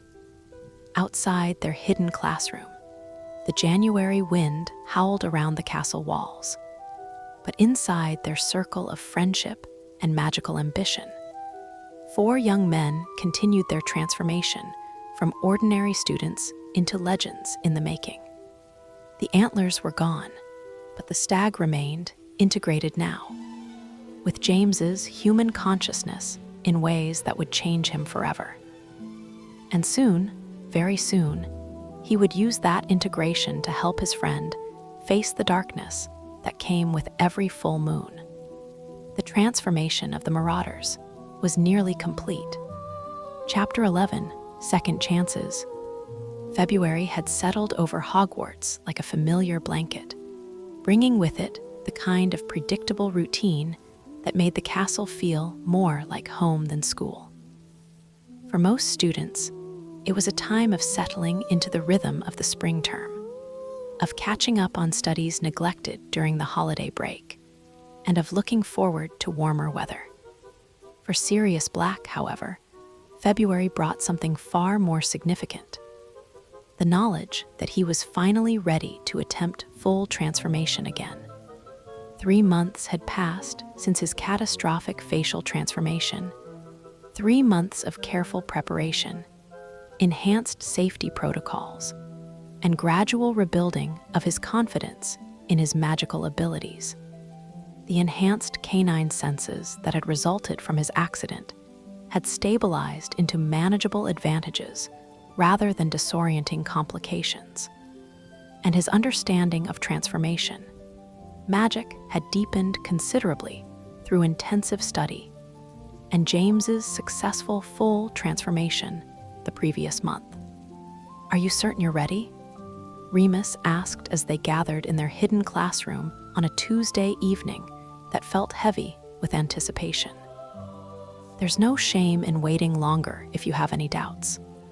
"I'm ready," Sirius replied, though his friends could detect the slight tension in his voice that suggested his confidence wasn't quite as absolute as his words implied. "I've been ready for weeks, actually. The only thing holding me back now is fear, and that's not a good enough reason to delay any longer." It was a characteristically honest assessment from Sirius, who had never been prone to false bravado when it came to serious matters. His earlier transformation disaster had taught him the value of genuine self-awareness over theatrical confidence. "Fear isn't necessarily a bad thing," Peter observed. "It might help you maintain better control this time." "That's what I'm hoping," Sirius agreed. The overconfidence was part of what went wrong before. "I approached the facial transformation like it was just a more complex version of the partial changes we'd been practicing, instead of recognizing it as fundamentally different magic, requiring different precautions." James nodded, remembering his own recent experience with full transformation. "The consciousness integration is the hardest part. It's not like partial transformation where you maintain clear human perspective throughout. When you go full animal, you have to somehow be both yourself and not yourself simultaneously." "How did you manage it?" Sirius asked. "I stopped trying to control the animal consciousness and started trying to cooperate with it," James explained. "Instead of maintaining rigid human awareness, I let myself experience stag perspective while keeping a kind of observer self that could remember being human and could choose to return to human form when necessary." "Observer self," Remus repeated thoughtfully. "That's an interesting way to describe the consciousness anchoring techniques we've been studying. It suggests that successful transformation requires a kind of psychological flexibility that many people might not possess, which might explain why animagus transformation is so rare," Peter added. "It's not just the magical complexity, it's the mental complexity of maintaining multiple simultaneous identities." They had spent considerable time over the past month analyzing James's successful transformation, trying to understand exactly what had made it work so well, when Sirius's earlier attempt had gone so disastrously wrong. The conclusion they'd reached was that successful full transformation required not just magical skill and theoretical knowledge, but also a particular kind of psychological adaptability that couldn't really be taught, only developed through experience. "The question," Sirius said, "is whether I have that adaptability, or whether my earlier failure indicates some fundamental incompatibility with full transformation." "Only one way to find out," Remus replied pragmatically. The preparation ritual they'd developed was far more extensive than anything they'd used during their early experiments. Based on lessons learned from both Sirius's disaster and James's success, they now employed multiple layers of magical monitoring, psychological assessment, and emergency intervention capabilities. Remus established continuous contact with Sirius's magical signature, ready to detect the first signs of consciousness displacement or transformation instability. James monitored Sirius's vital signs and stress indicators through diagnostic charms that had become second nature after months of practice. Peter maintained the emergency reversal procedures they'd refined through extensive study, of forced transformation interruption techniques. "Remember," Remus said as Sirius settled into the center of their carefully prepared circle, "this isn't about proving anything to anyone. If you encounter any difficulties or feel yourself losing control, signal immediately. We're all here to support you, not to judge your performance." "I know," Sirius replied, closing his eyes and beginning the meditative process that would lead to transformation. "And I appreciate it more than I can express." The initial stages proceeded exactly as they had during Sirius's previous attempt. He entered his meditative state easily, established clear contact with his dog consciousness, and began the careful process of inviting physical transformation. But this time, there was a fundamental difference in his approach. Instead of trying to direct and control every aspect of the change, Sirius allowed his dog consciousness to guide the transformation process, while maintaining what James had called his observer self, the part of his human awareness that could watch, remember, and make decisions about the transformation without interfering with its natural progression. "How are you feeling?" Remus asked softly, as the first physical changes began to manifest. "Good," Sirius replied, though his voice already carried subtle differences that suggested his vocal cords were beginning to alter. Different from last time, more collaborative.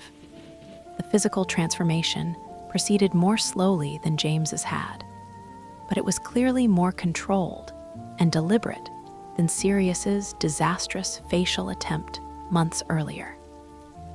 His bone structure began reshaping itself for quadrupedal locomotion, his muscles reconfigured for canine movement patterns, and his sensory systems shifted to accommodate the enhanced capabilities of his dog form. "Magical signature is stable," Remus reported. "No signs of the chaotic fluctuations we saw during the facial transformation. Vital signs are excellent," James added. "Heart rate elevated but steady, no signs of distress or displacement symptoms." The transformation continued for nearly an hour, progressing through stages that the literature described, but which none of them had witnessed successfully before. Sirius's human form gradually dissolved into something that was unmistakably canine, but the process was so smooth and controlled that it felt natural rather than alarming. When the transformation was complete, a large black dog sat in the center of their circle, looking around at his friends with eyes that held unmistakable intelligence and recognition. "Sirius," Peter called quietly. The dog turned toward him and nodded deliberately, the same clearly human gesture that James had used during his stag transformation. "Outstanding," Remus breathed. "Perfect consciousness integration. Sirius, can you move around, test your new body?" The dog that was Sirius stood carefully and began exploring their classroom with obvious curiosity. His movements were graceful and confident, showing none of the disorientation that might have been expected from someone experiencing quadrupedal locomotion for the first time. More importantly, his behavior was clearly intelligent and directed rather than instinctual. He investigated specific objects that he knew from his human experience, responded to his friends' voices and gestures, and demonstrated the kind of problem-solving behavior that indicated retained human reasoning ability. "This is remarkable," James said with genuine admiration. "Sirius, your transformation is even more controlled than mine was. You're maintaining perfect dual consciousness." The dog wagged its tail in response, a gesture that somehow managed to convey both canine pleasure and human satisfaction. After an hour of experimentation and testing, during which Sirius demonstrated complete mastery of his dog form while retaining full human awareness, They decided it was time to attempt reversal to human form. Take your time, Remus advised.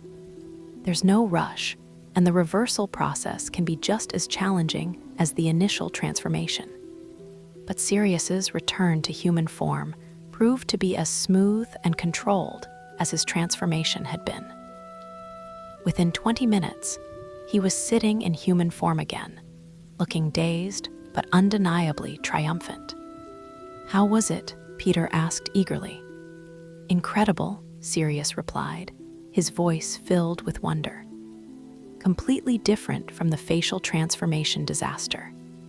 This time, I never lost awareness of who I was. I just gained additional awareness of what I could be. Any lingering animal impulses or behavioral quirks?" James asked, remembering his own post-transformation experiences. "Some," Sirius admitted. "My hearing seems permanently enhanced, and I keep wanting to sniff things to understand them better. But it's not overwhelming or disorienting, just additional information that I can choose to use or ignore." "That's excellent," Remus said with be via us relief. "It suggests that your transformation was genuinely successful rather than just temporarily stable." The success of Sirius's full transformation marked a crucial milestone in their development. Not only had he overcome the trauma of his earlier failure, but he had also demonstrated that their revised safety protocols and enhanced understanding of transformation magic were genuinely effective.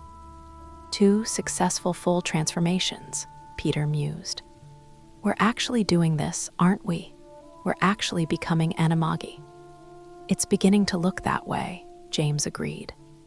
"Though we still have challenges ahead. Peter, you'll need to achieve full transformation beyond just your selective tail manifestation. And Remus, my situation remains complicated," Remus finished. "But your successes give me hope that there might be solutions I haven't considered yet." They spent the remainder of the evening discussing the implications of their progress and planning their next steps. With 2 successful full transformations achieved, they were closer than ever to their original goal of helping Remus during his monthly ordeals. "How long do you think it will take before we're ready to attempt accompanying Remus during a full moon?" Sirius asked. "At least several more months," Remus replied thoughtfully. "You and James have achieved single successful transformations, but consistency and reliability are crucial for what we're planning. You need to be able to transform and maintain your forms for extended periods without any risk of involuntary reversal or consciousness displacement." "What about emergency situations?" James asked. "What if something goes wrong during a full moon attempt?" "That's exactly why we need extensive additional practice," Remus said firmly. "When we finally attempt to join me during a transformation, there can't be any uncertainty about your abilities or control. The werewolf consciousness is different from normal animal awareness. More intense, more primal, potentially more dangerous even to other animals if something triggers its aggressive instincts." It was a sobering reminder that their ultimate goal involved risks that went beyond their individual transformation challenges. They weren't just learning to become animals. They were learning to become animals that could safely interact with one of the most dangerous magical creatures in existence. "We'll be ready when the time comes," Sirius said with quiet determination. "Whatever it takes, however long it takes, we'll master this completely before we put any of us at risk." "All of us," Peter corrected. "Including you, Remus. Your safety is just as important as ours." "More important," James added. "You're the one we're doing this for in the first place." Remus looked deeply moved by his friend's concern. "I still can't quite believe you're willing to risk so much for me," he said quietly. "That's what friends do," Sirius replied simply. They help each other through the difficult times, whatever form those difficulties might take. As they prepared to leave their classroom and return to the normal routines of student life, all 4 friends felt the weight of how far they'd come and how close they were to achieving their seemingly impossible goal. James and Sirius had both achieved successful full transformation, demonstrating that their theoretical knowledge and practical training were sufficient to master one of the most advanced forms of magic that existed. Peter had developed unique selective transformation abilities that went beyond traditional animagus techniques, and Remus had guided them all through the process with the kind of scholarly dedication and loyal friendship that made their entire endeavor possible. They were no longer students experimenting with dangerous magic. They were accomplished magical practitioners who had achieved something that most adult wizards never attempted, let alone mastered. But more than that, they were friends who had proven that their loyalty to each other was stronger than their fear of failure, stronger than the risks of discovery, and stronger than the challenges of mastering magic that had taken them far beyond the boundaries of normal magical education. "Next month," James said as they extinguished the magical lights and prepared to activate their concealment charms, "we start working on extended form maintenance and complex coordination between our animal forms." "And after that?" Peter asked. "After that," Remus said softly, "we find out whether our impossible dream was worth all the risks we've taken to achieve it." Outside their hidden classroom, February snow continued to fall on Hogwarts. But inside their circle of friendship and magical achievement, 4 young men had taken another crucial step toward a goal that would define not only their own futures, but the future of their friendship and the legacy they would leave for generations of students who would follow in their footsteps. The age of the Marauders was reaching its crescendo, and the impossible was beginning to look distinctly achievable. The transformation was nearly complete in every sense that mattered. Chapter 12, Small but Mighty. March arrived at Hogwarts with the first tentative signs of spring, patches of snow melting to reveal muddy grass, longer days that stretched toward evening, and the subtle shift in the castle's atmosphere that suggested winter's grip was finally loosening. For Peter Pettigrew, however, the changing season brought with it a challenge that felt far more daunting than any weather: the knowledge that he was the last of his friends to attempt full transformation. James and Sirius had both achieved successful full animagus transformation over the past 2 months, demonstrating remarkable control and consciousness integration that exceeded even Remus's optimistic projections. Their achievements had been cause for celebration, but they had also created an unspoken pressure that Peter felt acutely. "You don't have to attempt this until you're completely ready," Remus said for what Peter calculated was the 7th time that week. They were gathered in their hidden classroom on a Thursday evening, reviewing the preparation protocols that had become so familiar they could recite them from memory. "I am ready," Peter replied, though the slight tremor in his voice suggested that his readiness was more intellectual than emotional. "Theoretically, at least. I understand the process. I've mastered the consciousness techniques, and I've been successfully managing selective transformation for months." Theoretical readiness and emotional readiness are different things, James pointed out gently. "If you have any doubts or concerns, we should address them before attempting full transformation." Peter was quiet for a moment, clearly wrestling with something he found difficult to articulate. "It's not that I doubt the process or my ability to manage it," he said finally. "It's just, a rat is so different from a stag or a dog. Your animal forms are noble, powerful creatures that people admire and respect. A rat is intelligent, adaptable, and remarkably capable of surviving in environments that would challenge much larger animals. Sirius interrupted firmly. Peter, your rat form isn't inferior to our forms, it's different, with its own unique advantages. Besides, James added, we're not transforming for social approval or to impress anyone. We're doing this to help Remus, and for that purpose, your rat abilities might be more useful than either of our supposedly noble forms. How so? Peter asked, genuinely curious despite his nervousness. Think about it, Remus said, warming to the subject. During my transformations, I'm locked in the Shrieking Shack, which is basically a small, confined space with limited access points. A rat could navigate that environment far more easily than a stag or even a dog.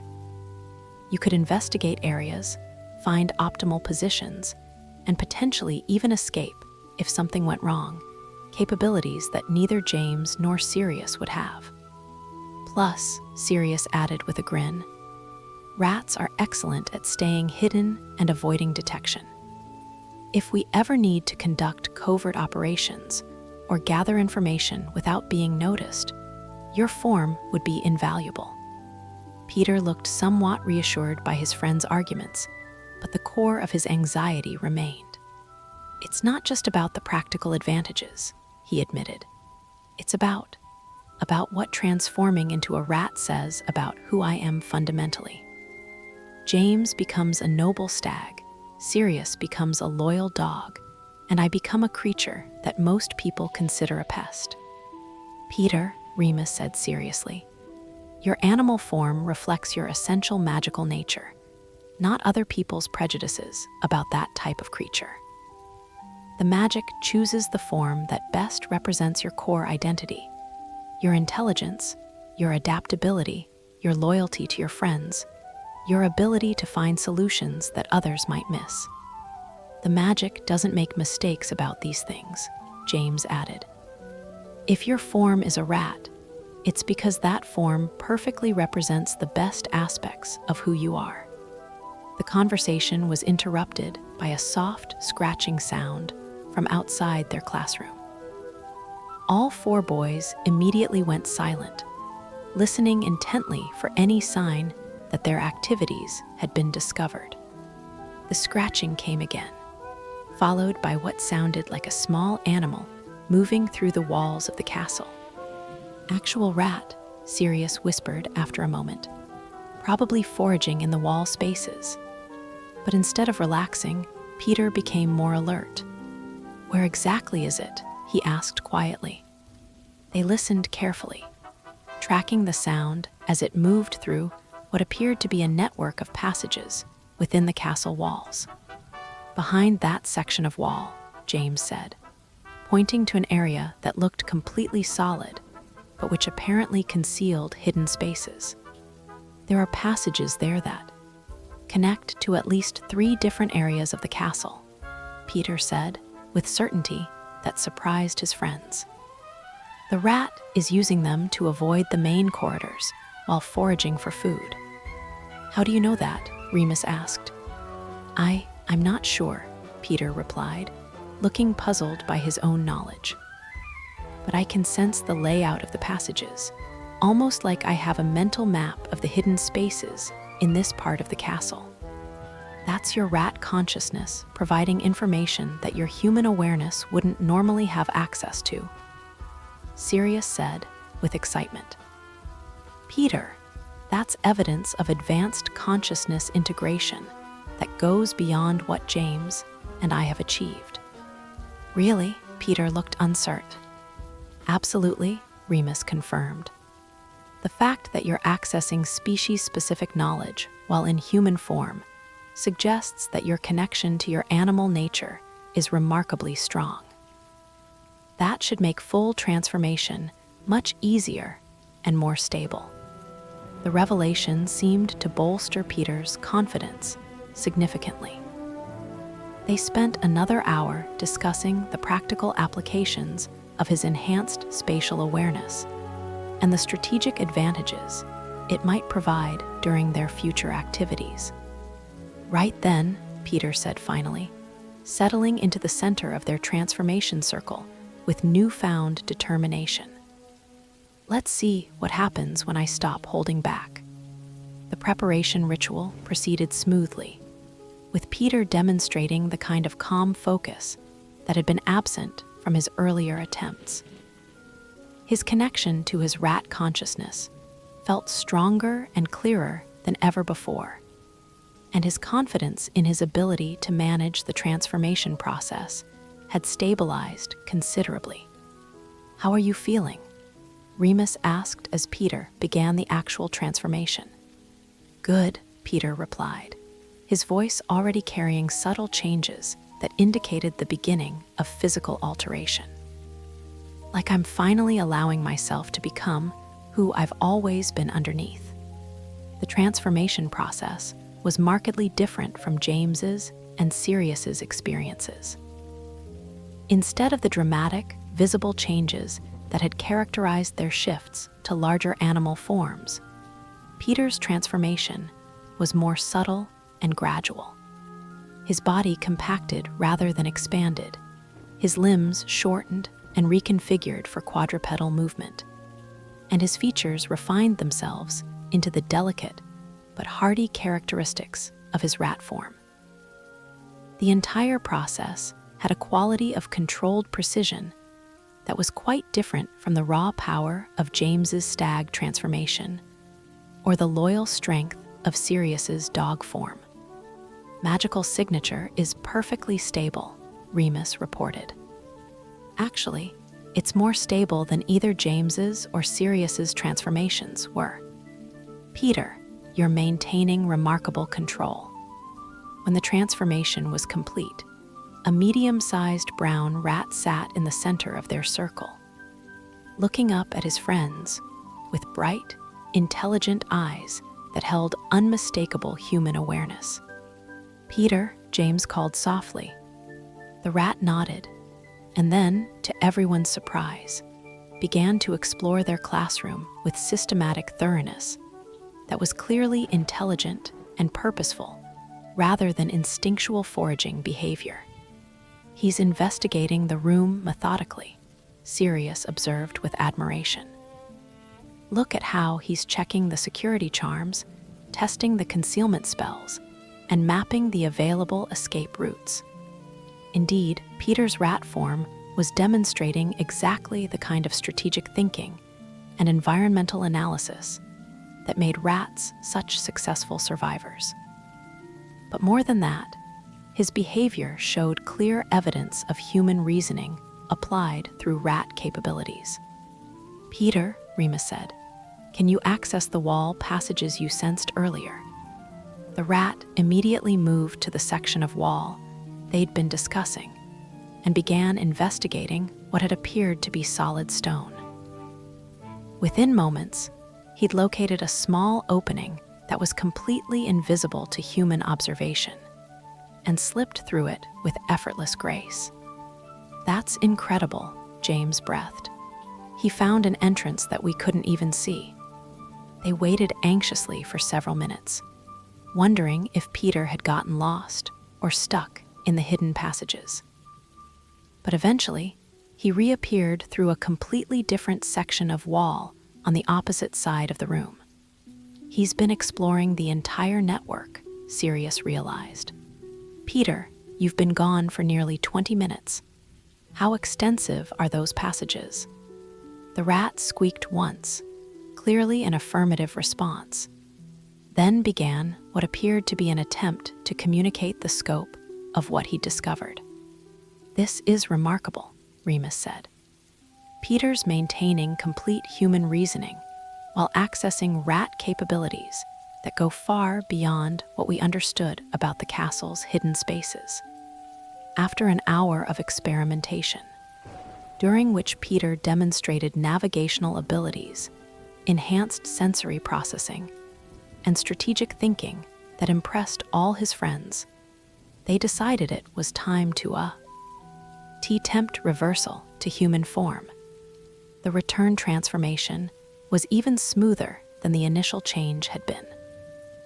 Peter seemed to flow back into human form with the same controlled precision that had characterized his rat transformation. "How was it?" Sirius asked eagerly. "Amazing," Peter replied, his voice filled with wonder and satisfaction. "Nothing like what I expected. I thought I might feel diminished or vulnerable in rat form, but instead I felt enhanced, more capable in some ways than I am as a human." "What do you mean?" James asked. "The spatial awareness was incredible," Peter explained. "I could sense the entire three-dimensional structure of the castle around me, not just the visible rooms and corridors, but all the hidden passages, secret spaces, and structural elements that are normally invisible. It was like having access to the castle's complete blueprint. That could be incredibly useful for our future activities," Remus observed. "And the sensory processing was remarkable too," Peter continued. "I could detect chemical traces that told me about everyone who had been in various areas recently. I could hear conversations from rooms that were dozens of yards away. And I could sense magical signatures with much greater precision than my human awareness allows. Any negative effects or lingering animal impulses?" James asked, remembering his own post-transformation experiences. "Some," Peter admitted. "I keep wanting to investigate small spaces and dark corners, and I have this persistent urge to gather and hoard useful objects. But it's not overwhelming, just additional instincts that I can choose to follow or ignore." "That sounds like successful integration," Remus said with obvious relief and pride. "Peter, your transformation was actually the most controlled and stable of all 3 attempts. You seem to have instinctive mastery of abilities that took James and serious, considerable effort to develop." "Really?" Peter looked pleased but surprised. "Absolutely," Sirius confirmed. "Your consciousness integration was seamless, your physical control was perfect, and your ability to access and use rat-specific capabilities was remarkable." The success of Peter's full transformation marked the completion of a crucial phase in their development. All 3 aspiring Animagi had now achieved successful full transformation with consciousness integration, demonstrating that their theoretical knowledge and practical training were sufficient to master even the most advanced aspects of transformation magic. "So what's next?" Peter asked as they prepared to conclude their session. "Now we work on consistency, extended form maintenance, and coordination between our animal forms," Remus replied. "The individual transformations are just the beginning. We need to develop the ability to work together as a pack, to maintain our forms for extended periods, and to handle emergency situations while transformed." "How long before we're ready to attempt helping you during a full moon?" James asked. "Several more months of intensive practice," Remus said thoughtfully. "But for the first time, I genuinely believe we're going to achieve our goal. You've all demonstrated capabilities that exceed my most optimistic projections. We've also demonstrated that our friendship is strong enough to overcome any challenge we encounter," Sirius added. "Whatever difficulties lie ahead, we'll face them together."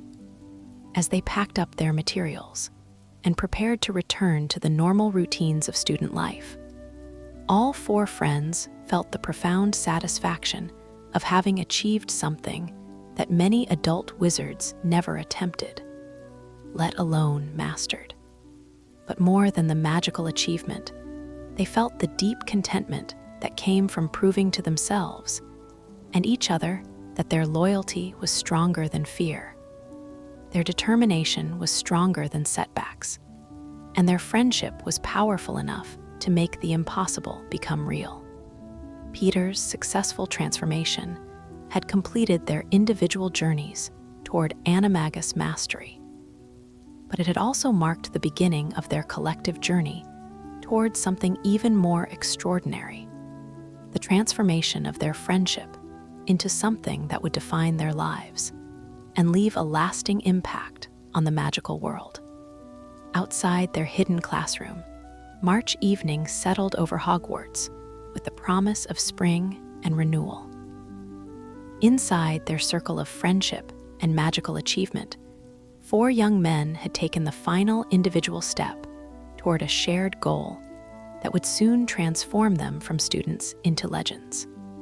The age of the Marauders had reached its threshold, and the impossible dream they'd been pursuing for 2 years was finally within their grasp. The individual transformations were complete. Now came the real test, learning to be not just Animagi, but a pack, unified, coordinated, and ready to face whatever challenges their newfound abilities would bring.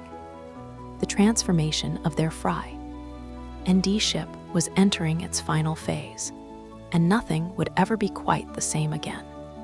Chapter 13, Pack Dynamics. April brought with it a sense of possibility that seemed to permeate every corner of Hogwarts. The last of the winter snow had melted away, revealing grounds that were already showing the first green hints of spring growth. For the 4 friends, this renewal felt particularly symbolic. After nearly 2 years of intensive research and dangerous experimentation, they were finally approaching their ultimate goal. All 3 aspiring Animagi had now achieved successful full transformation. But as Remus had warned them, individual mastery was only the beginning. Working together as a coordinated pack would require entirely different skills, and their first attempts at group coordination had revealed challenges none of them had anticipated. The problem, James explained to his friends as they gathered in their hidden classroom for what had become their nightly coordination practice, is that my stag instincts don't naturally align with pack behavior.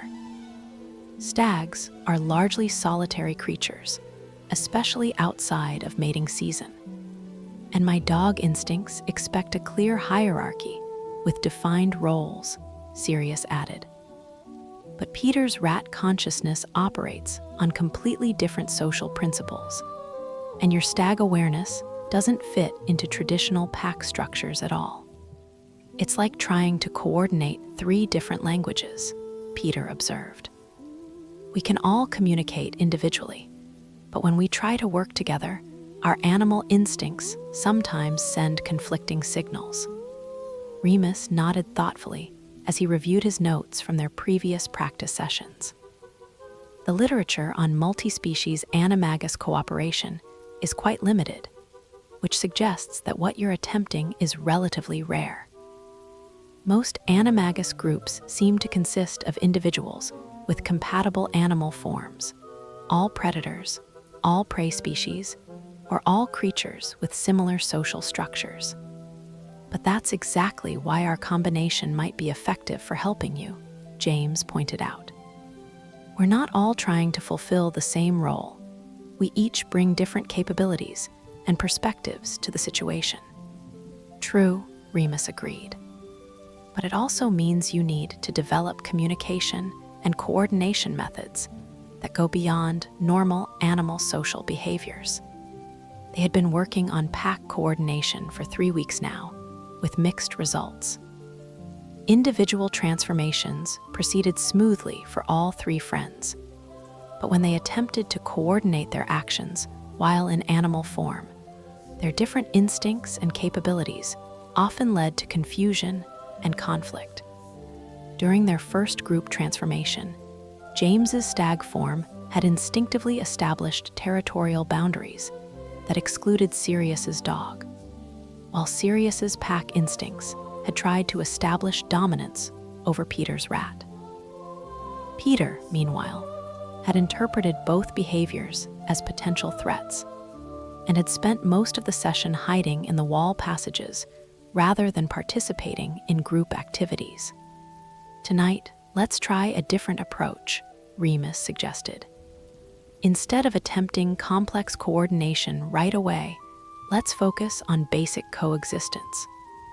Transform, spend time in the same space, and work on becoming comfortable with each other's animal presence.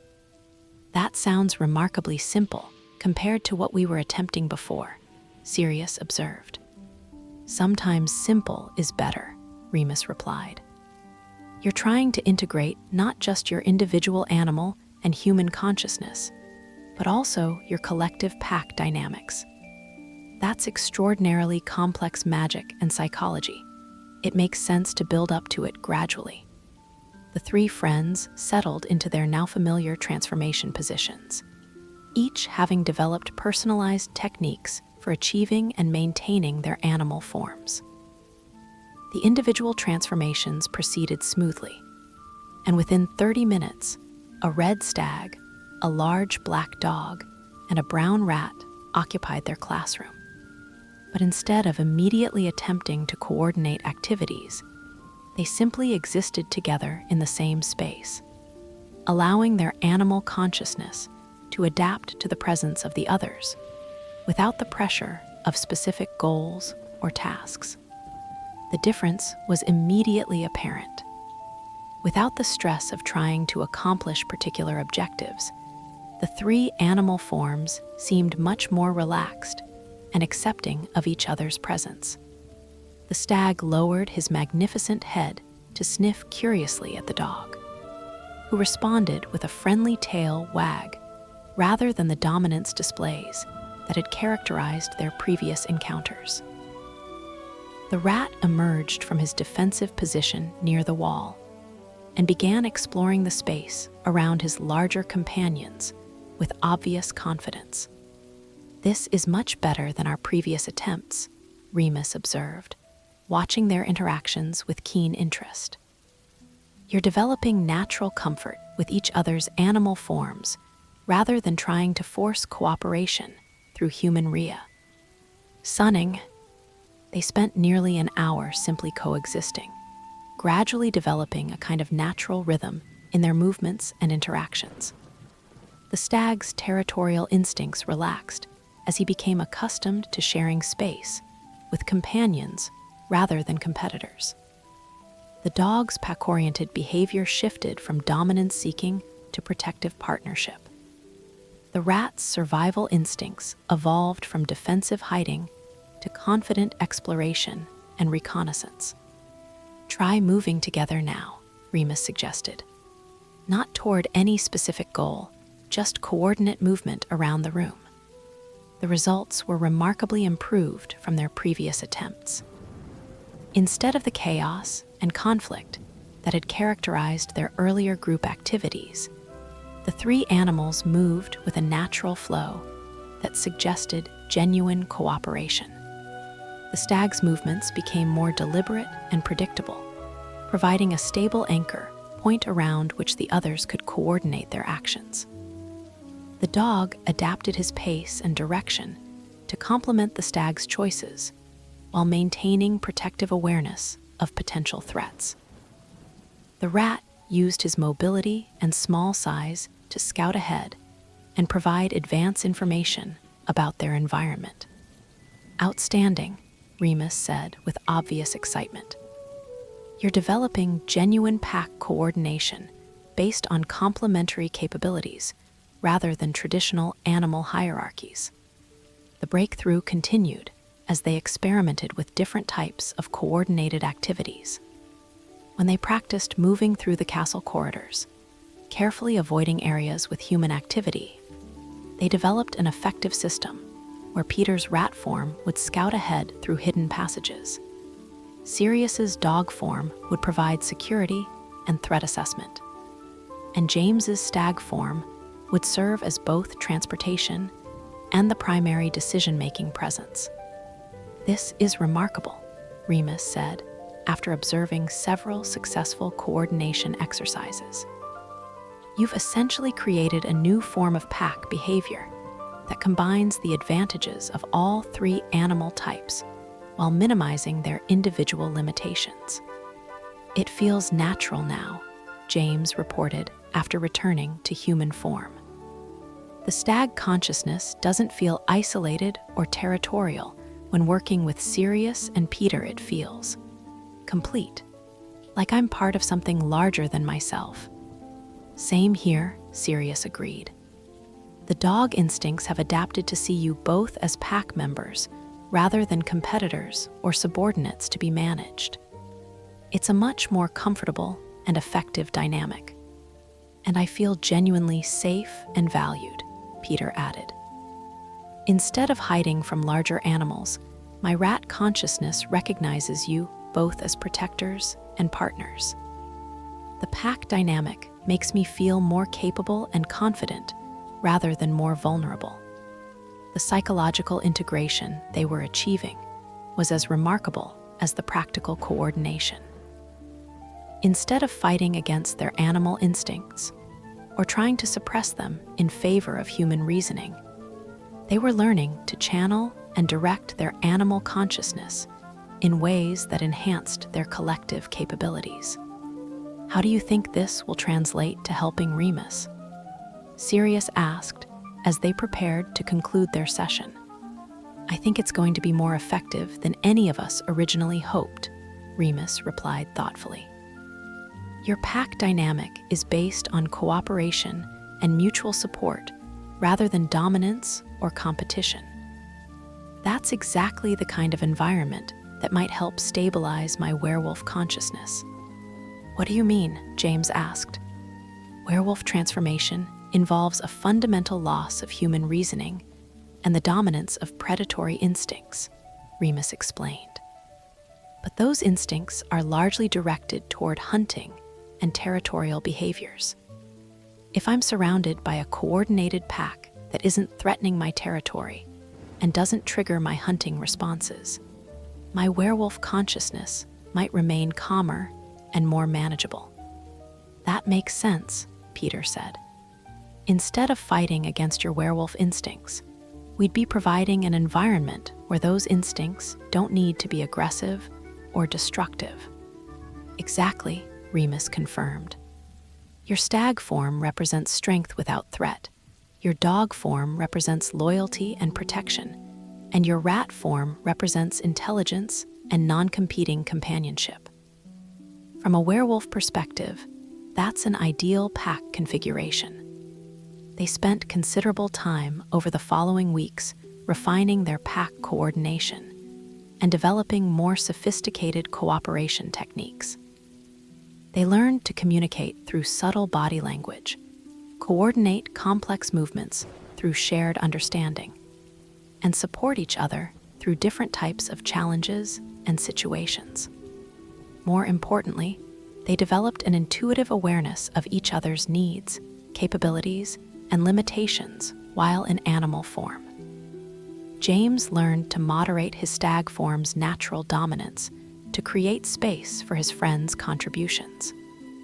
Sirius learned to channel his protective instincts in ways that supported rather than controlled his pack members. Peter learned to trust his companion's protection while contributing his unique capabilities to their collective success.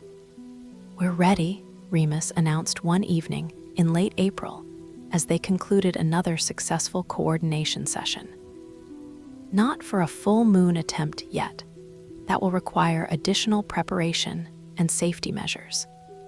But you've achieved the kind of pack integration that makes such an attempt feasible." "How much additional preparation?" James asked. "Probably another month of intensive practice, plus detailed planning for emergency procedures and safety protocols," Remus replied. "Attempting to join me during a werewolf transformation will be the most dangerous thing any of us have ever attempted.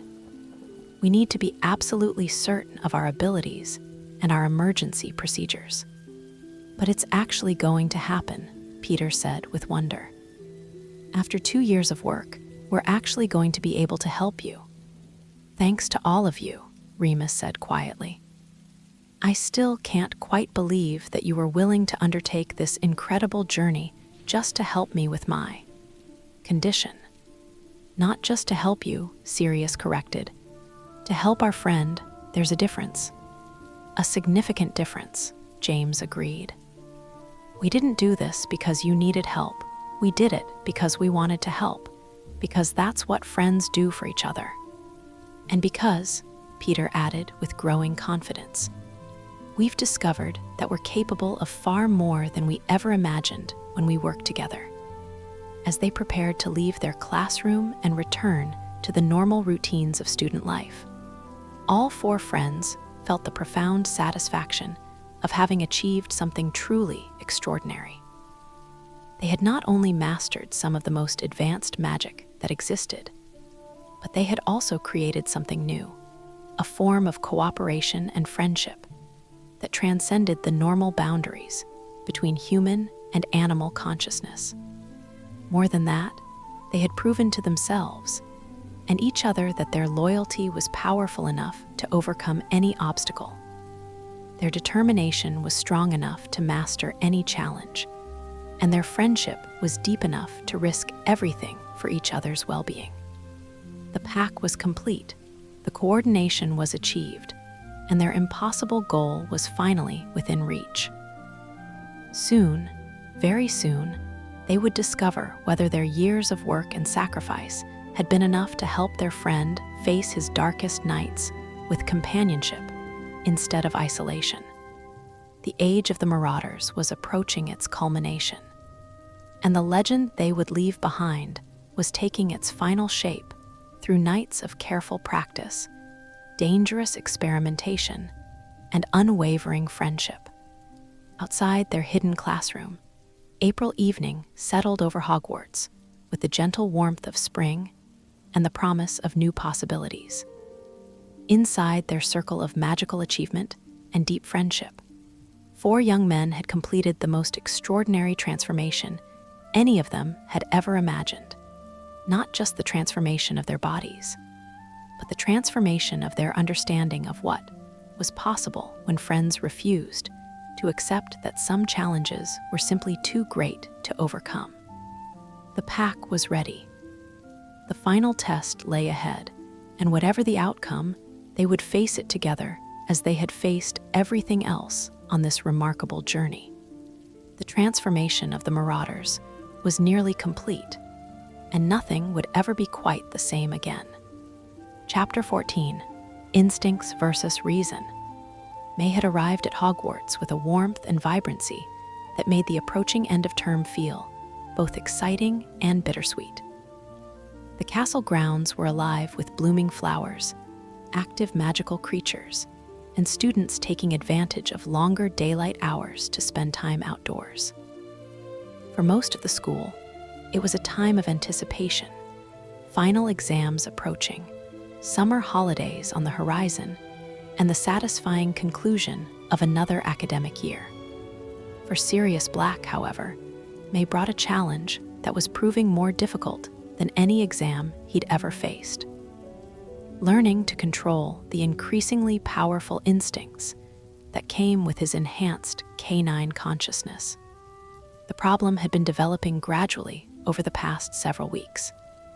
As Sirius became more accomplished at maintaining his dog form for extended periods and coordinating with his pack mates, his canine instincts were becoming stronger and more persistent even when he was in human form. What had started as minor behavioral quirks, enhanced hearing, occasional urges to sniff unfamiliar objects, had evolved into something more complex and potentially problematic. "It's getting worse," Sirius confided to his friends as they gathered in their hidden classroom on a Tuesday evening that felt heavy with unspoken tension. This morning during potions, Snape made one of his usual snide comments, and I actually had to grip my desk to prevent myself from acting on very non-human impulses. "What kind of impulses?" Remus asked with the careful tone he used when addressing potentially dangerous magical complications. "Dominance, assertion," Sirius replied bluntly. My first instinct wasn't to respond with sarcasm or hexes like a normal human would.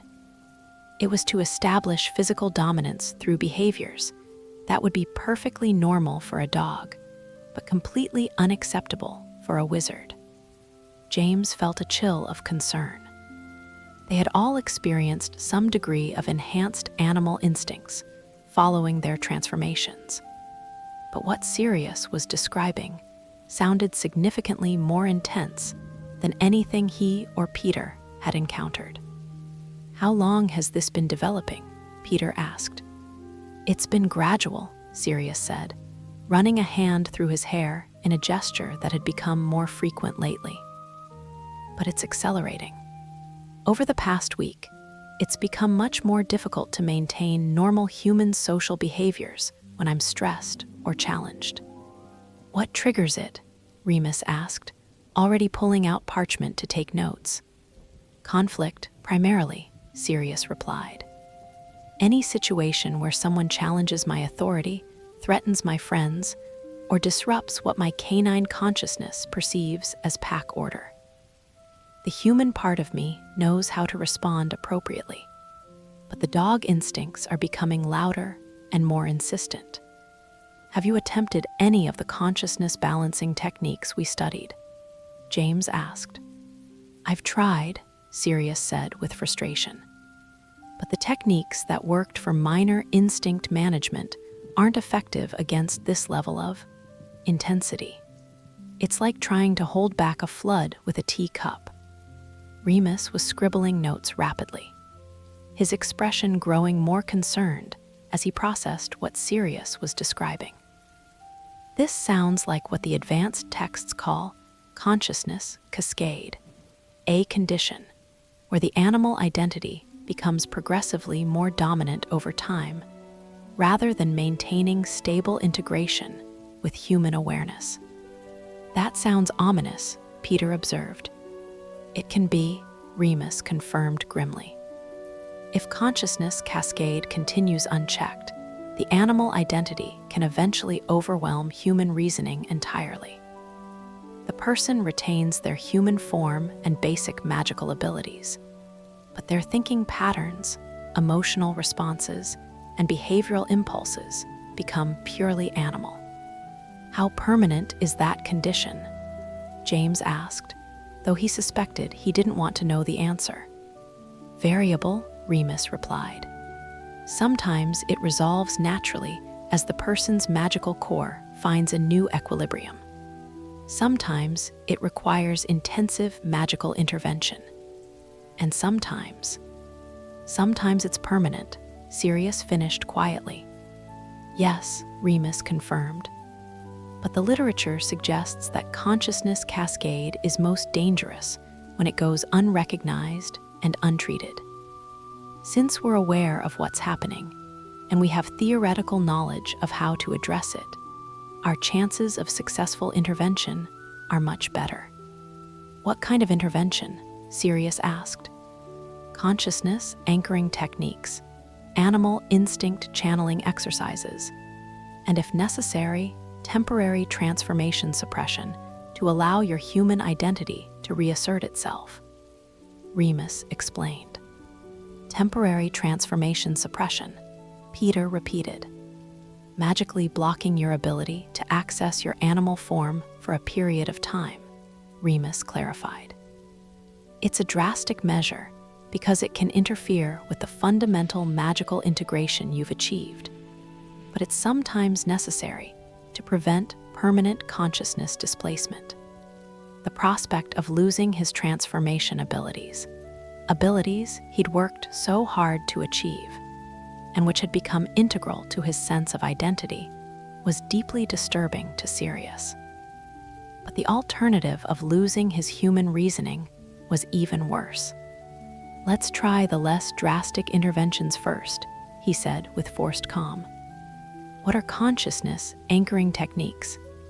Methods for strengthening your human identity and creating clear psychological boundaries between your human and animal consciousness, Remus explained, consulting his notes. The The basic principle is to establish mental structures that your human awareness can retreat to when animal instincts become overwhelming. They spent the next hour working through various anchoring techniques from Remus's research. Some involved meditation and visualization exercises designed to create a kind of mental sanctuary where Sirius's human consciousness could maintain clarity even when his canine instincts were activated. Others focused on developing deliberate habits and behaviors that reinforced his human identity and social conditioning. The key, Remus explained, is to give your human consciousness tools for maintaining control even when your animal instincts are at their strongest. Instead of fighting against the canine impulses, you acknowledge them, but choose to respond with human reasoning. That sounds easier in theory than in practice, Sirius observed. Most effective magic does, James pointed out. But you've mastered plenty of theoretical concepts that seemed impossible when we first encountered them. They practiced the anchoring techniques for several evenings, with mixed results. Sirius found that he could use the mental sanctuary approach successfully when he was calm and focused. But maintaining access to those techniques during moments of stress or conflict proved much more challenging. It's like trying to remember complex spells during a duel, he explained after a particularly frustrating practice session. The techniques work perfectly when I'm not under pressure, but as soon as my canine instincts are activated, my ability to access human reasoning becomes compromised. That's exactly why we need to practice these techniques under stress, Remus replied. We need to create scenarios that activate your canine responses while giving you opportunities to practice maintaining human control. What kind of scenarios? Peter asked nervously. Controlled conflict situations, Remus said. Situations where Sirius's protective instincts or dominance responses will be triggered, but in a safe environment where he can practice channeling those impulses appropriately. The stress testing proved to be both challenging and illuminating. When James deliberately provoked Sirius through verbal challenges that would have triggered his canine dominance responses, Sirius found that he could maintain human control, but only with significant conscious effort and the support of his friends' understanding. This is working, he reported after successfully managing his responses during several test scenarios. But it requires constant vigilance. I can't just rely on automatic human socialization anymore. I have to consciously choose human responses over canine ones. That level of conscious control will probably become more automatic with practice, Remus assured him. Most of the case studies suggest that consciousness cascade can be successfully managed once the person learns to recognize and redirect their animal impulses. But their practice sessions also revealed a more troubling aspect of Sirius's condition. His enhanced canine senses were becoming so acute that he was picking up emotional and social information that his human consciousness wasn't equipped to process appropriately. I can smell fear and anger and attraction on people, he confided to his friends during one session. Not just detect them, I can analyze them in detail. I know when someone is lying, when they're attracted to someone else, when they're afraid or angry or excited. It's like having access to everyone's private emotional states. That must be overwhelming, Peter said with sympathy. It's invasive, Sirius replied. And it's changing how I interact with people. When you know exactly what someone is feeling, it's hard to pretend you don't. My responses to people are becoming based on their actual emotional states rather than their social presentations. Is that necessarily bad? James asked. It can be, Remus answered before Sirius could respond. Human social interactions often depend on mutual agreement to respect social facades, even when they don't reflect underlying emotions. If Sirius responds to people's hidden feelings rather than their public presentations, it could create significant social complications. It already has, Sirius admitted. Yesterday, I responded to a girl's interest before she'd expressed it verbally, and she was mortified that I'd somehow detected her feelings. And in defense against the dark arts, I knew Dimbleby was angry about something unrelated to our lesson, so I adjusted my behavior accordingly. But that made him suspicious about how I knew his emotional state. The social complications of enhanced empathic abilities added another layer of complexity to Sirius's consciousness management challenges.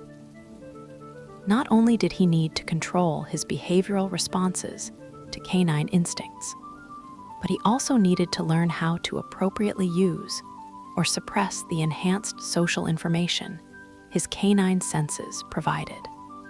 We need to develop protocols for social interaction, Remus concluded. Ways for you to access and use your enhanced empathic abilities appropriately while maintaining normal human social behaviors. Is that even possible? Sirius asked. I believe so, Remus replied.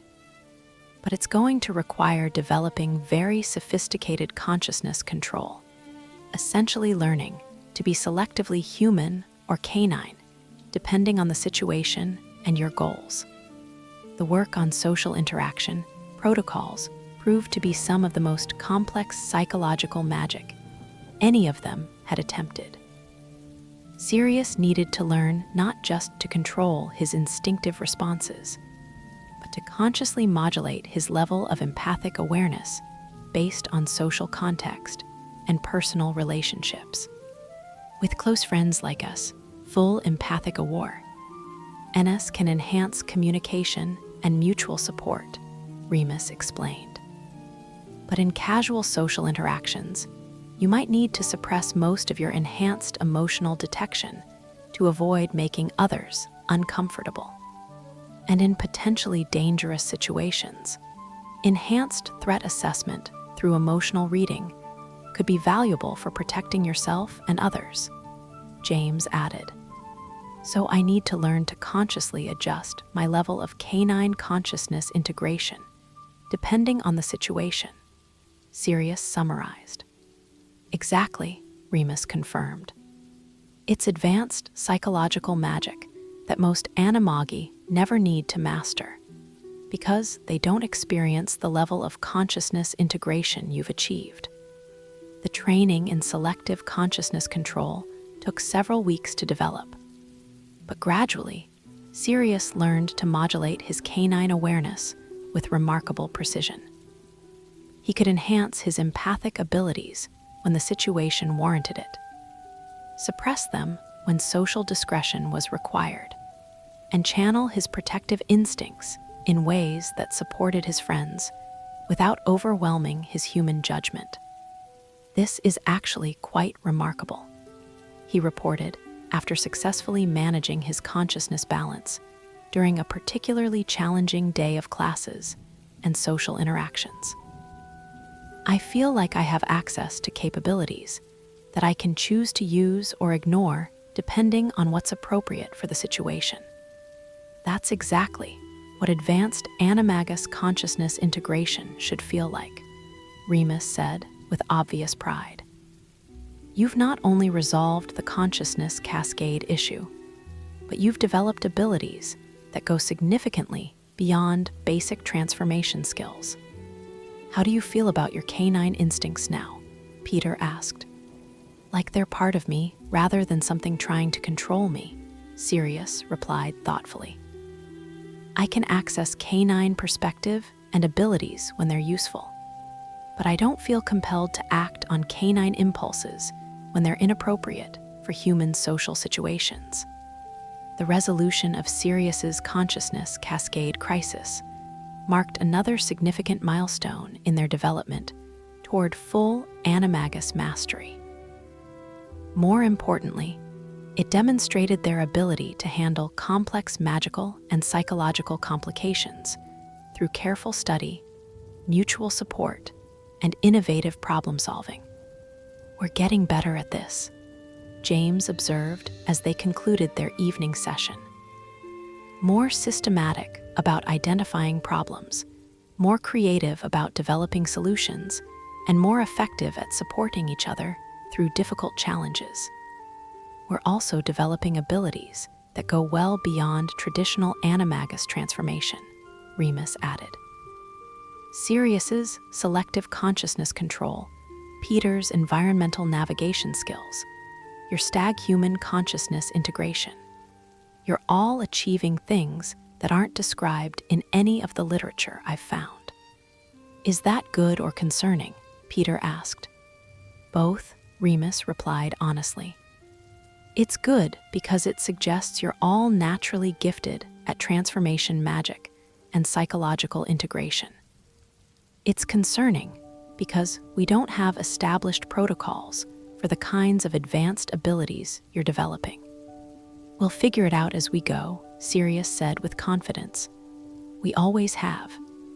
As they prepared to leave their classroom and return to normal student life, they all felt the satisfaction of having overcome another significant challenge through friendship, determination, and collaborative problem-solving.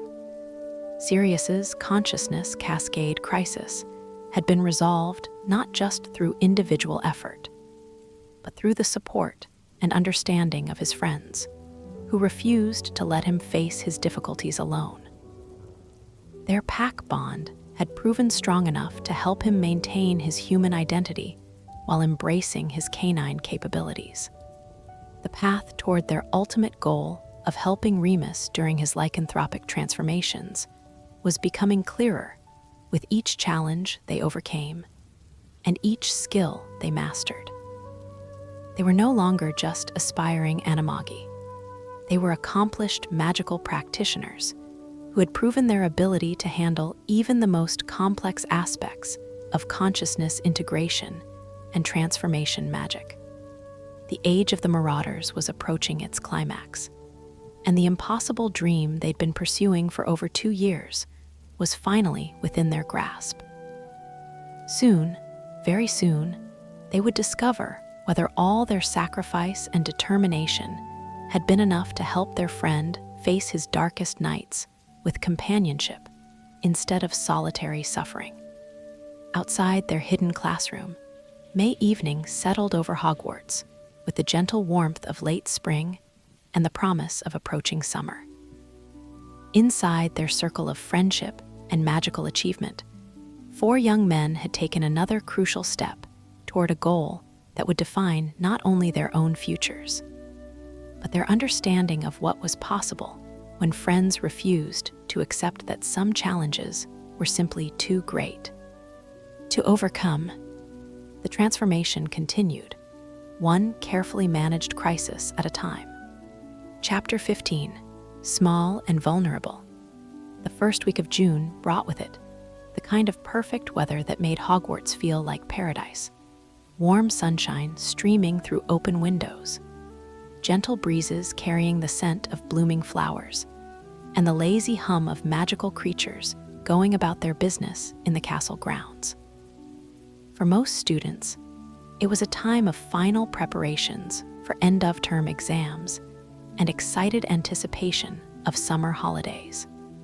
For Peter Pettigrew, however, the approaching end of term carried a weight of anxiety that had nothing to do with academic assessments, and everything to do with a growing sense that he was the weakest link in their extraordinary friendship. The feeling had been building gradually over the past month as he watched his friends master increasingly sophisticated aspects of animagus transformation and consciousness integration. James had achieved perfect stag-human consciousness balance and could maintain his animal form for hours without fatigue. Sirius had overcome his consciousness cascade crisis and developed selective empathic abilities that went far beyond basic transformation magic. Even Remus, despite the complications of his lycanthropy, had been making remarkable progress in understanding how his condition might interact with their animagus abilities. Peter, meanwhile, felt increasingly aware of his limitations. "I keep thinking about what will happen during our first full moon attempt," he confided to his friends as they gathered in their hidden classroom on a Tuesday evening that felt heavy with unspoken concerns. "James, your stag form is powerful enough to physically restrain a werewolf if necessary. Sirius, your dog form has pack instincts that might help calm Remus's wolf consciousness. But my rat form, your rat form has capabilities that neither of ours possess," James interrupted gently. "Peter, we've been through this before. Your contributions to our pack are just as valuable as anyone else's." "Are they, though?" Peter asked, his voice carrying a note of genuine distress. "When we were practicing coordination last week, I spent most of the time hiding in wall passages while you and Sirius handled the actual pack activities. How is that going to help Remus?" "You weren't hiding," Sirius said firmly. "You were providing reconnaissance and security monitoring. You were ensuring that we weren't discovered by professors or other students. That's not hiding, that's tactical support. But during a full moon transformation, Remus won't need tactical support," Peter replied. "He'll need companions who can interact with his werewolf consciousness safely and effectively. I'll just be a small, vulnerable creature that the werewolf might see as prey." The fear underlying Peter's words was something his friends had suspected, but which he'd never articulated so directly. Despite his successful transformation abilities and his unique contributions to their pack dynamics, Peter was genuinely terrified that his rat form would be more liability than asset during their ultimate test. "Peter," Remus said quietly, "have you been researching werewolf-rat interactions specifically?" "Of course I have," Peter replied. "I've read everything I could find about how werewolves respond to different types of animals. The results weren't encouraging." "What did you find?" James asked, though he suspected the answer wouldn't be pleasant. "Werewolves typically ignore larger animals unless they feel threatened or challenged," Peter explained. "But they have strong hunting instincts towards small creatures, mice, rats, rabbits, anything that triggers their predatory responses. Even if my rat form doesn't initially attract hostile attention, any sudden movement or defensive behavior could trigger hunting instincts that might be dangerous." "For you or for all of us?" Sirius asked. "Potentially both," Peter replied grimly. "If Remus's werewolf consciousness becomes focused on hunting me, it could become more agitated and aggressive overall. Instead of calming him down, my presence might make him more dangerous to everyone."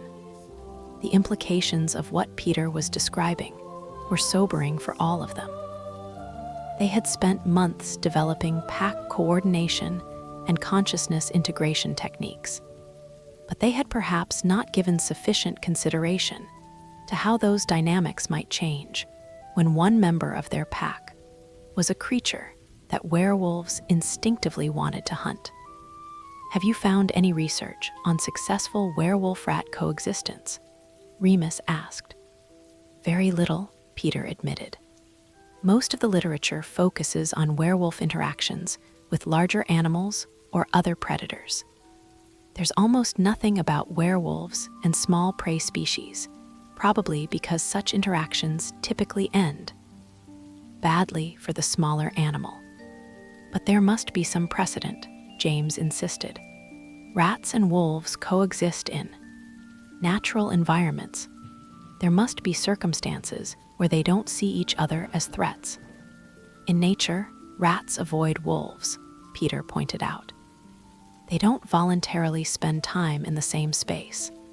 What we're planning is completely contrary to millions of years of evolutionary instinct." The conversation was becoming increasingly discouraging, but Remus was scribbling notes rapidly, his expression thoughtful rather than defeated. "Peter," he said finally, "I think you're approaching this from the wrong perspective." "What do you mean?" Peter asked. "You're thinking about werewolf-rat interactions from the perspective of natural animal behavior," Remus explained. "But we're not dealing with natural animals. You're not just a rat. You're a highly intelligent, magically enhanced rat with human consciousness and decision-making abilities. And I won't be just a werewolf. I'll be a werewolf surrounded by pack members who aren't threats and who might help stabilize my consciousness." "I'm not sure I understand the distinction," Peter said. "Natural rats are prey animals that react instinctively to predator presence," Remus continued. "But you can make conscious choices about your behavior, your positioning, and your responses to werewolf behavior. Instead of triggering predatory instincts through typical prey responses, you could potentially avoid those triggers entirely." "How?" Peter asked, though his voice carried a note of hope for the first time in the conversation. "By not behaving like prey," Sirius said with sudden understanding. "Peter, what if instead of trying to avoid the werewolf's attention, you positioned yourself as part of the pack environment? Not a prey animal to be hunted, but a pack member with a specific role." "What kind of role could a rat have in a wolf pack?" Peter asked skeptically. "Information gathering, environmental monitoring, early warning systems," James suggested. "Wolves in the wild often have relationships with other species that provide those services. Ravens, for instance, who help wolves locate prey and avoid dangers in exchange for access to wolf kills." "That's actually quite brilliant," Remus said with growing excitement. "Peter, if you approach the werewolf encounter not as a potential victim, but as a service provider within the pack structure, you might be able to establish a completely different type of relationship. A symbiotic relationship rather than a predator-prey dynamic," Peter said slowly. "I could provide information and monitoring services that benefit the entire pack, including the werewolf." "Exactly," Remus confirmed. "And your magical intelligence means you could provide much more sophisticated services than any natural animal could offer." The reframing of Peter's role from liability to specialized pack member was transformative for his confidence and for their overall planning. Instead of seeing his rat form as a dangerous weakness, they began developing specific techniques for integrating his unique capabilities into their werewolf interaction strategy. "What kind of information would be most valuable to a werewolf?" Peter asked as they began planning his specialized role. "Environmental awareness, primarily," Remus replied. "Werewolves have enhanced senses, but they're focused mainly on hunting and territorial behaviors. Information about magical signatures, human presence, potential threats from outside the immediate area, those would all be valuable services that could benefit the entire pack. And your rat form has advantages for gathering that information that our larger forms don't possess," Sirius added. "You can access areas we can't reach, move without being detected, and observe without influencing the situation. Plus," James pointed out, "if something goes wrong during our full moon attempt, your mobility and stealth capabilities might be crucial for getting help or implementing emergency procedures." Over the following weeks, they developed comprehensive protocols for Peter's specialized role during their planned werewolf encounter. Instead of simply accompanying James and Sirius in a general support capacity, Peter would serve as their pack's intelligence and security specialist. His responsibilities would include monitoring the magical and physical environment around their location, detecting any human presence that might complicate their activities, providing advance warning of potential threats or disruptions, and maintaining communication links between the pack and their emergency backup procedures. This is actually quite sophisticated tactical planning, Peter observed as they reviewed their protocols. I'm not just tagging along, I'm providing services that are genuinely essential to our success and safety. That's because your contributions genuinely are essential, Remus assured him. Peter, without your environmental monitoring and early warning capabilities, our full moon attempt would be significantly more dangerous for Eve. Ryan involved, and your ability to access hidden passages and navigate the castle unseen gives us options and escape routes that we wouldn't have otherwise, Sirius added.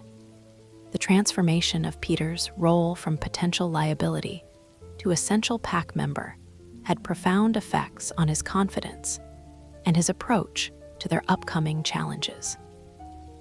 Instead of dreading the full moon attempt, he began to look forward to demonstrating his unique contributions to their collective success. But the psychological shift also revealed other areas where Peter had been underestimating his own importance to their friendship and their magical development. I've been thinking, he said during one of their evening sessions, about all the times over the past 2 years when I assumed I was the least capable or least important member of our group. And, James prompted, and I realize I was focusing on the wrong metrics, Peter continued. I was comparing my magical power to yours, my confidence to Sirius's, my academic performance to Remus's. But those comparisons missed all the ways that I was contributing things that none of you could provide. Such as, Remus asked with interest, strategic thinking that considered long-term consequences rather than immediate goals, Peter said. Attention to practical details that made our research safer and more effective. Social awareness that helped us avoid detection and manage our cover stories. And problem-solving approaches that found solutions in places the rest of you weren't looking. All absolutely true, Sirius confirmed. Peter, you've been essential to our success from the beginning, even when you didn't recognize your own contributions. I think I understand now why my animagus form is a rat, Peter said thoughtfully. Not because I'm small or weak or unimportant, but because I have the intelligence, adaptability, and resourcefulness that make rats such successful survivors. Those are strengths, not weaknesses. Exactly, James agreed. And they're strengths that our pack needs, especially for the challenges we're planning to face. The shift in Peter's self-perception had effects that extended beyond their animagus activities. His confidence in classes improved. His contributions to their normal friendship dynamics became more assertive and valuable. And his overall approach to challenges became more proactive and strategic. More importantly, his newfound confidence in his own capabilities enhanced their pack coordination and magical integration. Instead of defaulting to defensive or supportive roles, Peter began taking initiative in planning and problem-solving that strengthened their collective abilities. This is what we've been missing, Remus observed after a particularly successful coordination session where Peter had taken the lead in developing their tactics. We had individual mastery and pairwise cooperation, but we needed Peter's strategic perspective to become truly effective as a complete pack. I feel like we're finally reaching our full potential, Sirius agreed.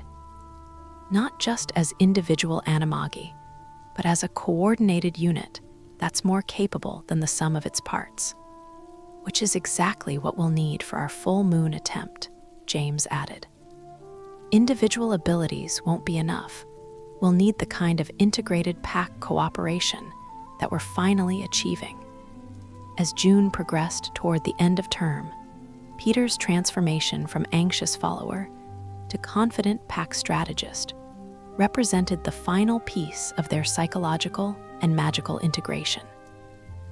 They were no longer just three friends helping a fourth with his lycanthropy problem. They were a unified pack with complementary capabilities and shared purpose. When do you think we'll be ready to attempt our first full moon encounter? Peter asked as they concluded one of their final evening sessions before summer holidays. Soon, Remus replied thoughtfully. Probably early in the next school year, after we've had time to practice our new pack dynamics and finalize our safety protocols. Are you nervous? Sirius asked. Terrified, Remus admitted, but also hopeful in a way I never expected to be. You've all become so much more capable and confident than I imagined when we started this journey. We've all become more than we imagined, James corrected. That's what this experience has given us, not just magical abilities, but understanding of what we're capable of when we work together. And friendship that's strong enough to face anything, Peter added with quiet satisfaction, as they prepared to leave their hidden classroom for what might be the last time before their ultimate test. All four friends felt the profound transformation that had occurred not just in their magical abilities, but in their understanding of themselves and each other. Peter was no longer the anxious, uncertain boy who had worried about being the weakest member of their group. He had become a confident, strategic pack member whose unique contributions were essential to their collective success.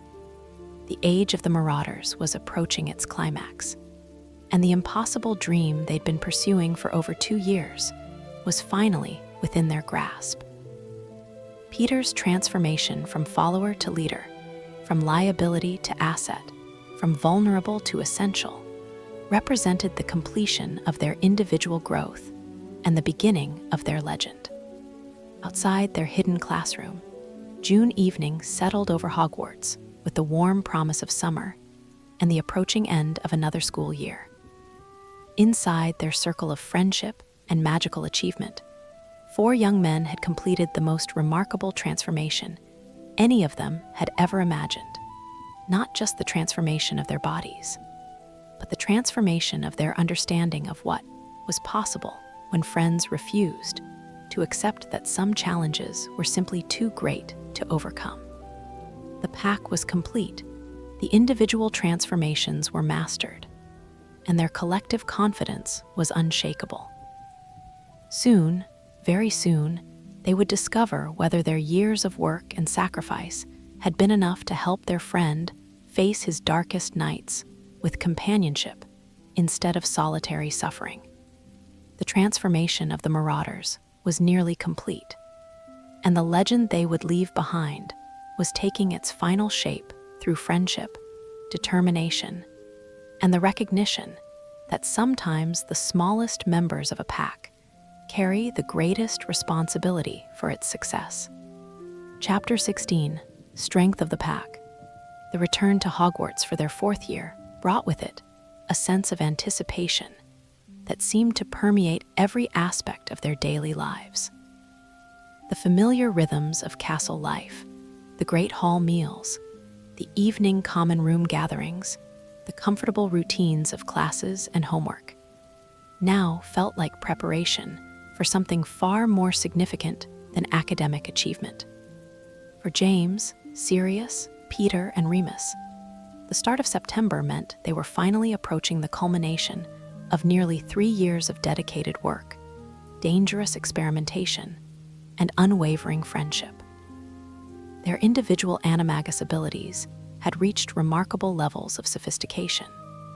Their pack coordination had evolved into something unprecedented in the literature, and their understanding of transformation magic had advanced far beyond anything their professors could have imagined.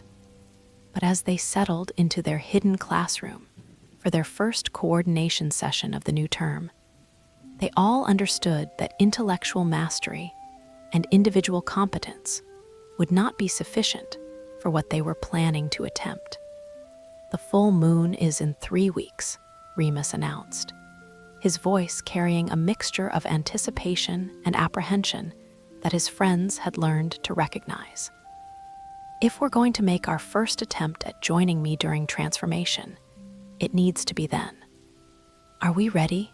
Peter asked, though his tone suggested confidence rather than anxiety, a remarkable change from his earlier uncertainty about his role in their pack.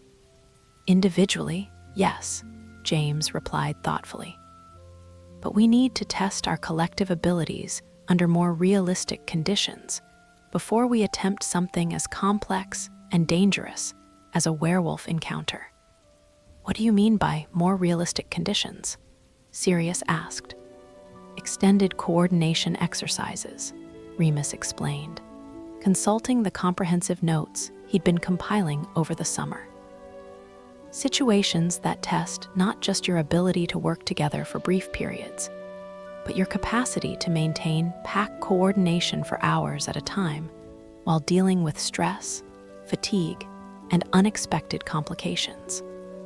They had spent considerable time during the summer holidays corresponding about their plans for the upcoming term. But being physically reunited allowed them to address the practical challenges that written communication couldn't fully capture.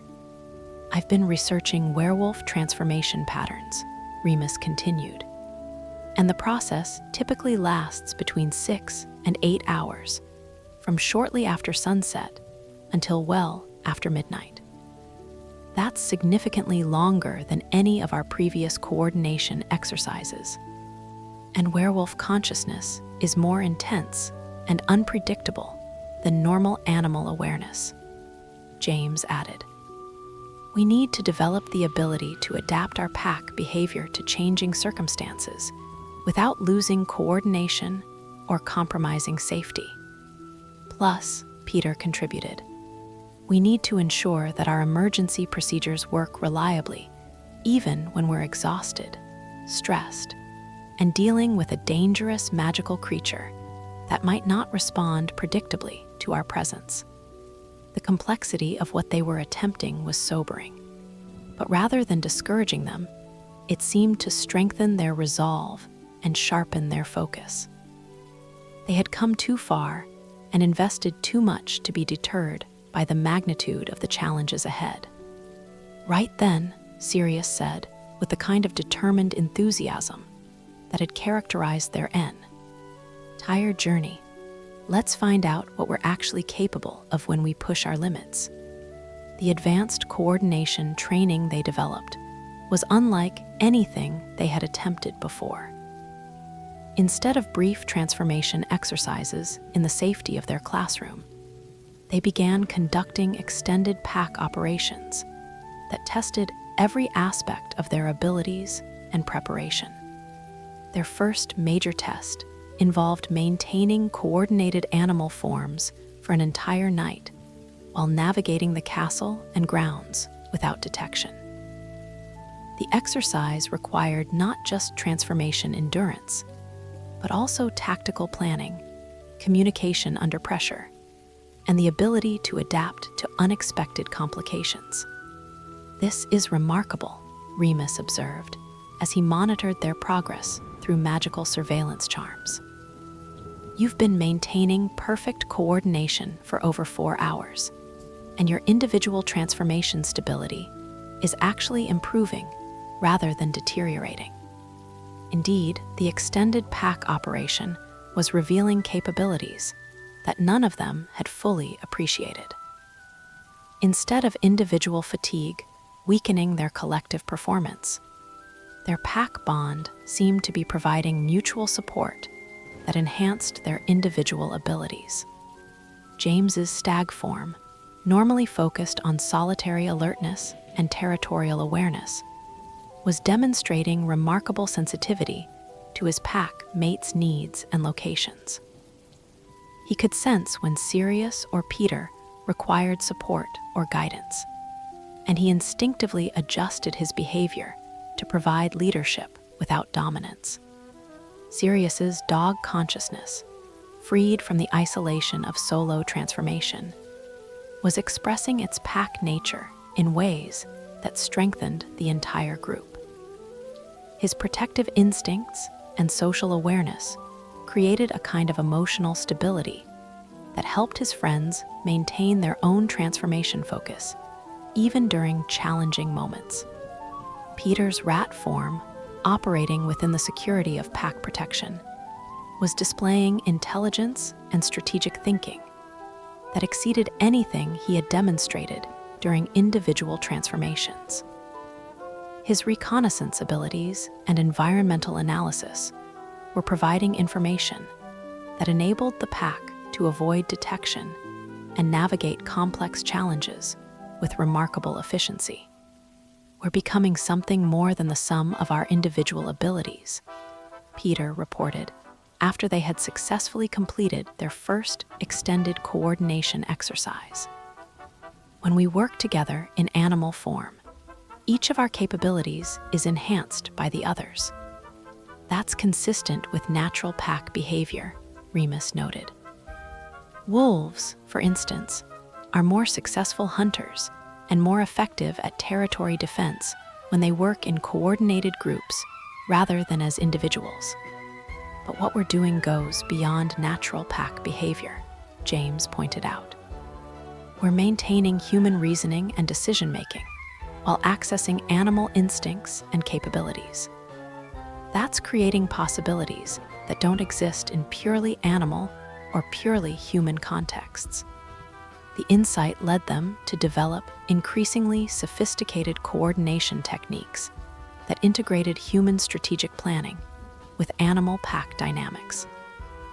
Instead of simply working together as animals who happen to retain human consciousness, they were learning to consciously direct their pack behavior toward goals that required both animal capabilities and human intelligence. Their second major test involved responding to simulated emergency situations while maintaining pack coordination.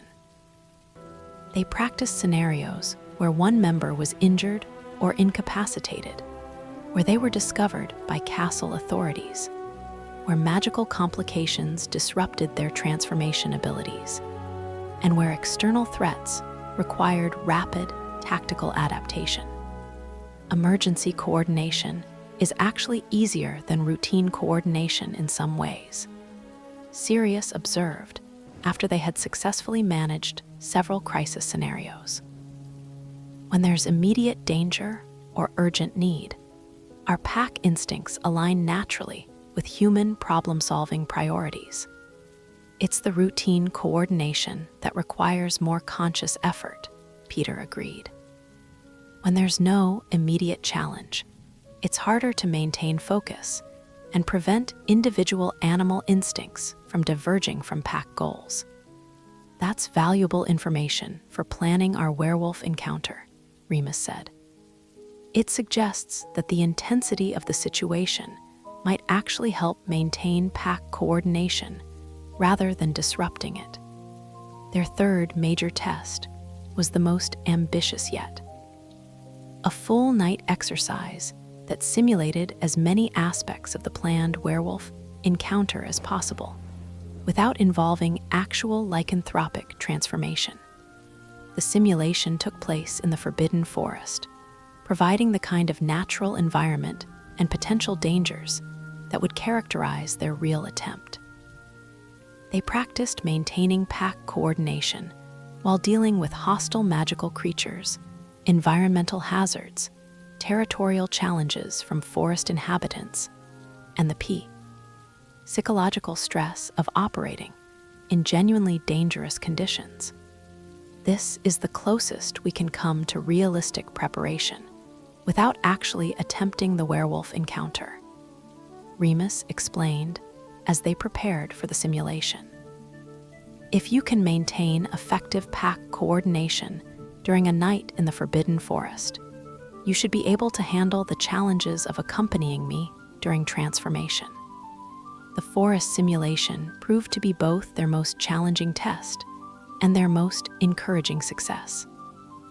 The dangers they encountered: an aggressive centaur patrol, a territorial acromantula, a pack of hostile Thestrals, and various other creatures that objected to their presence, required exactly the kind of tactical flexibility and mutual support that they would need during a werewolf encounter. More importantly, the simulation revealed that their pack bond was strong enough to handle genuine life-threatening situations without breaking down or compromising their individual safety. "We did it," James said with quiet satisfaction as they emerged from the forest at dawn, exhausted but triumphant. 8 hours of continuous pack coordination under genuinely dangerous conditions, and we never lost tactical effectiveness or mutual support. And our individual transformation abilities remained stable throughout, Sirius added. No consciousness displacement, no involuntary reversals, no inability to maintain our forms under stress. Plus, Peter contributed, our emergency procedures worked perfectly when we needed them.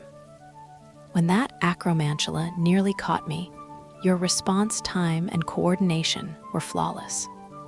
Most importantly, Remus said with obvious pride and growing confidence, you demonstrated that your pack bond is strong enough to handle the kind of intense, dangerous situation that werewolf transformation represents.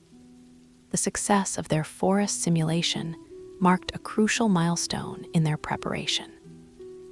They had proven to themselves and each other that their years of training and development had produced genuine mastery of pack coordination under realistic conditions. But the psychological impact of their success was perhaps even more significant than the practical demonstration of their capabilities. For the first time since they had begun their ambitious project, all 4 friends felt genuinely confident that their goal was not just theoretically achievable, but practically within their reach. "I'm ready," Remus announced as they concluded their post-simulation analysis. "For 3 years, I've been terrified that even if you mastered Animagus transformation, the werewolf encounter might be too dangerous or too complex for you to handle safely. But after watching your performance during the forest simulation, I believe you're prepared for whatever challenges we might face." "Are you sure?" James asked. "Because once we attempt this, there's no turning back.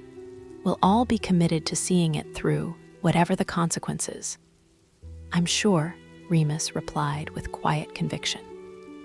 "You've proven that your friendship is strong enough to overcome any obstacle, that your abilities are sophisticated enough to handle complex magical challenges, and that your pack coordination is effective enough to support each other through genuinely dangerous situations." "Then we do it," Sirius said simply. 3 weeks from now, during the next full moon, we find out whether our impossible dream was worth all the risks we've taken to achieve it. Together, Peter added, with the kind of confident determination that would have been unimaginable from him 2 years earlier. Together, they all agreed, as they prepared to leave their forest testing ground and return to the normal routines of castle life. All 4 friends felt the profound transformation that had occurred not just in their magical abilities, but in their understanding of what was possible when friends refused to accept limitations or abandon each other to face difficulties alone. They were no longer students experimenting with dangerous magic. They were accomplished magical practitioners who had achieved something that most adult wizards never attempted, let alone mastered. More than that, they were friends whose loyalty had been tested by years of challenges and had proven stronger than fear, stronger than setbacks, and stronger than the considerable risks they had accepted in pursuit of their goal. The pack was ready. The individual mastery was complete. The coordination was flawless. and in 3 weeks, they would discover whether their years of dedication had been sufficient to help their friend face his darkest nights with companionship instead of solitary suffering. The age of the Marauders was approaching its climax, and the impossible was about to become reality. Outside the Forbidden Forest, September morning broke over Hogwarts with golden light and the promise of another day of ordinary student life. But for 4 friends walking back toward the Ka, SDLE, ordinary had been left far behind. They were legends in the making, though the legend would have to wait just a little longer to fully unfold. The transformation was nearly complete, in every sense that mattered. Soon, very soon, they would discover what they had truly become through their years of friendship, sacrifice, and unwavering determination to help each other through the impossible. The strength of the pack was about to be tested in ways none of them could fully anticipate. But they would face that test together, as they had faced everything else on their remarkable journey from curious students to accomplished magicians to something approaching a family bound by magic, loyalty, and love. Chapter 17, First Full Moon. The day of the full moon arrived with deceptive normalcy. September 21st dawned clear and bright at Hogwarts, with the kind of perfect autumn weather that made the castle grounds look like something from a fairy tale.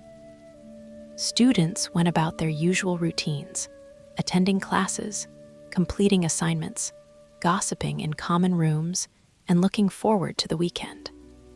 For James Potter, Sirius Black, Peter Pettigrew, and Remus Lupin, however, this ordinary Friday carried the weight of nearly 3 years of preparation, sacrifice, and unwavering friendship. Tonight, they would finally attempt what had seemed impossible when they'd first committed to this journey, ensuring that Remus would not face his lycanthropic transformation alone. "How are you feeling?"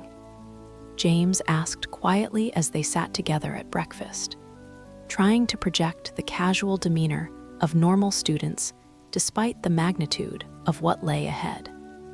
"Nervous," Remus replied honestly, though his voice was steady. "More nervous than I've been for any transformation in years, but also hopeful. For the first time since I was bitten, I'm actually looking forward to a full moon rather than dreading it." "That's because tonight everything changes," Sirius said with quiet confidence. "After tonight, you'll never have to face this alone again." "Are our preparations complete?" Peter asked, unconsciously touching the small bag at his side that contained their carefully planned emergency supplies. "As complete as we can make them," Remus confirmed. Emergency reversal procedures reviewed and memorized, communication protocols established, escape routes mapped, and safety measures prepared for every contingency we could anticipate. "And some we probably couldn't," James added grimly. "But that's why we've spent so much time developing our ability to adapt and improvise under pressure."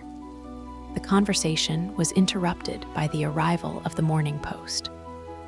A barn owl landed directly in front of Remus, with a letter bearing the official Hogwarts seal, the monthly notification from Madame Pomfrey about his scheduled visit to his sick aunt.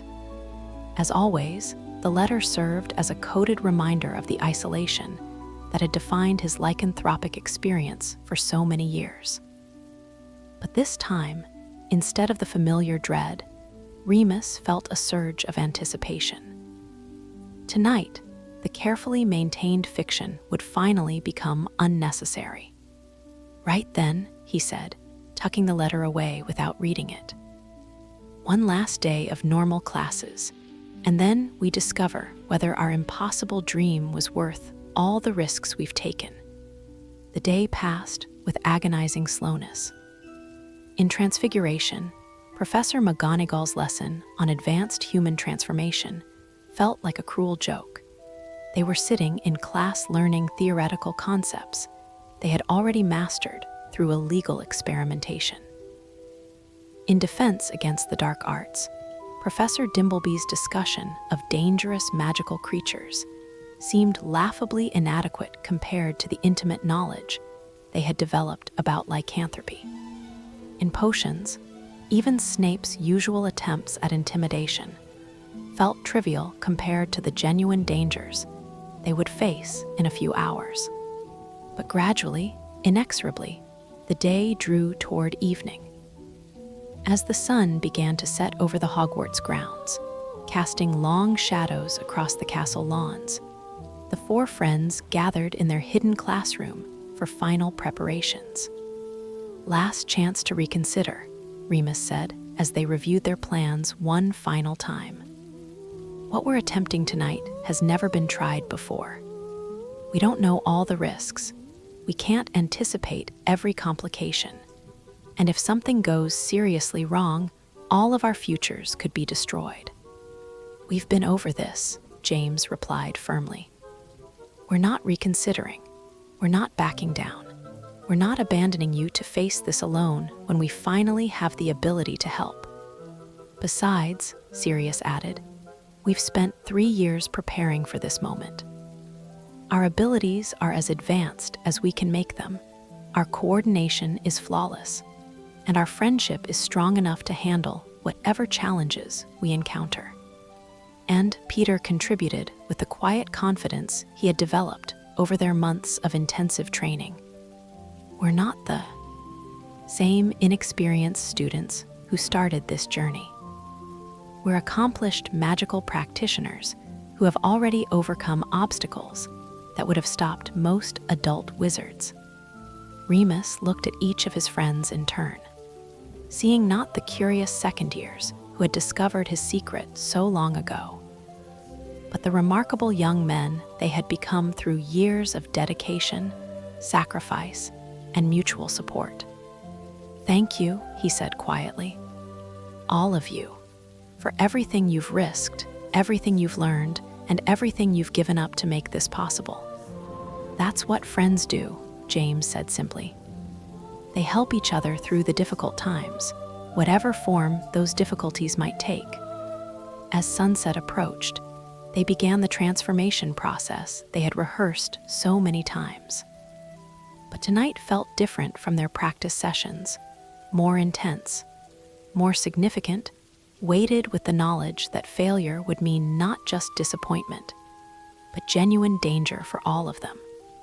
"Remember," Remus said as his friends prepared for their transformations, "werewolf consciousness is more intense and less predictable than normal animal awareness. My human reasoning will be severely compromised, and my responses will be largely instinctual. Don't expect me to recognize your friendship or remember our plans. Approach me as animals approaching a dangerous predator, not as friends helping a friend." "Understood," they chorused, though the reminder sent a chill through all of them. The individual transformations proceeded smoothly, James flowing into his magnificent stag form, Sirius becoming the large black dog, whose loyalty had never wavered, Peter shifting into the clever rat, whose strategic mind had proven so essential to their success.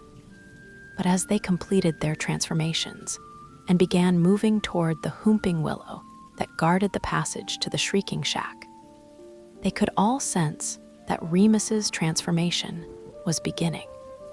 Even at a distance, the magical signature of lycanthropic change was unmistakable.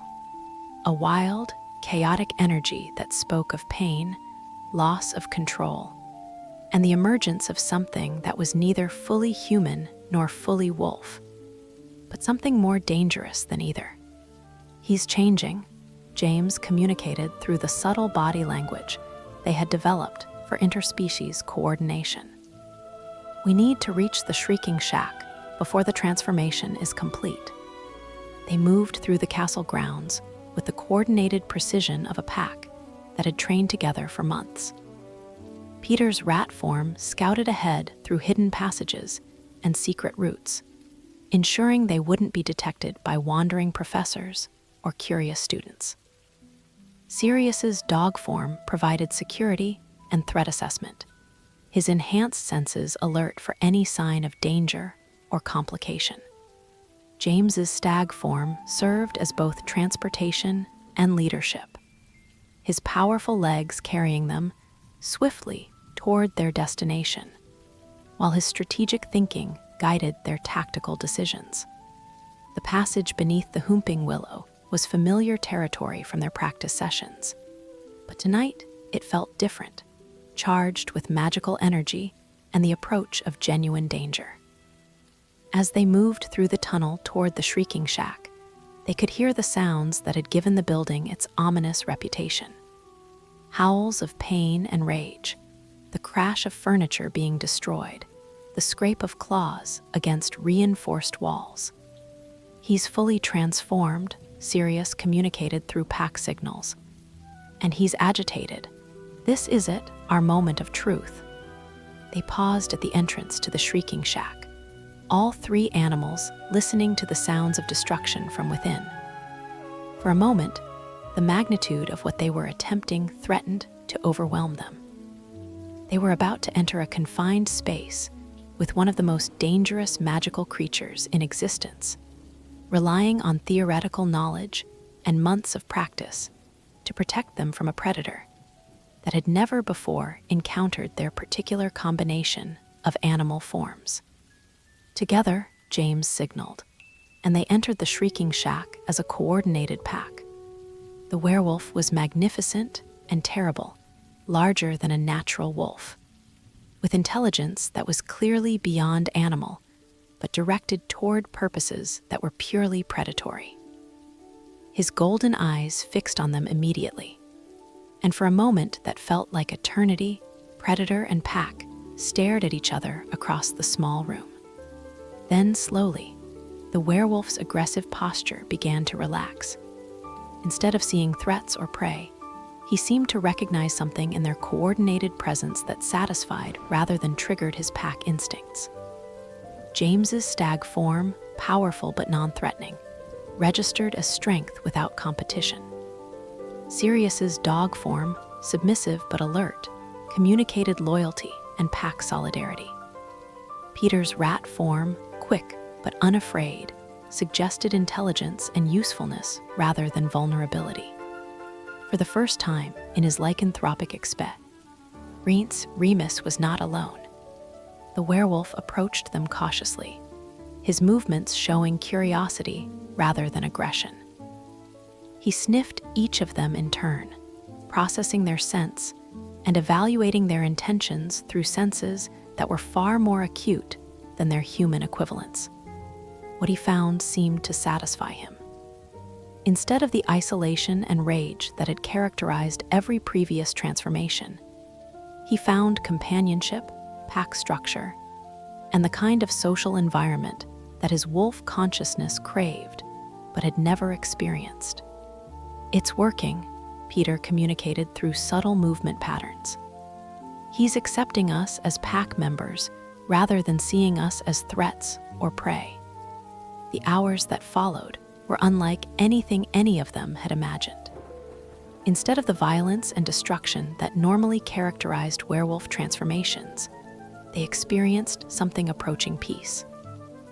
The werewolf, surrounded by pack companions who neither challenged his dominance nor triggered his hunting instincts, was calmer and more controlled than Remus had ever been during transformation. They moved together through the reinforced rooms of the Shrieking Shack, exploring the space as a coordinated pack rather than as a solitary predator. The werewolf's behavior was still fundamentally animal, but it was social animal behavior rather than the isolated rage that had defined Remus's previous experiences. "This is remarkable," James communicated as they settled into a comfortable group arrangement, the werewolf resting between his pack companions in a configuration that suggested trust and mutual protection. "He's not just tolerating our presence, he's genuinely comfortable with us." "More than comfortable," Sirius added. "He's exhibiting classic pack bonding behaviors." We're not just keeping him company, we're actually fulfilling social needs that he's never been able to meet during transformation. And look at his stress indicators, Peter observed through his enhanced rat senses. His breathing is steady, his muscle tension is relaxed, and his magical signature is more stable than any of our research suggested was possible for werewolf transformation. As the night progressed, they developed natural patterns of interaction that seemed to satisfy the werewolf's social instincts while maintaining their own safety and coordination. The werewolf would periodically patrol the perimeter of their space, checking for threats or changes in their environment, while his pack companions provided security support and companionship. When he rested, they arranged themselves around him in configurations that provided mutual warmth and protection. When he became restless, they engaged in gentle play behaviors that channeled his energy without triggering aggressive responses. We're not just helping him survive the transformation, James realized as the hours passed. We're helping him experience what lycanthropy could be like with proper pack support. It's what we always hoped for, Sirius agreed. Not just management of his condition, but genuine improvement in his experience during transformation. The most remarkable aspect of their success was how natural it felt. Despite their years of preparation and the complexity of their theoretical knowledge, the actual pack interaction required very little conscious effort. Their animal instincts, enhanced by human intelligence and strengthened by deep friendship, seemed to naturally align with the werewolf's needs. As dawn approached, and they could sense the werewolf transformation beginning to reverse, they positioned themselves to provide support and security during the vulnerable transition period. The change from werewolf back to human was typically as traumatic as the initial transformation, leaving Remus disoriented, exhausted, and emotionally fragile. But this time, instead of waking alone and devastated in a destroyed room, Remus opened his eyes to find his 3 best friends surrounding him in their animal forms, providing warmth, protection, and the unmistakable comfort of companionship. Did it work?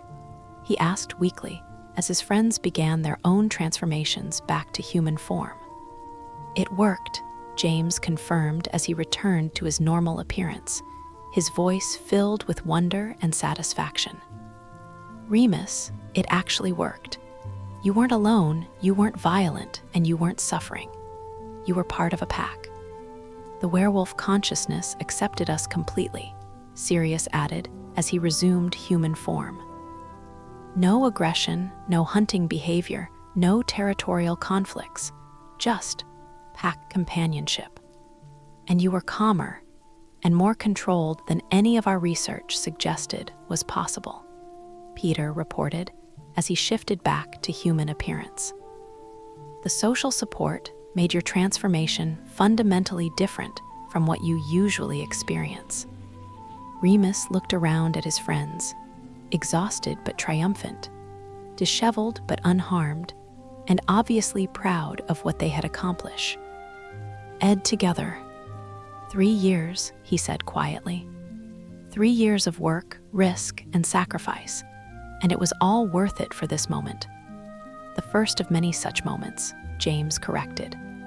Remus, you never have to face a full moon alone again. We're with you now for every transformation, for as long as you need us. Forever, Sirius added simply. Forever, Peter agreed. As they prepared to leave the shrieking shack and return to the castle, all 4 friends understood that they had achieved something far beyond their original goal. They hadn't just developed the ability to help Remus during his transformations. They had fundamentally changed what lycanthropy meant for their friend, and what friendship meant for all of them. The age of the Marauders had reached its climax, and the impossible dream they had pursued for so long had become reality. But more than that, they had discovered that the bonds of true friendship were stronger than any curse, any transformation, any challenge that the magical world could present. Outside the Shrieking Shack, September dawn was breaking over Hogwarts with golden light and the promise of a new day. Inside the building that had witnessed their triumph, 4 friends prepared to return to their normal lives, forever changed by the knowledge that they had accomplished something truly extraordinary together. The transformation was complete in every sense that mattered. They were no longer just students, no longer just friends. They were the Marauders, legends in their own time, bound together by magic, loyalty, and love that would endure whatever challenges lay ahead. The pack was whole, the impossible had become possible, and nothing would ever be quite the same again. Chapter 18, After the Moon. The morning after their first successful full moon encounter dawned with a peculiar quality that none of them could quite define. The castle looked the same, the other students went about their usual Saturday routines, and the familiar rhythms of Hogwarts life continued unchanged. Yet for James, Sirius, Peter, and Remus, everything felt fundamentally different. They had slept late, exhausted by their nocturnal adventure, and when they finally made their way to the Great Hall for a very late breakfast, they found themselves moving with a kind of unconscious coordination that hadn't existed before. Not the deliberate pack behavior they'd practiced for months, but something more subtle, an awareness of each other's presence and needs that seemed to have become second nature overnight. "You all look different somehow," Lily Evans observed as they settled at the Gryffindor table. She was one of the few students who regularly paid attention to the 4 friends, though more out of academic curiosity about their consistently excellent marks than social interest. "Different how?" James asked, trying to project casual normalcy while internally cataloging the various ways their experience might have changed their appearance or behavior. "More confident, I suppose," Lily replied thoughtfully. "Like you've accomplished something significant, though I can't imagine what 4 fourth years could have done overnight that would warrant such satisfaction." If only she knew, Remus thought with private amusement. But aloud he simply said, "Perhaps we're just feeling good about our defense against the dark arts assignment. We stayed up quite late working on it." It wasn't entirely a lie. They had indeed spent the night dealing with a dark creature, though not in the way Professor Dimbleby would have expected. "Speaking of which," Sirius said smoothly, "we should probably review our notes before Monday's class. Make sure we didn't miss anything important during our late-night study session." The casual mention of their study session was code for the debriefing they needed to conduct, analyzing their success and planning their next steps. They finished breakfast quickly and made their way to their hidden classroom, eager to process what they had experienced. Right then, James said as they settled into their familiar circle, "How do we feel about last night?" "Extraordinary," Remus replied immediately. "I've been experiencing lycanthropic transformations for over 10 years, and last night was completely unlike anything I've ever experienced before." "How so?" Peter asked, though they had all observed the difference during their pack interaction. The werewolf consciousness wasn't fighting against confinement or isolation, Remus explained. For the first time, it was content. Satisfied by pack companionship in a way that I never imagined was possible. "And your human awareness during transformation?" Sirius asked. "Could you sense any of your normal consciousness while in werewolf form?" "More than usual," Remus said thoughtfully. "I couldn't maintain full human reasoning, but there were moments when I was aware of your identities, aware that you were helping me, aware that I was safe and supported rather than alone and dangerous." That's remarkable, James said with excitement. If your human consciousness can remain partially active during transformation when you have pack support, it might be possible to develop that awareness further over time. You mean I might eventually be able to maintain human reasoning during werewolf transformation? Remus asked. It's theoretically possible, Peter said, consulting the notes he'd been scribbling during their conversation. If the pack environment provides sufficient psychological stability to allow partial human consciousness retention, then practice and familiarity might strengthen that retention over time. The possibility that their success might be just the beginning rather than the culmination of Remus's improvement was intoxicating for all of them. They had achieved their primary goal of ensuring he wouldn't face transformations alone. But the prospect of actually helping him maintain human awareness during lycanthropic episodes was beyond their most optimistic projections. But that's for future investigation, Remus said pragmatically. For now, I want to focus on what we accomplished and what it means for our ongoing activities. What do you mean? Sirius asked. Well, Remus said with a slight smile, we've spent 3 years developing extraordinary magical abilities for the specific purpose of helping me during full moons. But those abilities have applications far beyond lycanthropy management. It was true, and they all knew it. Their animagus transformations, pack coordination, and advanced magical knowledge represented capabilities that few adult wizards possessed. The question was what they intended to do with those capabilities now that their primary goal had been achieved. I've been thinking about that, James said. We've become something unprecedented, a coordinated group of Animagi with abilities that go far beyond traditional transformation magic. We could use those abilities for almost anything. Such as, Peter asked, though his tone suggested he had his own ideas. Exploration, for starters, Sirius said enthusiastically.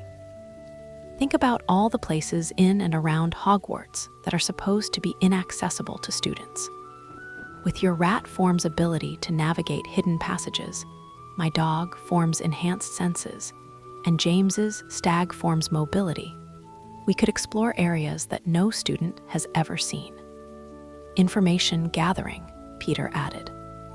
My environmental reconnaissance abilities combined with your empathic sensing could provide insights into castle activities, professor behaviors, and student dynamics that might be useful. Problem solving for other students, James suggested. If someone is being bullied, or if there are mysterious occurrences in the castle, or if dangerous situations develop that require capabilities beyond normal student resources, we could potentially help. Basically, Remus summarized, we could become the kind of legendary student group that gets talked about for generations. The ones who could handle any challenge, solve any mystery, and help anyone who needed assistance. The prospect was both thrilling and daunting.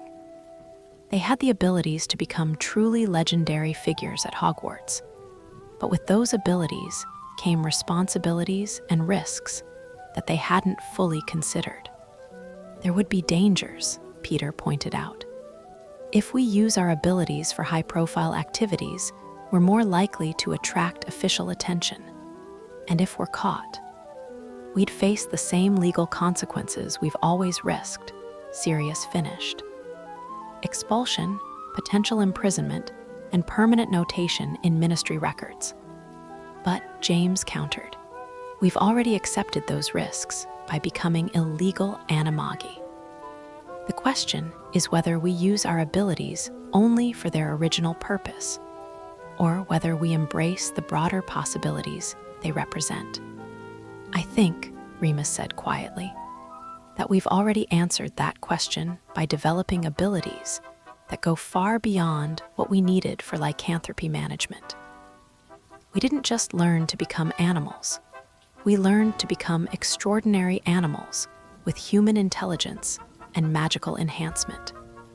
Plus, Sirius added with a grin, after 3 years of intensive study and dangerous experimentation, I'm rather looking forward to some adventures that are exciting rather than terrifying. What did you have in mind? Peter asked. Well, Sirius said, I've been hearing rumors about strange activities in the lower levels of the castle. Mysterious sounds, unusual magical signatures, and areas that even the ghosts avoid. Sounds like exactly the kind of mystery that would benefit from our unique investigative capabilities. And, James added, there have been several incidents this term of younger students being harassed by older students in remote areas of the castle. The kind of situations where adult intervention isn't practical, but where our abilities might allow us to provide unofficial assistance. Not to mention, Peter contributed, all the academic and social challenges that our fellow students face that could be addressed through the strategic application of enhanced senses, environmental knowledge, and coordination abilities. The conversation continued for hours as they explored the possibilities that their newfound mastery represented. By the time they concluded their discussion, they had outlined an ambitious program of activities that would establish them as something approaching guardian angels for Hogwarts students who needed help that couldn't be obtained through official channels. So we're agreed then, Remus said, as they prepared to end their session. We use our abilities not just for monthly lycanthropy management, but for broader service to our fellow students and investigation of the mysteries that seem to perpetually surround this castle. Agreed, they chorused.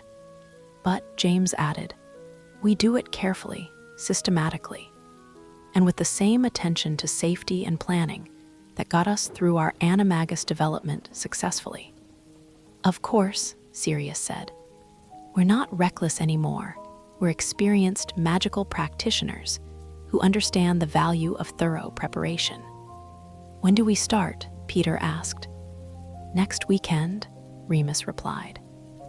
That gives us a week to plan our first unofficial investigation and develop protocols for this new phase of our activities.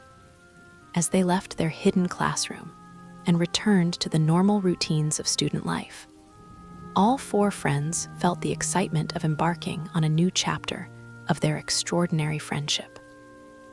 They had achieved the impossible dream that had brought them together. But in doing so, they had discovered that they were capable of far more than they had ever imagined. The age of the Marauders was entering a new phase. No longer students struggling to master dangerous magic for a single purpose, but accomplished practitioners with abilities that could be applied to any challenge they chose to face.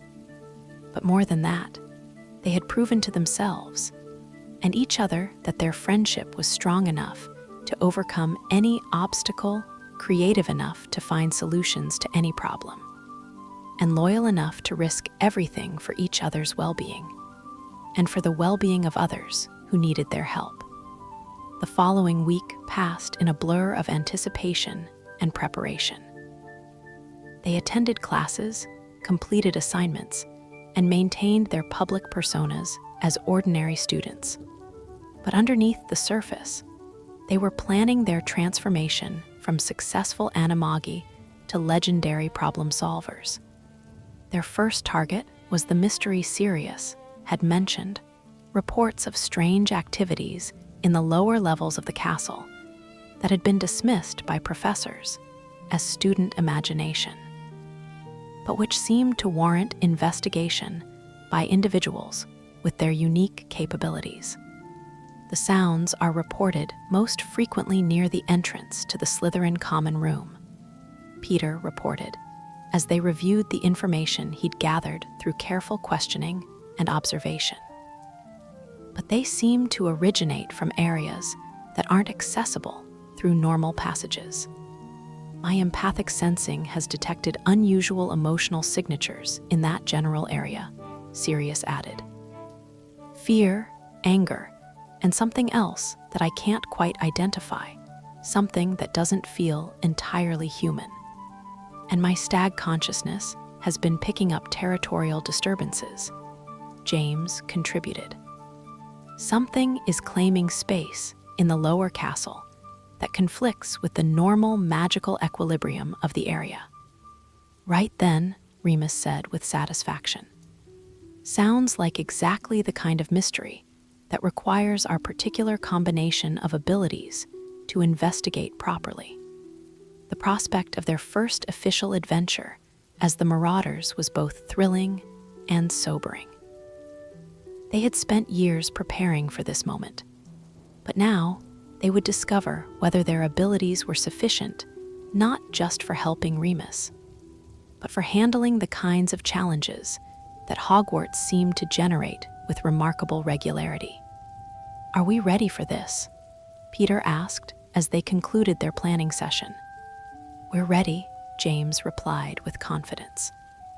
We've mastered advanced magic that most adult wizards never attempt. We've developed coordination that allows us to handle complex challenges as a unified team. And we've proven that our friendship is strong enough to overcome any obstacle. Plus, Sirius added with the kind of grin that had characterized their entire journey, we've already accomplished the impossible once. What's one more impossibility among friends? Indeed, Remus agreed. Besides, after facing a werewolf successfully, how dangerous can a few mysterious castle disturbances be? It was a question they would soon discover had a more complex answer than any of them anticipated. But for now, it was enough that they were ready to embrace the next phase of their transformation from extraordinary scent mutants to legendary marauders. The pack was complete, their abilities were mastered, and their friendship had been tested by challenges that would have defeated most groups. Whatever adventures lay ahead, they would face them together, as they had faced everything else on their remarkable journey from curiosity to competence to something approaching greatness. The age of the Marauders was far from over. In many ways, it was just beginning. Outside their hidden classroom, October evening settled over Hogwarts with the comfortable familiarity of routine and the promise of new adventures. Inside their circle of friendship and magical achievement, 4 young men prepared to discover what legends they might become when extraordinary abilities were combined with unwavering loyalty and the determination to help others face whatever challenges life might present. The transformation continued, one new adventure at a time. Chapter 19, The Marauders' First Hunt. The Saturday evening, that would mark their first official adventure, as the Marauders began with the kind of careful preparation that had become second nature after 3 years of dangerous magical experimentation.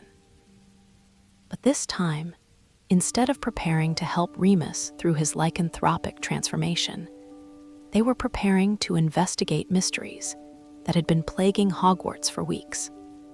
Right then, James said as they gathered in their hidden classroom, reviewing the intelligence Peter had compiled about the strange disturbances in the castle's lower levels.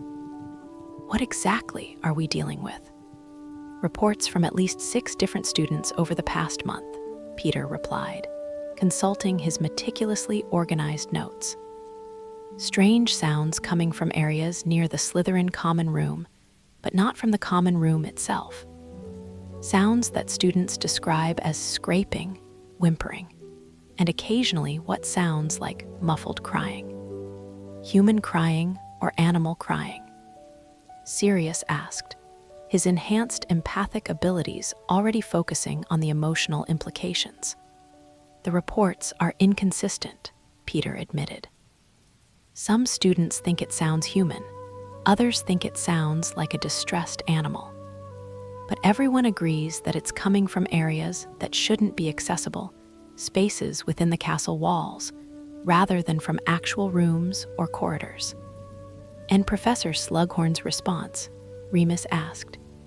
He's dismissed the reports as student imagination or pranks, James replied with obvious frustration. Claims that the old castle naturally makes unusual sounds, and that students are simply being overly dramatic, which means that if there really is something wrong, no official help is coming, Sirius concluded. Exactly the kind of situation where our unofficial capabilities might be needed.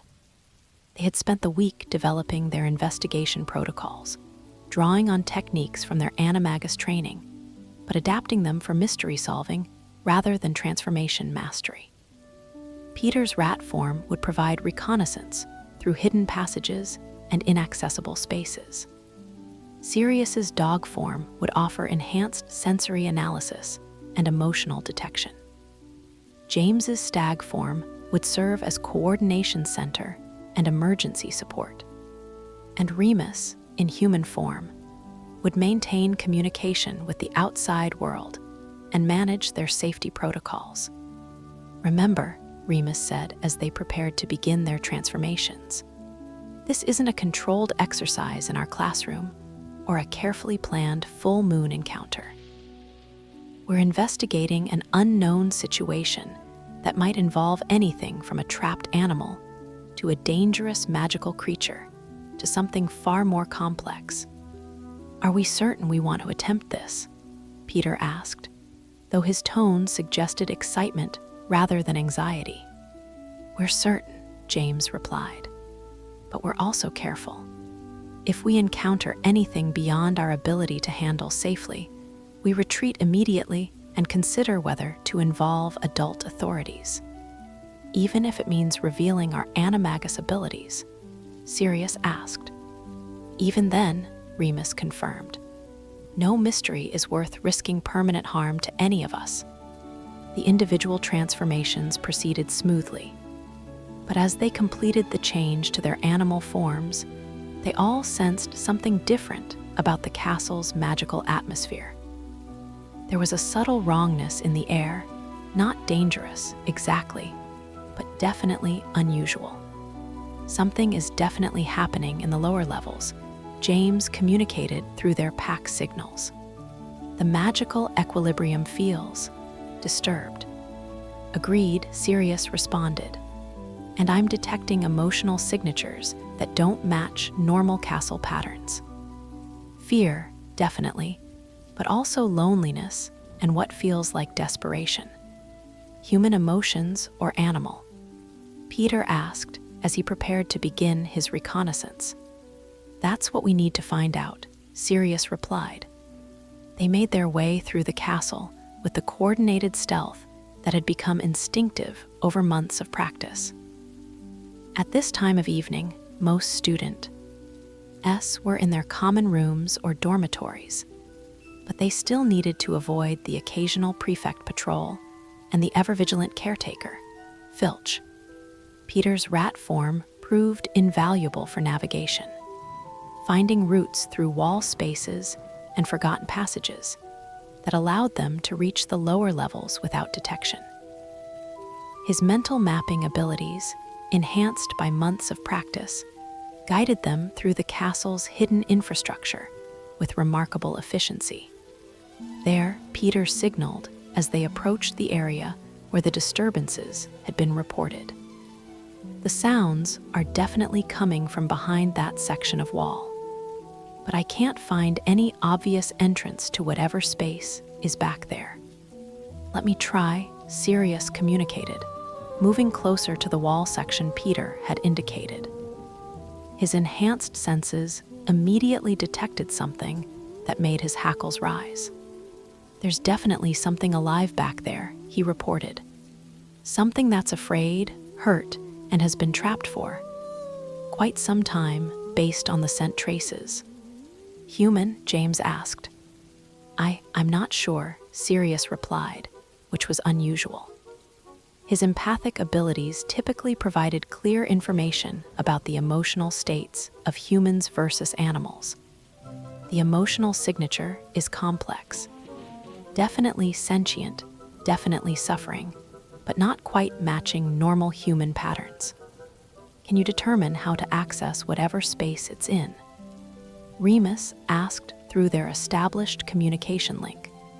Peter immediately began a more detailed investigation of the wall structure, using his rat form's natural ability to detect hidden openings and structural weaknesses.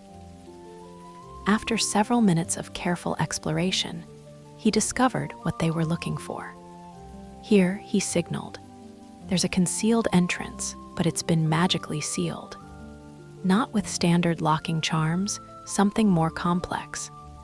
James moved closer to examine the concealed entrance, his stag consciousness providing insights into magical structures that his human awareness might have missed. What he found was both fascinating and concerning. "This isn't just a hidden door," he communicated. "It's a magical containment system. Whatever is behind this wall has been deliberately imprisoned here." "By whom?" Sirius asked. "And for what purpose?" Peter added. "And how long ago?" Remus contributed through their communication link. The discovery that they were dealing with a deliberate magical imprisonment, rather than an accidental entrapment, changed the nature of their investigation significantly. They were no longer just helping a trapped creature. They were potentially interfering with someone's magical work. "We need to be very careful here," James warned. "If this is an authorized containment of a dangerous creature, breaking it open could create serious problems. But if it's unauthorized imprisonment of an innocent being, then we have a moral obligation to investigate further," Sirius finished. "Can you determine what type of creature is imprisoned?" Remus asked. Sirius focused his enhanced senses on the emotional signatures emanating from behind the wall. What he detected was complex and disturbing. "Intelligence comparable to human level," he reported. "But the emotional patterns include elements I don't recognize. There's fear and loneliness, as I mentioned, but also magical signatures that don't match any creature I've encountered. Could it be a wizard or witch who has been transformed?" Peter suggested. "That's possible," James replied thoughtfully. "Unauthorized human transfiguration is a serious crime, but it's not unheard of. And the magical containment system would make sense if someone wanted to hide evidence of illegal transformation. The possibility that they were dealing with a transformed human being crystallized their moral obligation to act. Whatever the risks, they couldn't walk away from someone who might be the victim of serious magical crime. Right then, James decided, "We're going to open this containment system, but we do it carefully, with full emergency procedures in place, and we're prepared to retreat immediately if what we find is genuinely dangerous." "How do we break a complex magical containment system?" Peter asked. "Very carefully," Sirius replied. "But I think our pack coordination might give us advantages that whoever created this system didn't anticipate." The process of dismantling the magical containment proved to be more complex than any single transformation they had attempted, but their pack coordination allowed them to approach it systematically. Peter's rat form provided detailed analysis of the magical structure. Sirius's dog consciousness offered insights into the emotional resonances built into the containment spells. James's stag awareness supplied the raw magical power needed to disrupt the binding energies. Working together, they gradually weakened and then dissolved the containment system, revealing an opening into a small, hidden chamber that had clearly been magically created within the castle walls. What they found inside was not what any of them had expected. A house elf crouched in the corner of the chamber, but not like any house elf they had seen before. This one was larger, more robust, and showed signs of magical enhancement that suggested deliberate modification rather than natural variation. "That's definitely not a normal house elf," Peter communicated. "No," Sirius agreed, his empathic senses providing detailed information about the creature's emotional state. "This is a house elf that has been magically altered, probably enhanced for specific capabilities. And it's been imprisoned here for months, at least." "By whom?" James asked, "and why?" The house elf looked up at them with eyes that held intelligence, far beyond what they expected from even the most capable house elves they had encountered at Hogwarts. When it spoke, its voice was clear and articulate rather than the typical house elf dialect. You are not the ones who imprisoned me," it said, its voice filled with hope and wariness in equal measure. "It can speak normally," Sirius observed. "That's definitely evidence of magical enhancement." "No," Remus replied, having positioned himself where the house elf could see him in human form. "We heard reports of someone trapped and came to investigate. Who imprisoned you here, and why?" "I am Dobby," the house elf replied. I served the Malfoy family. But I discovered information about their plans for Hogwarts students, and when I tried to warn people, they used dark magic to enhance my capabilities and then imprisoned me here to prevent me from interfering. This is much more serious than we anticipated, James communicated. We're dealing with dark magic, influential families, and potential threats to student safety. And we're definitely in over our heads, Peter added.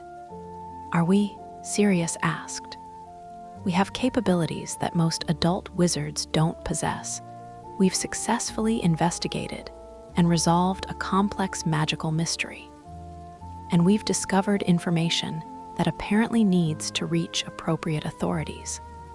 Dobby, Remus said carefully. What kind of plans were the Malfoys making that involved Hogwarts students? The house elf's response chilled all of them.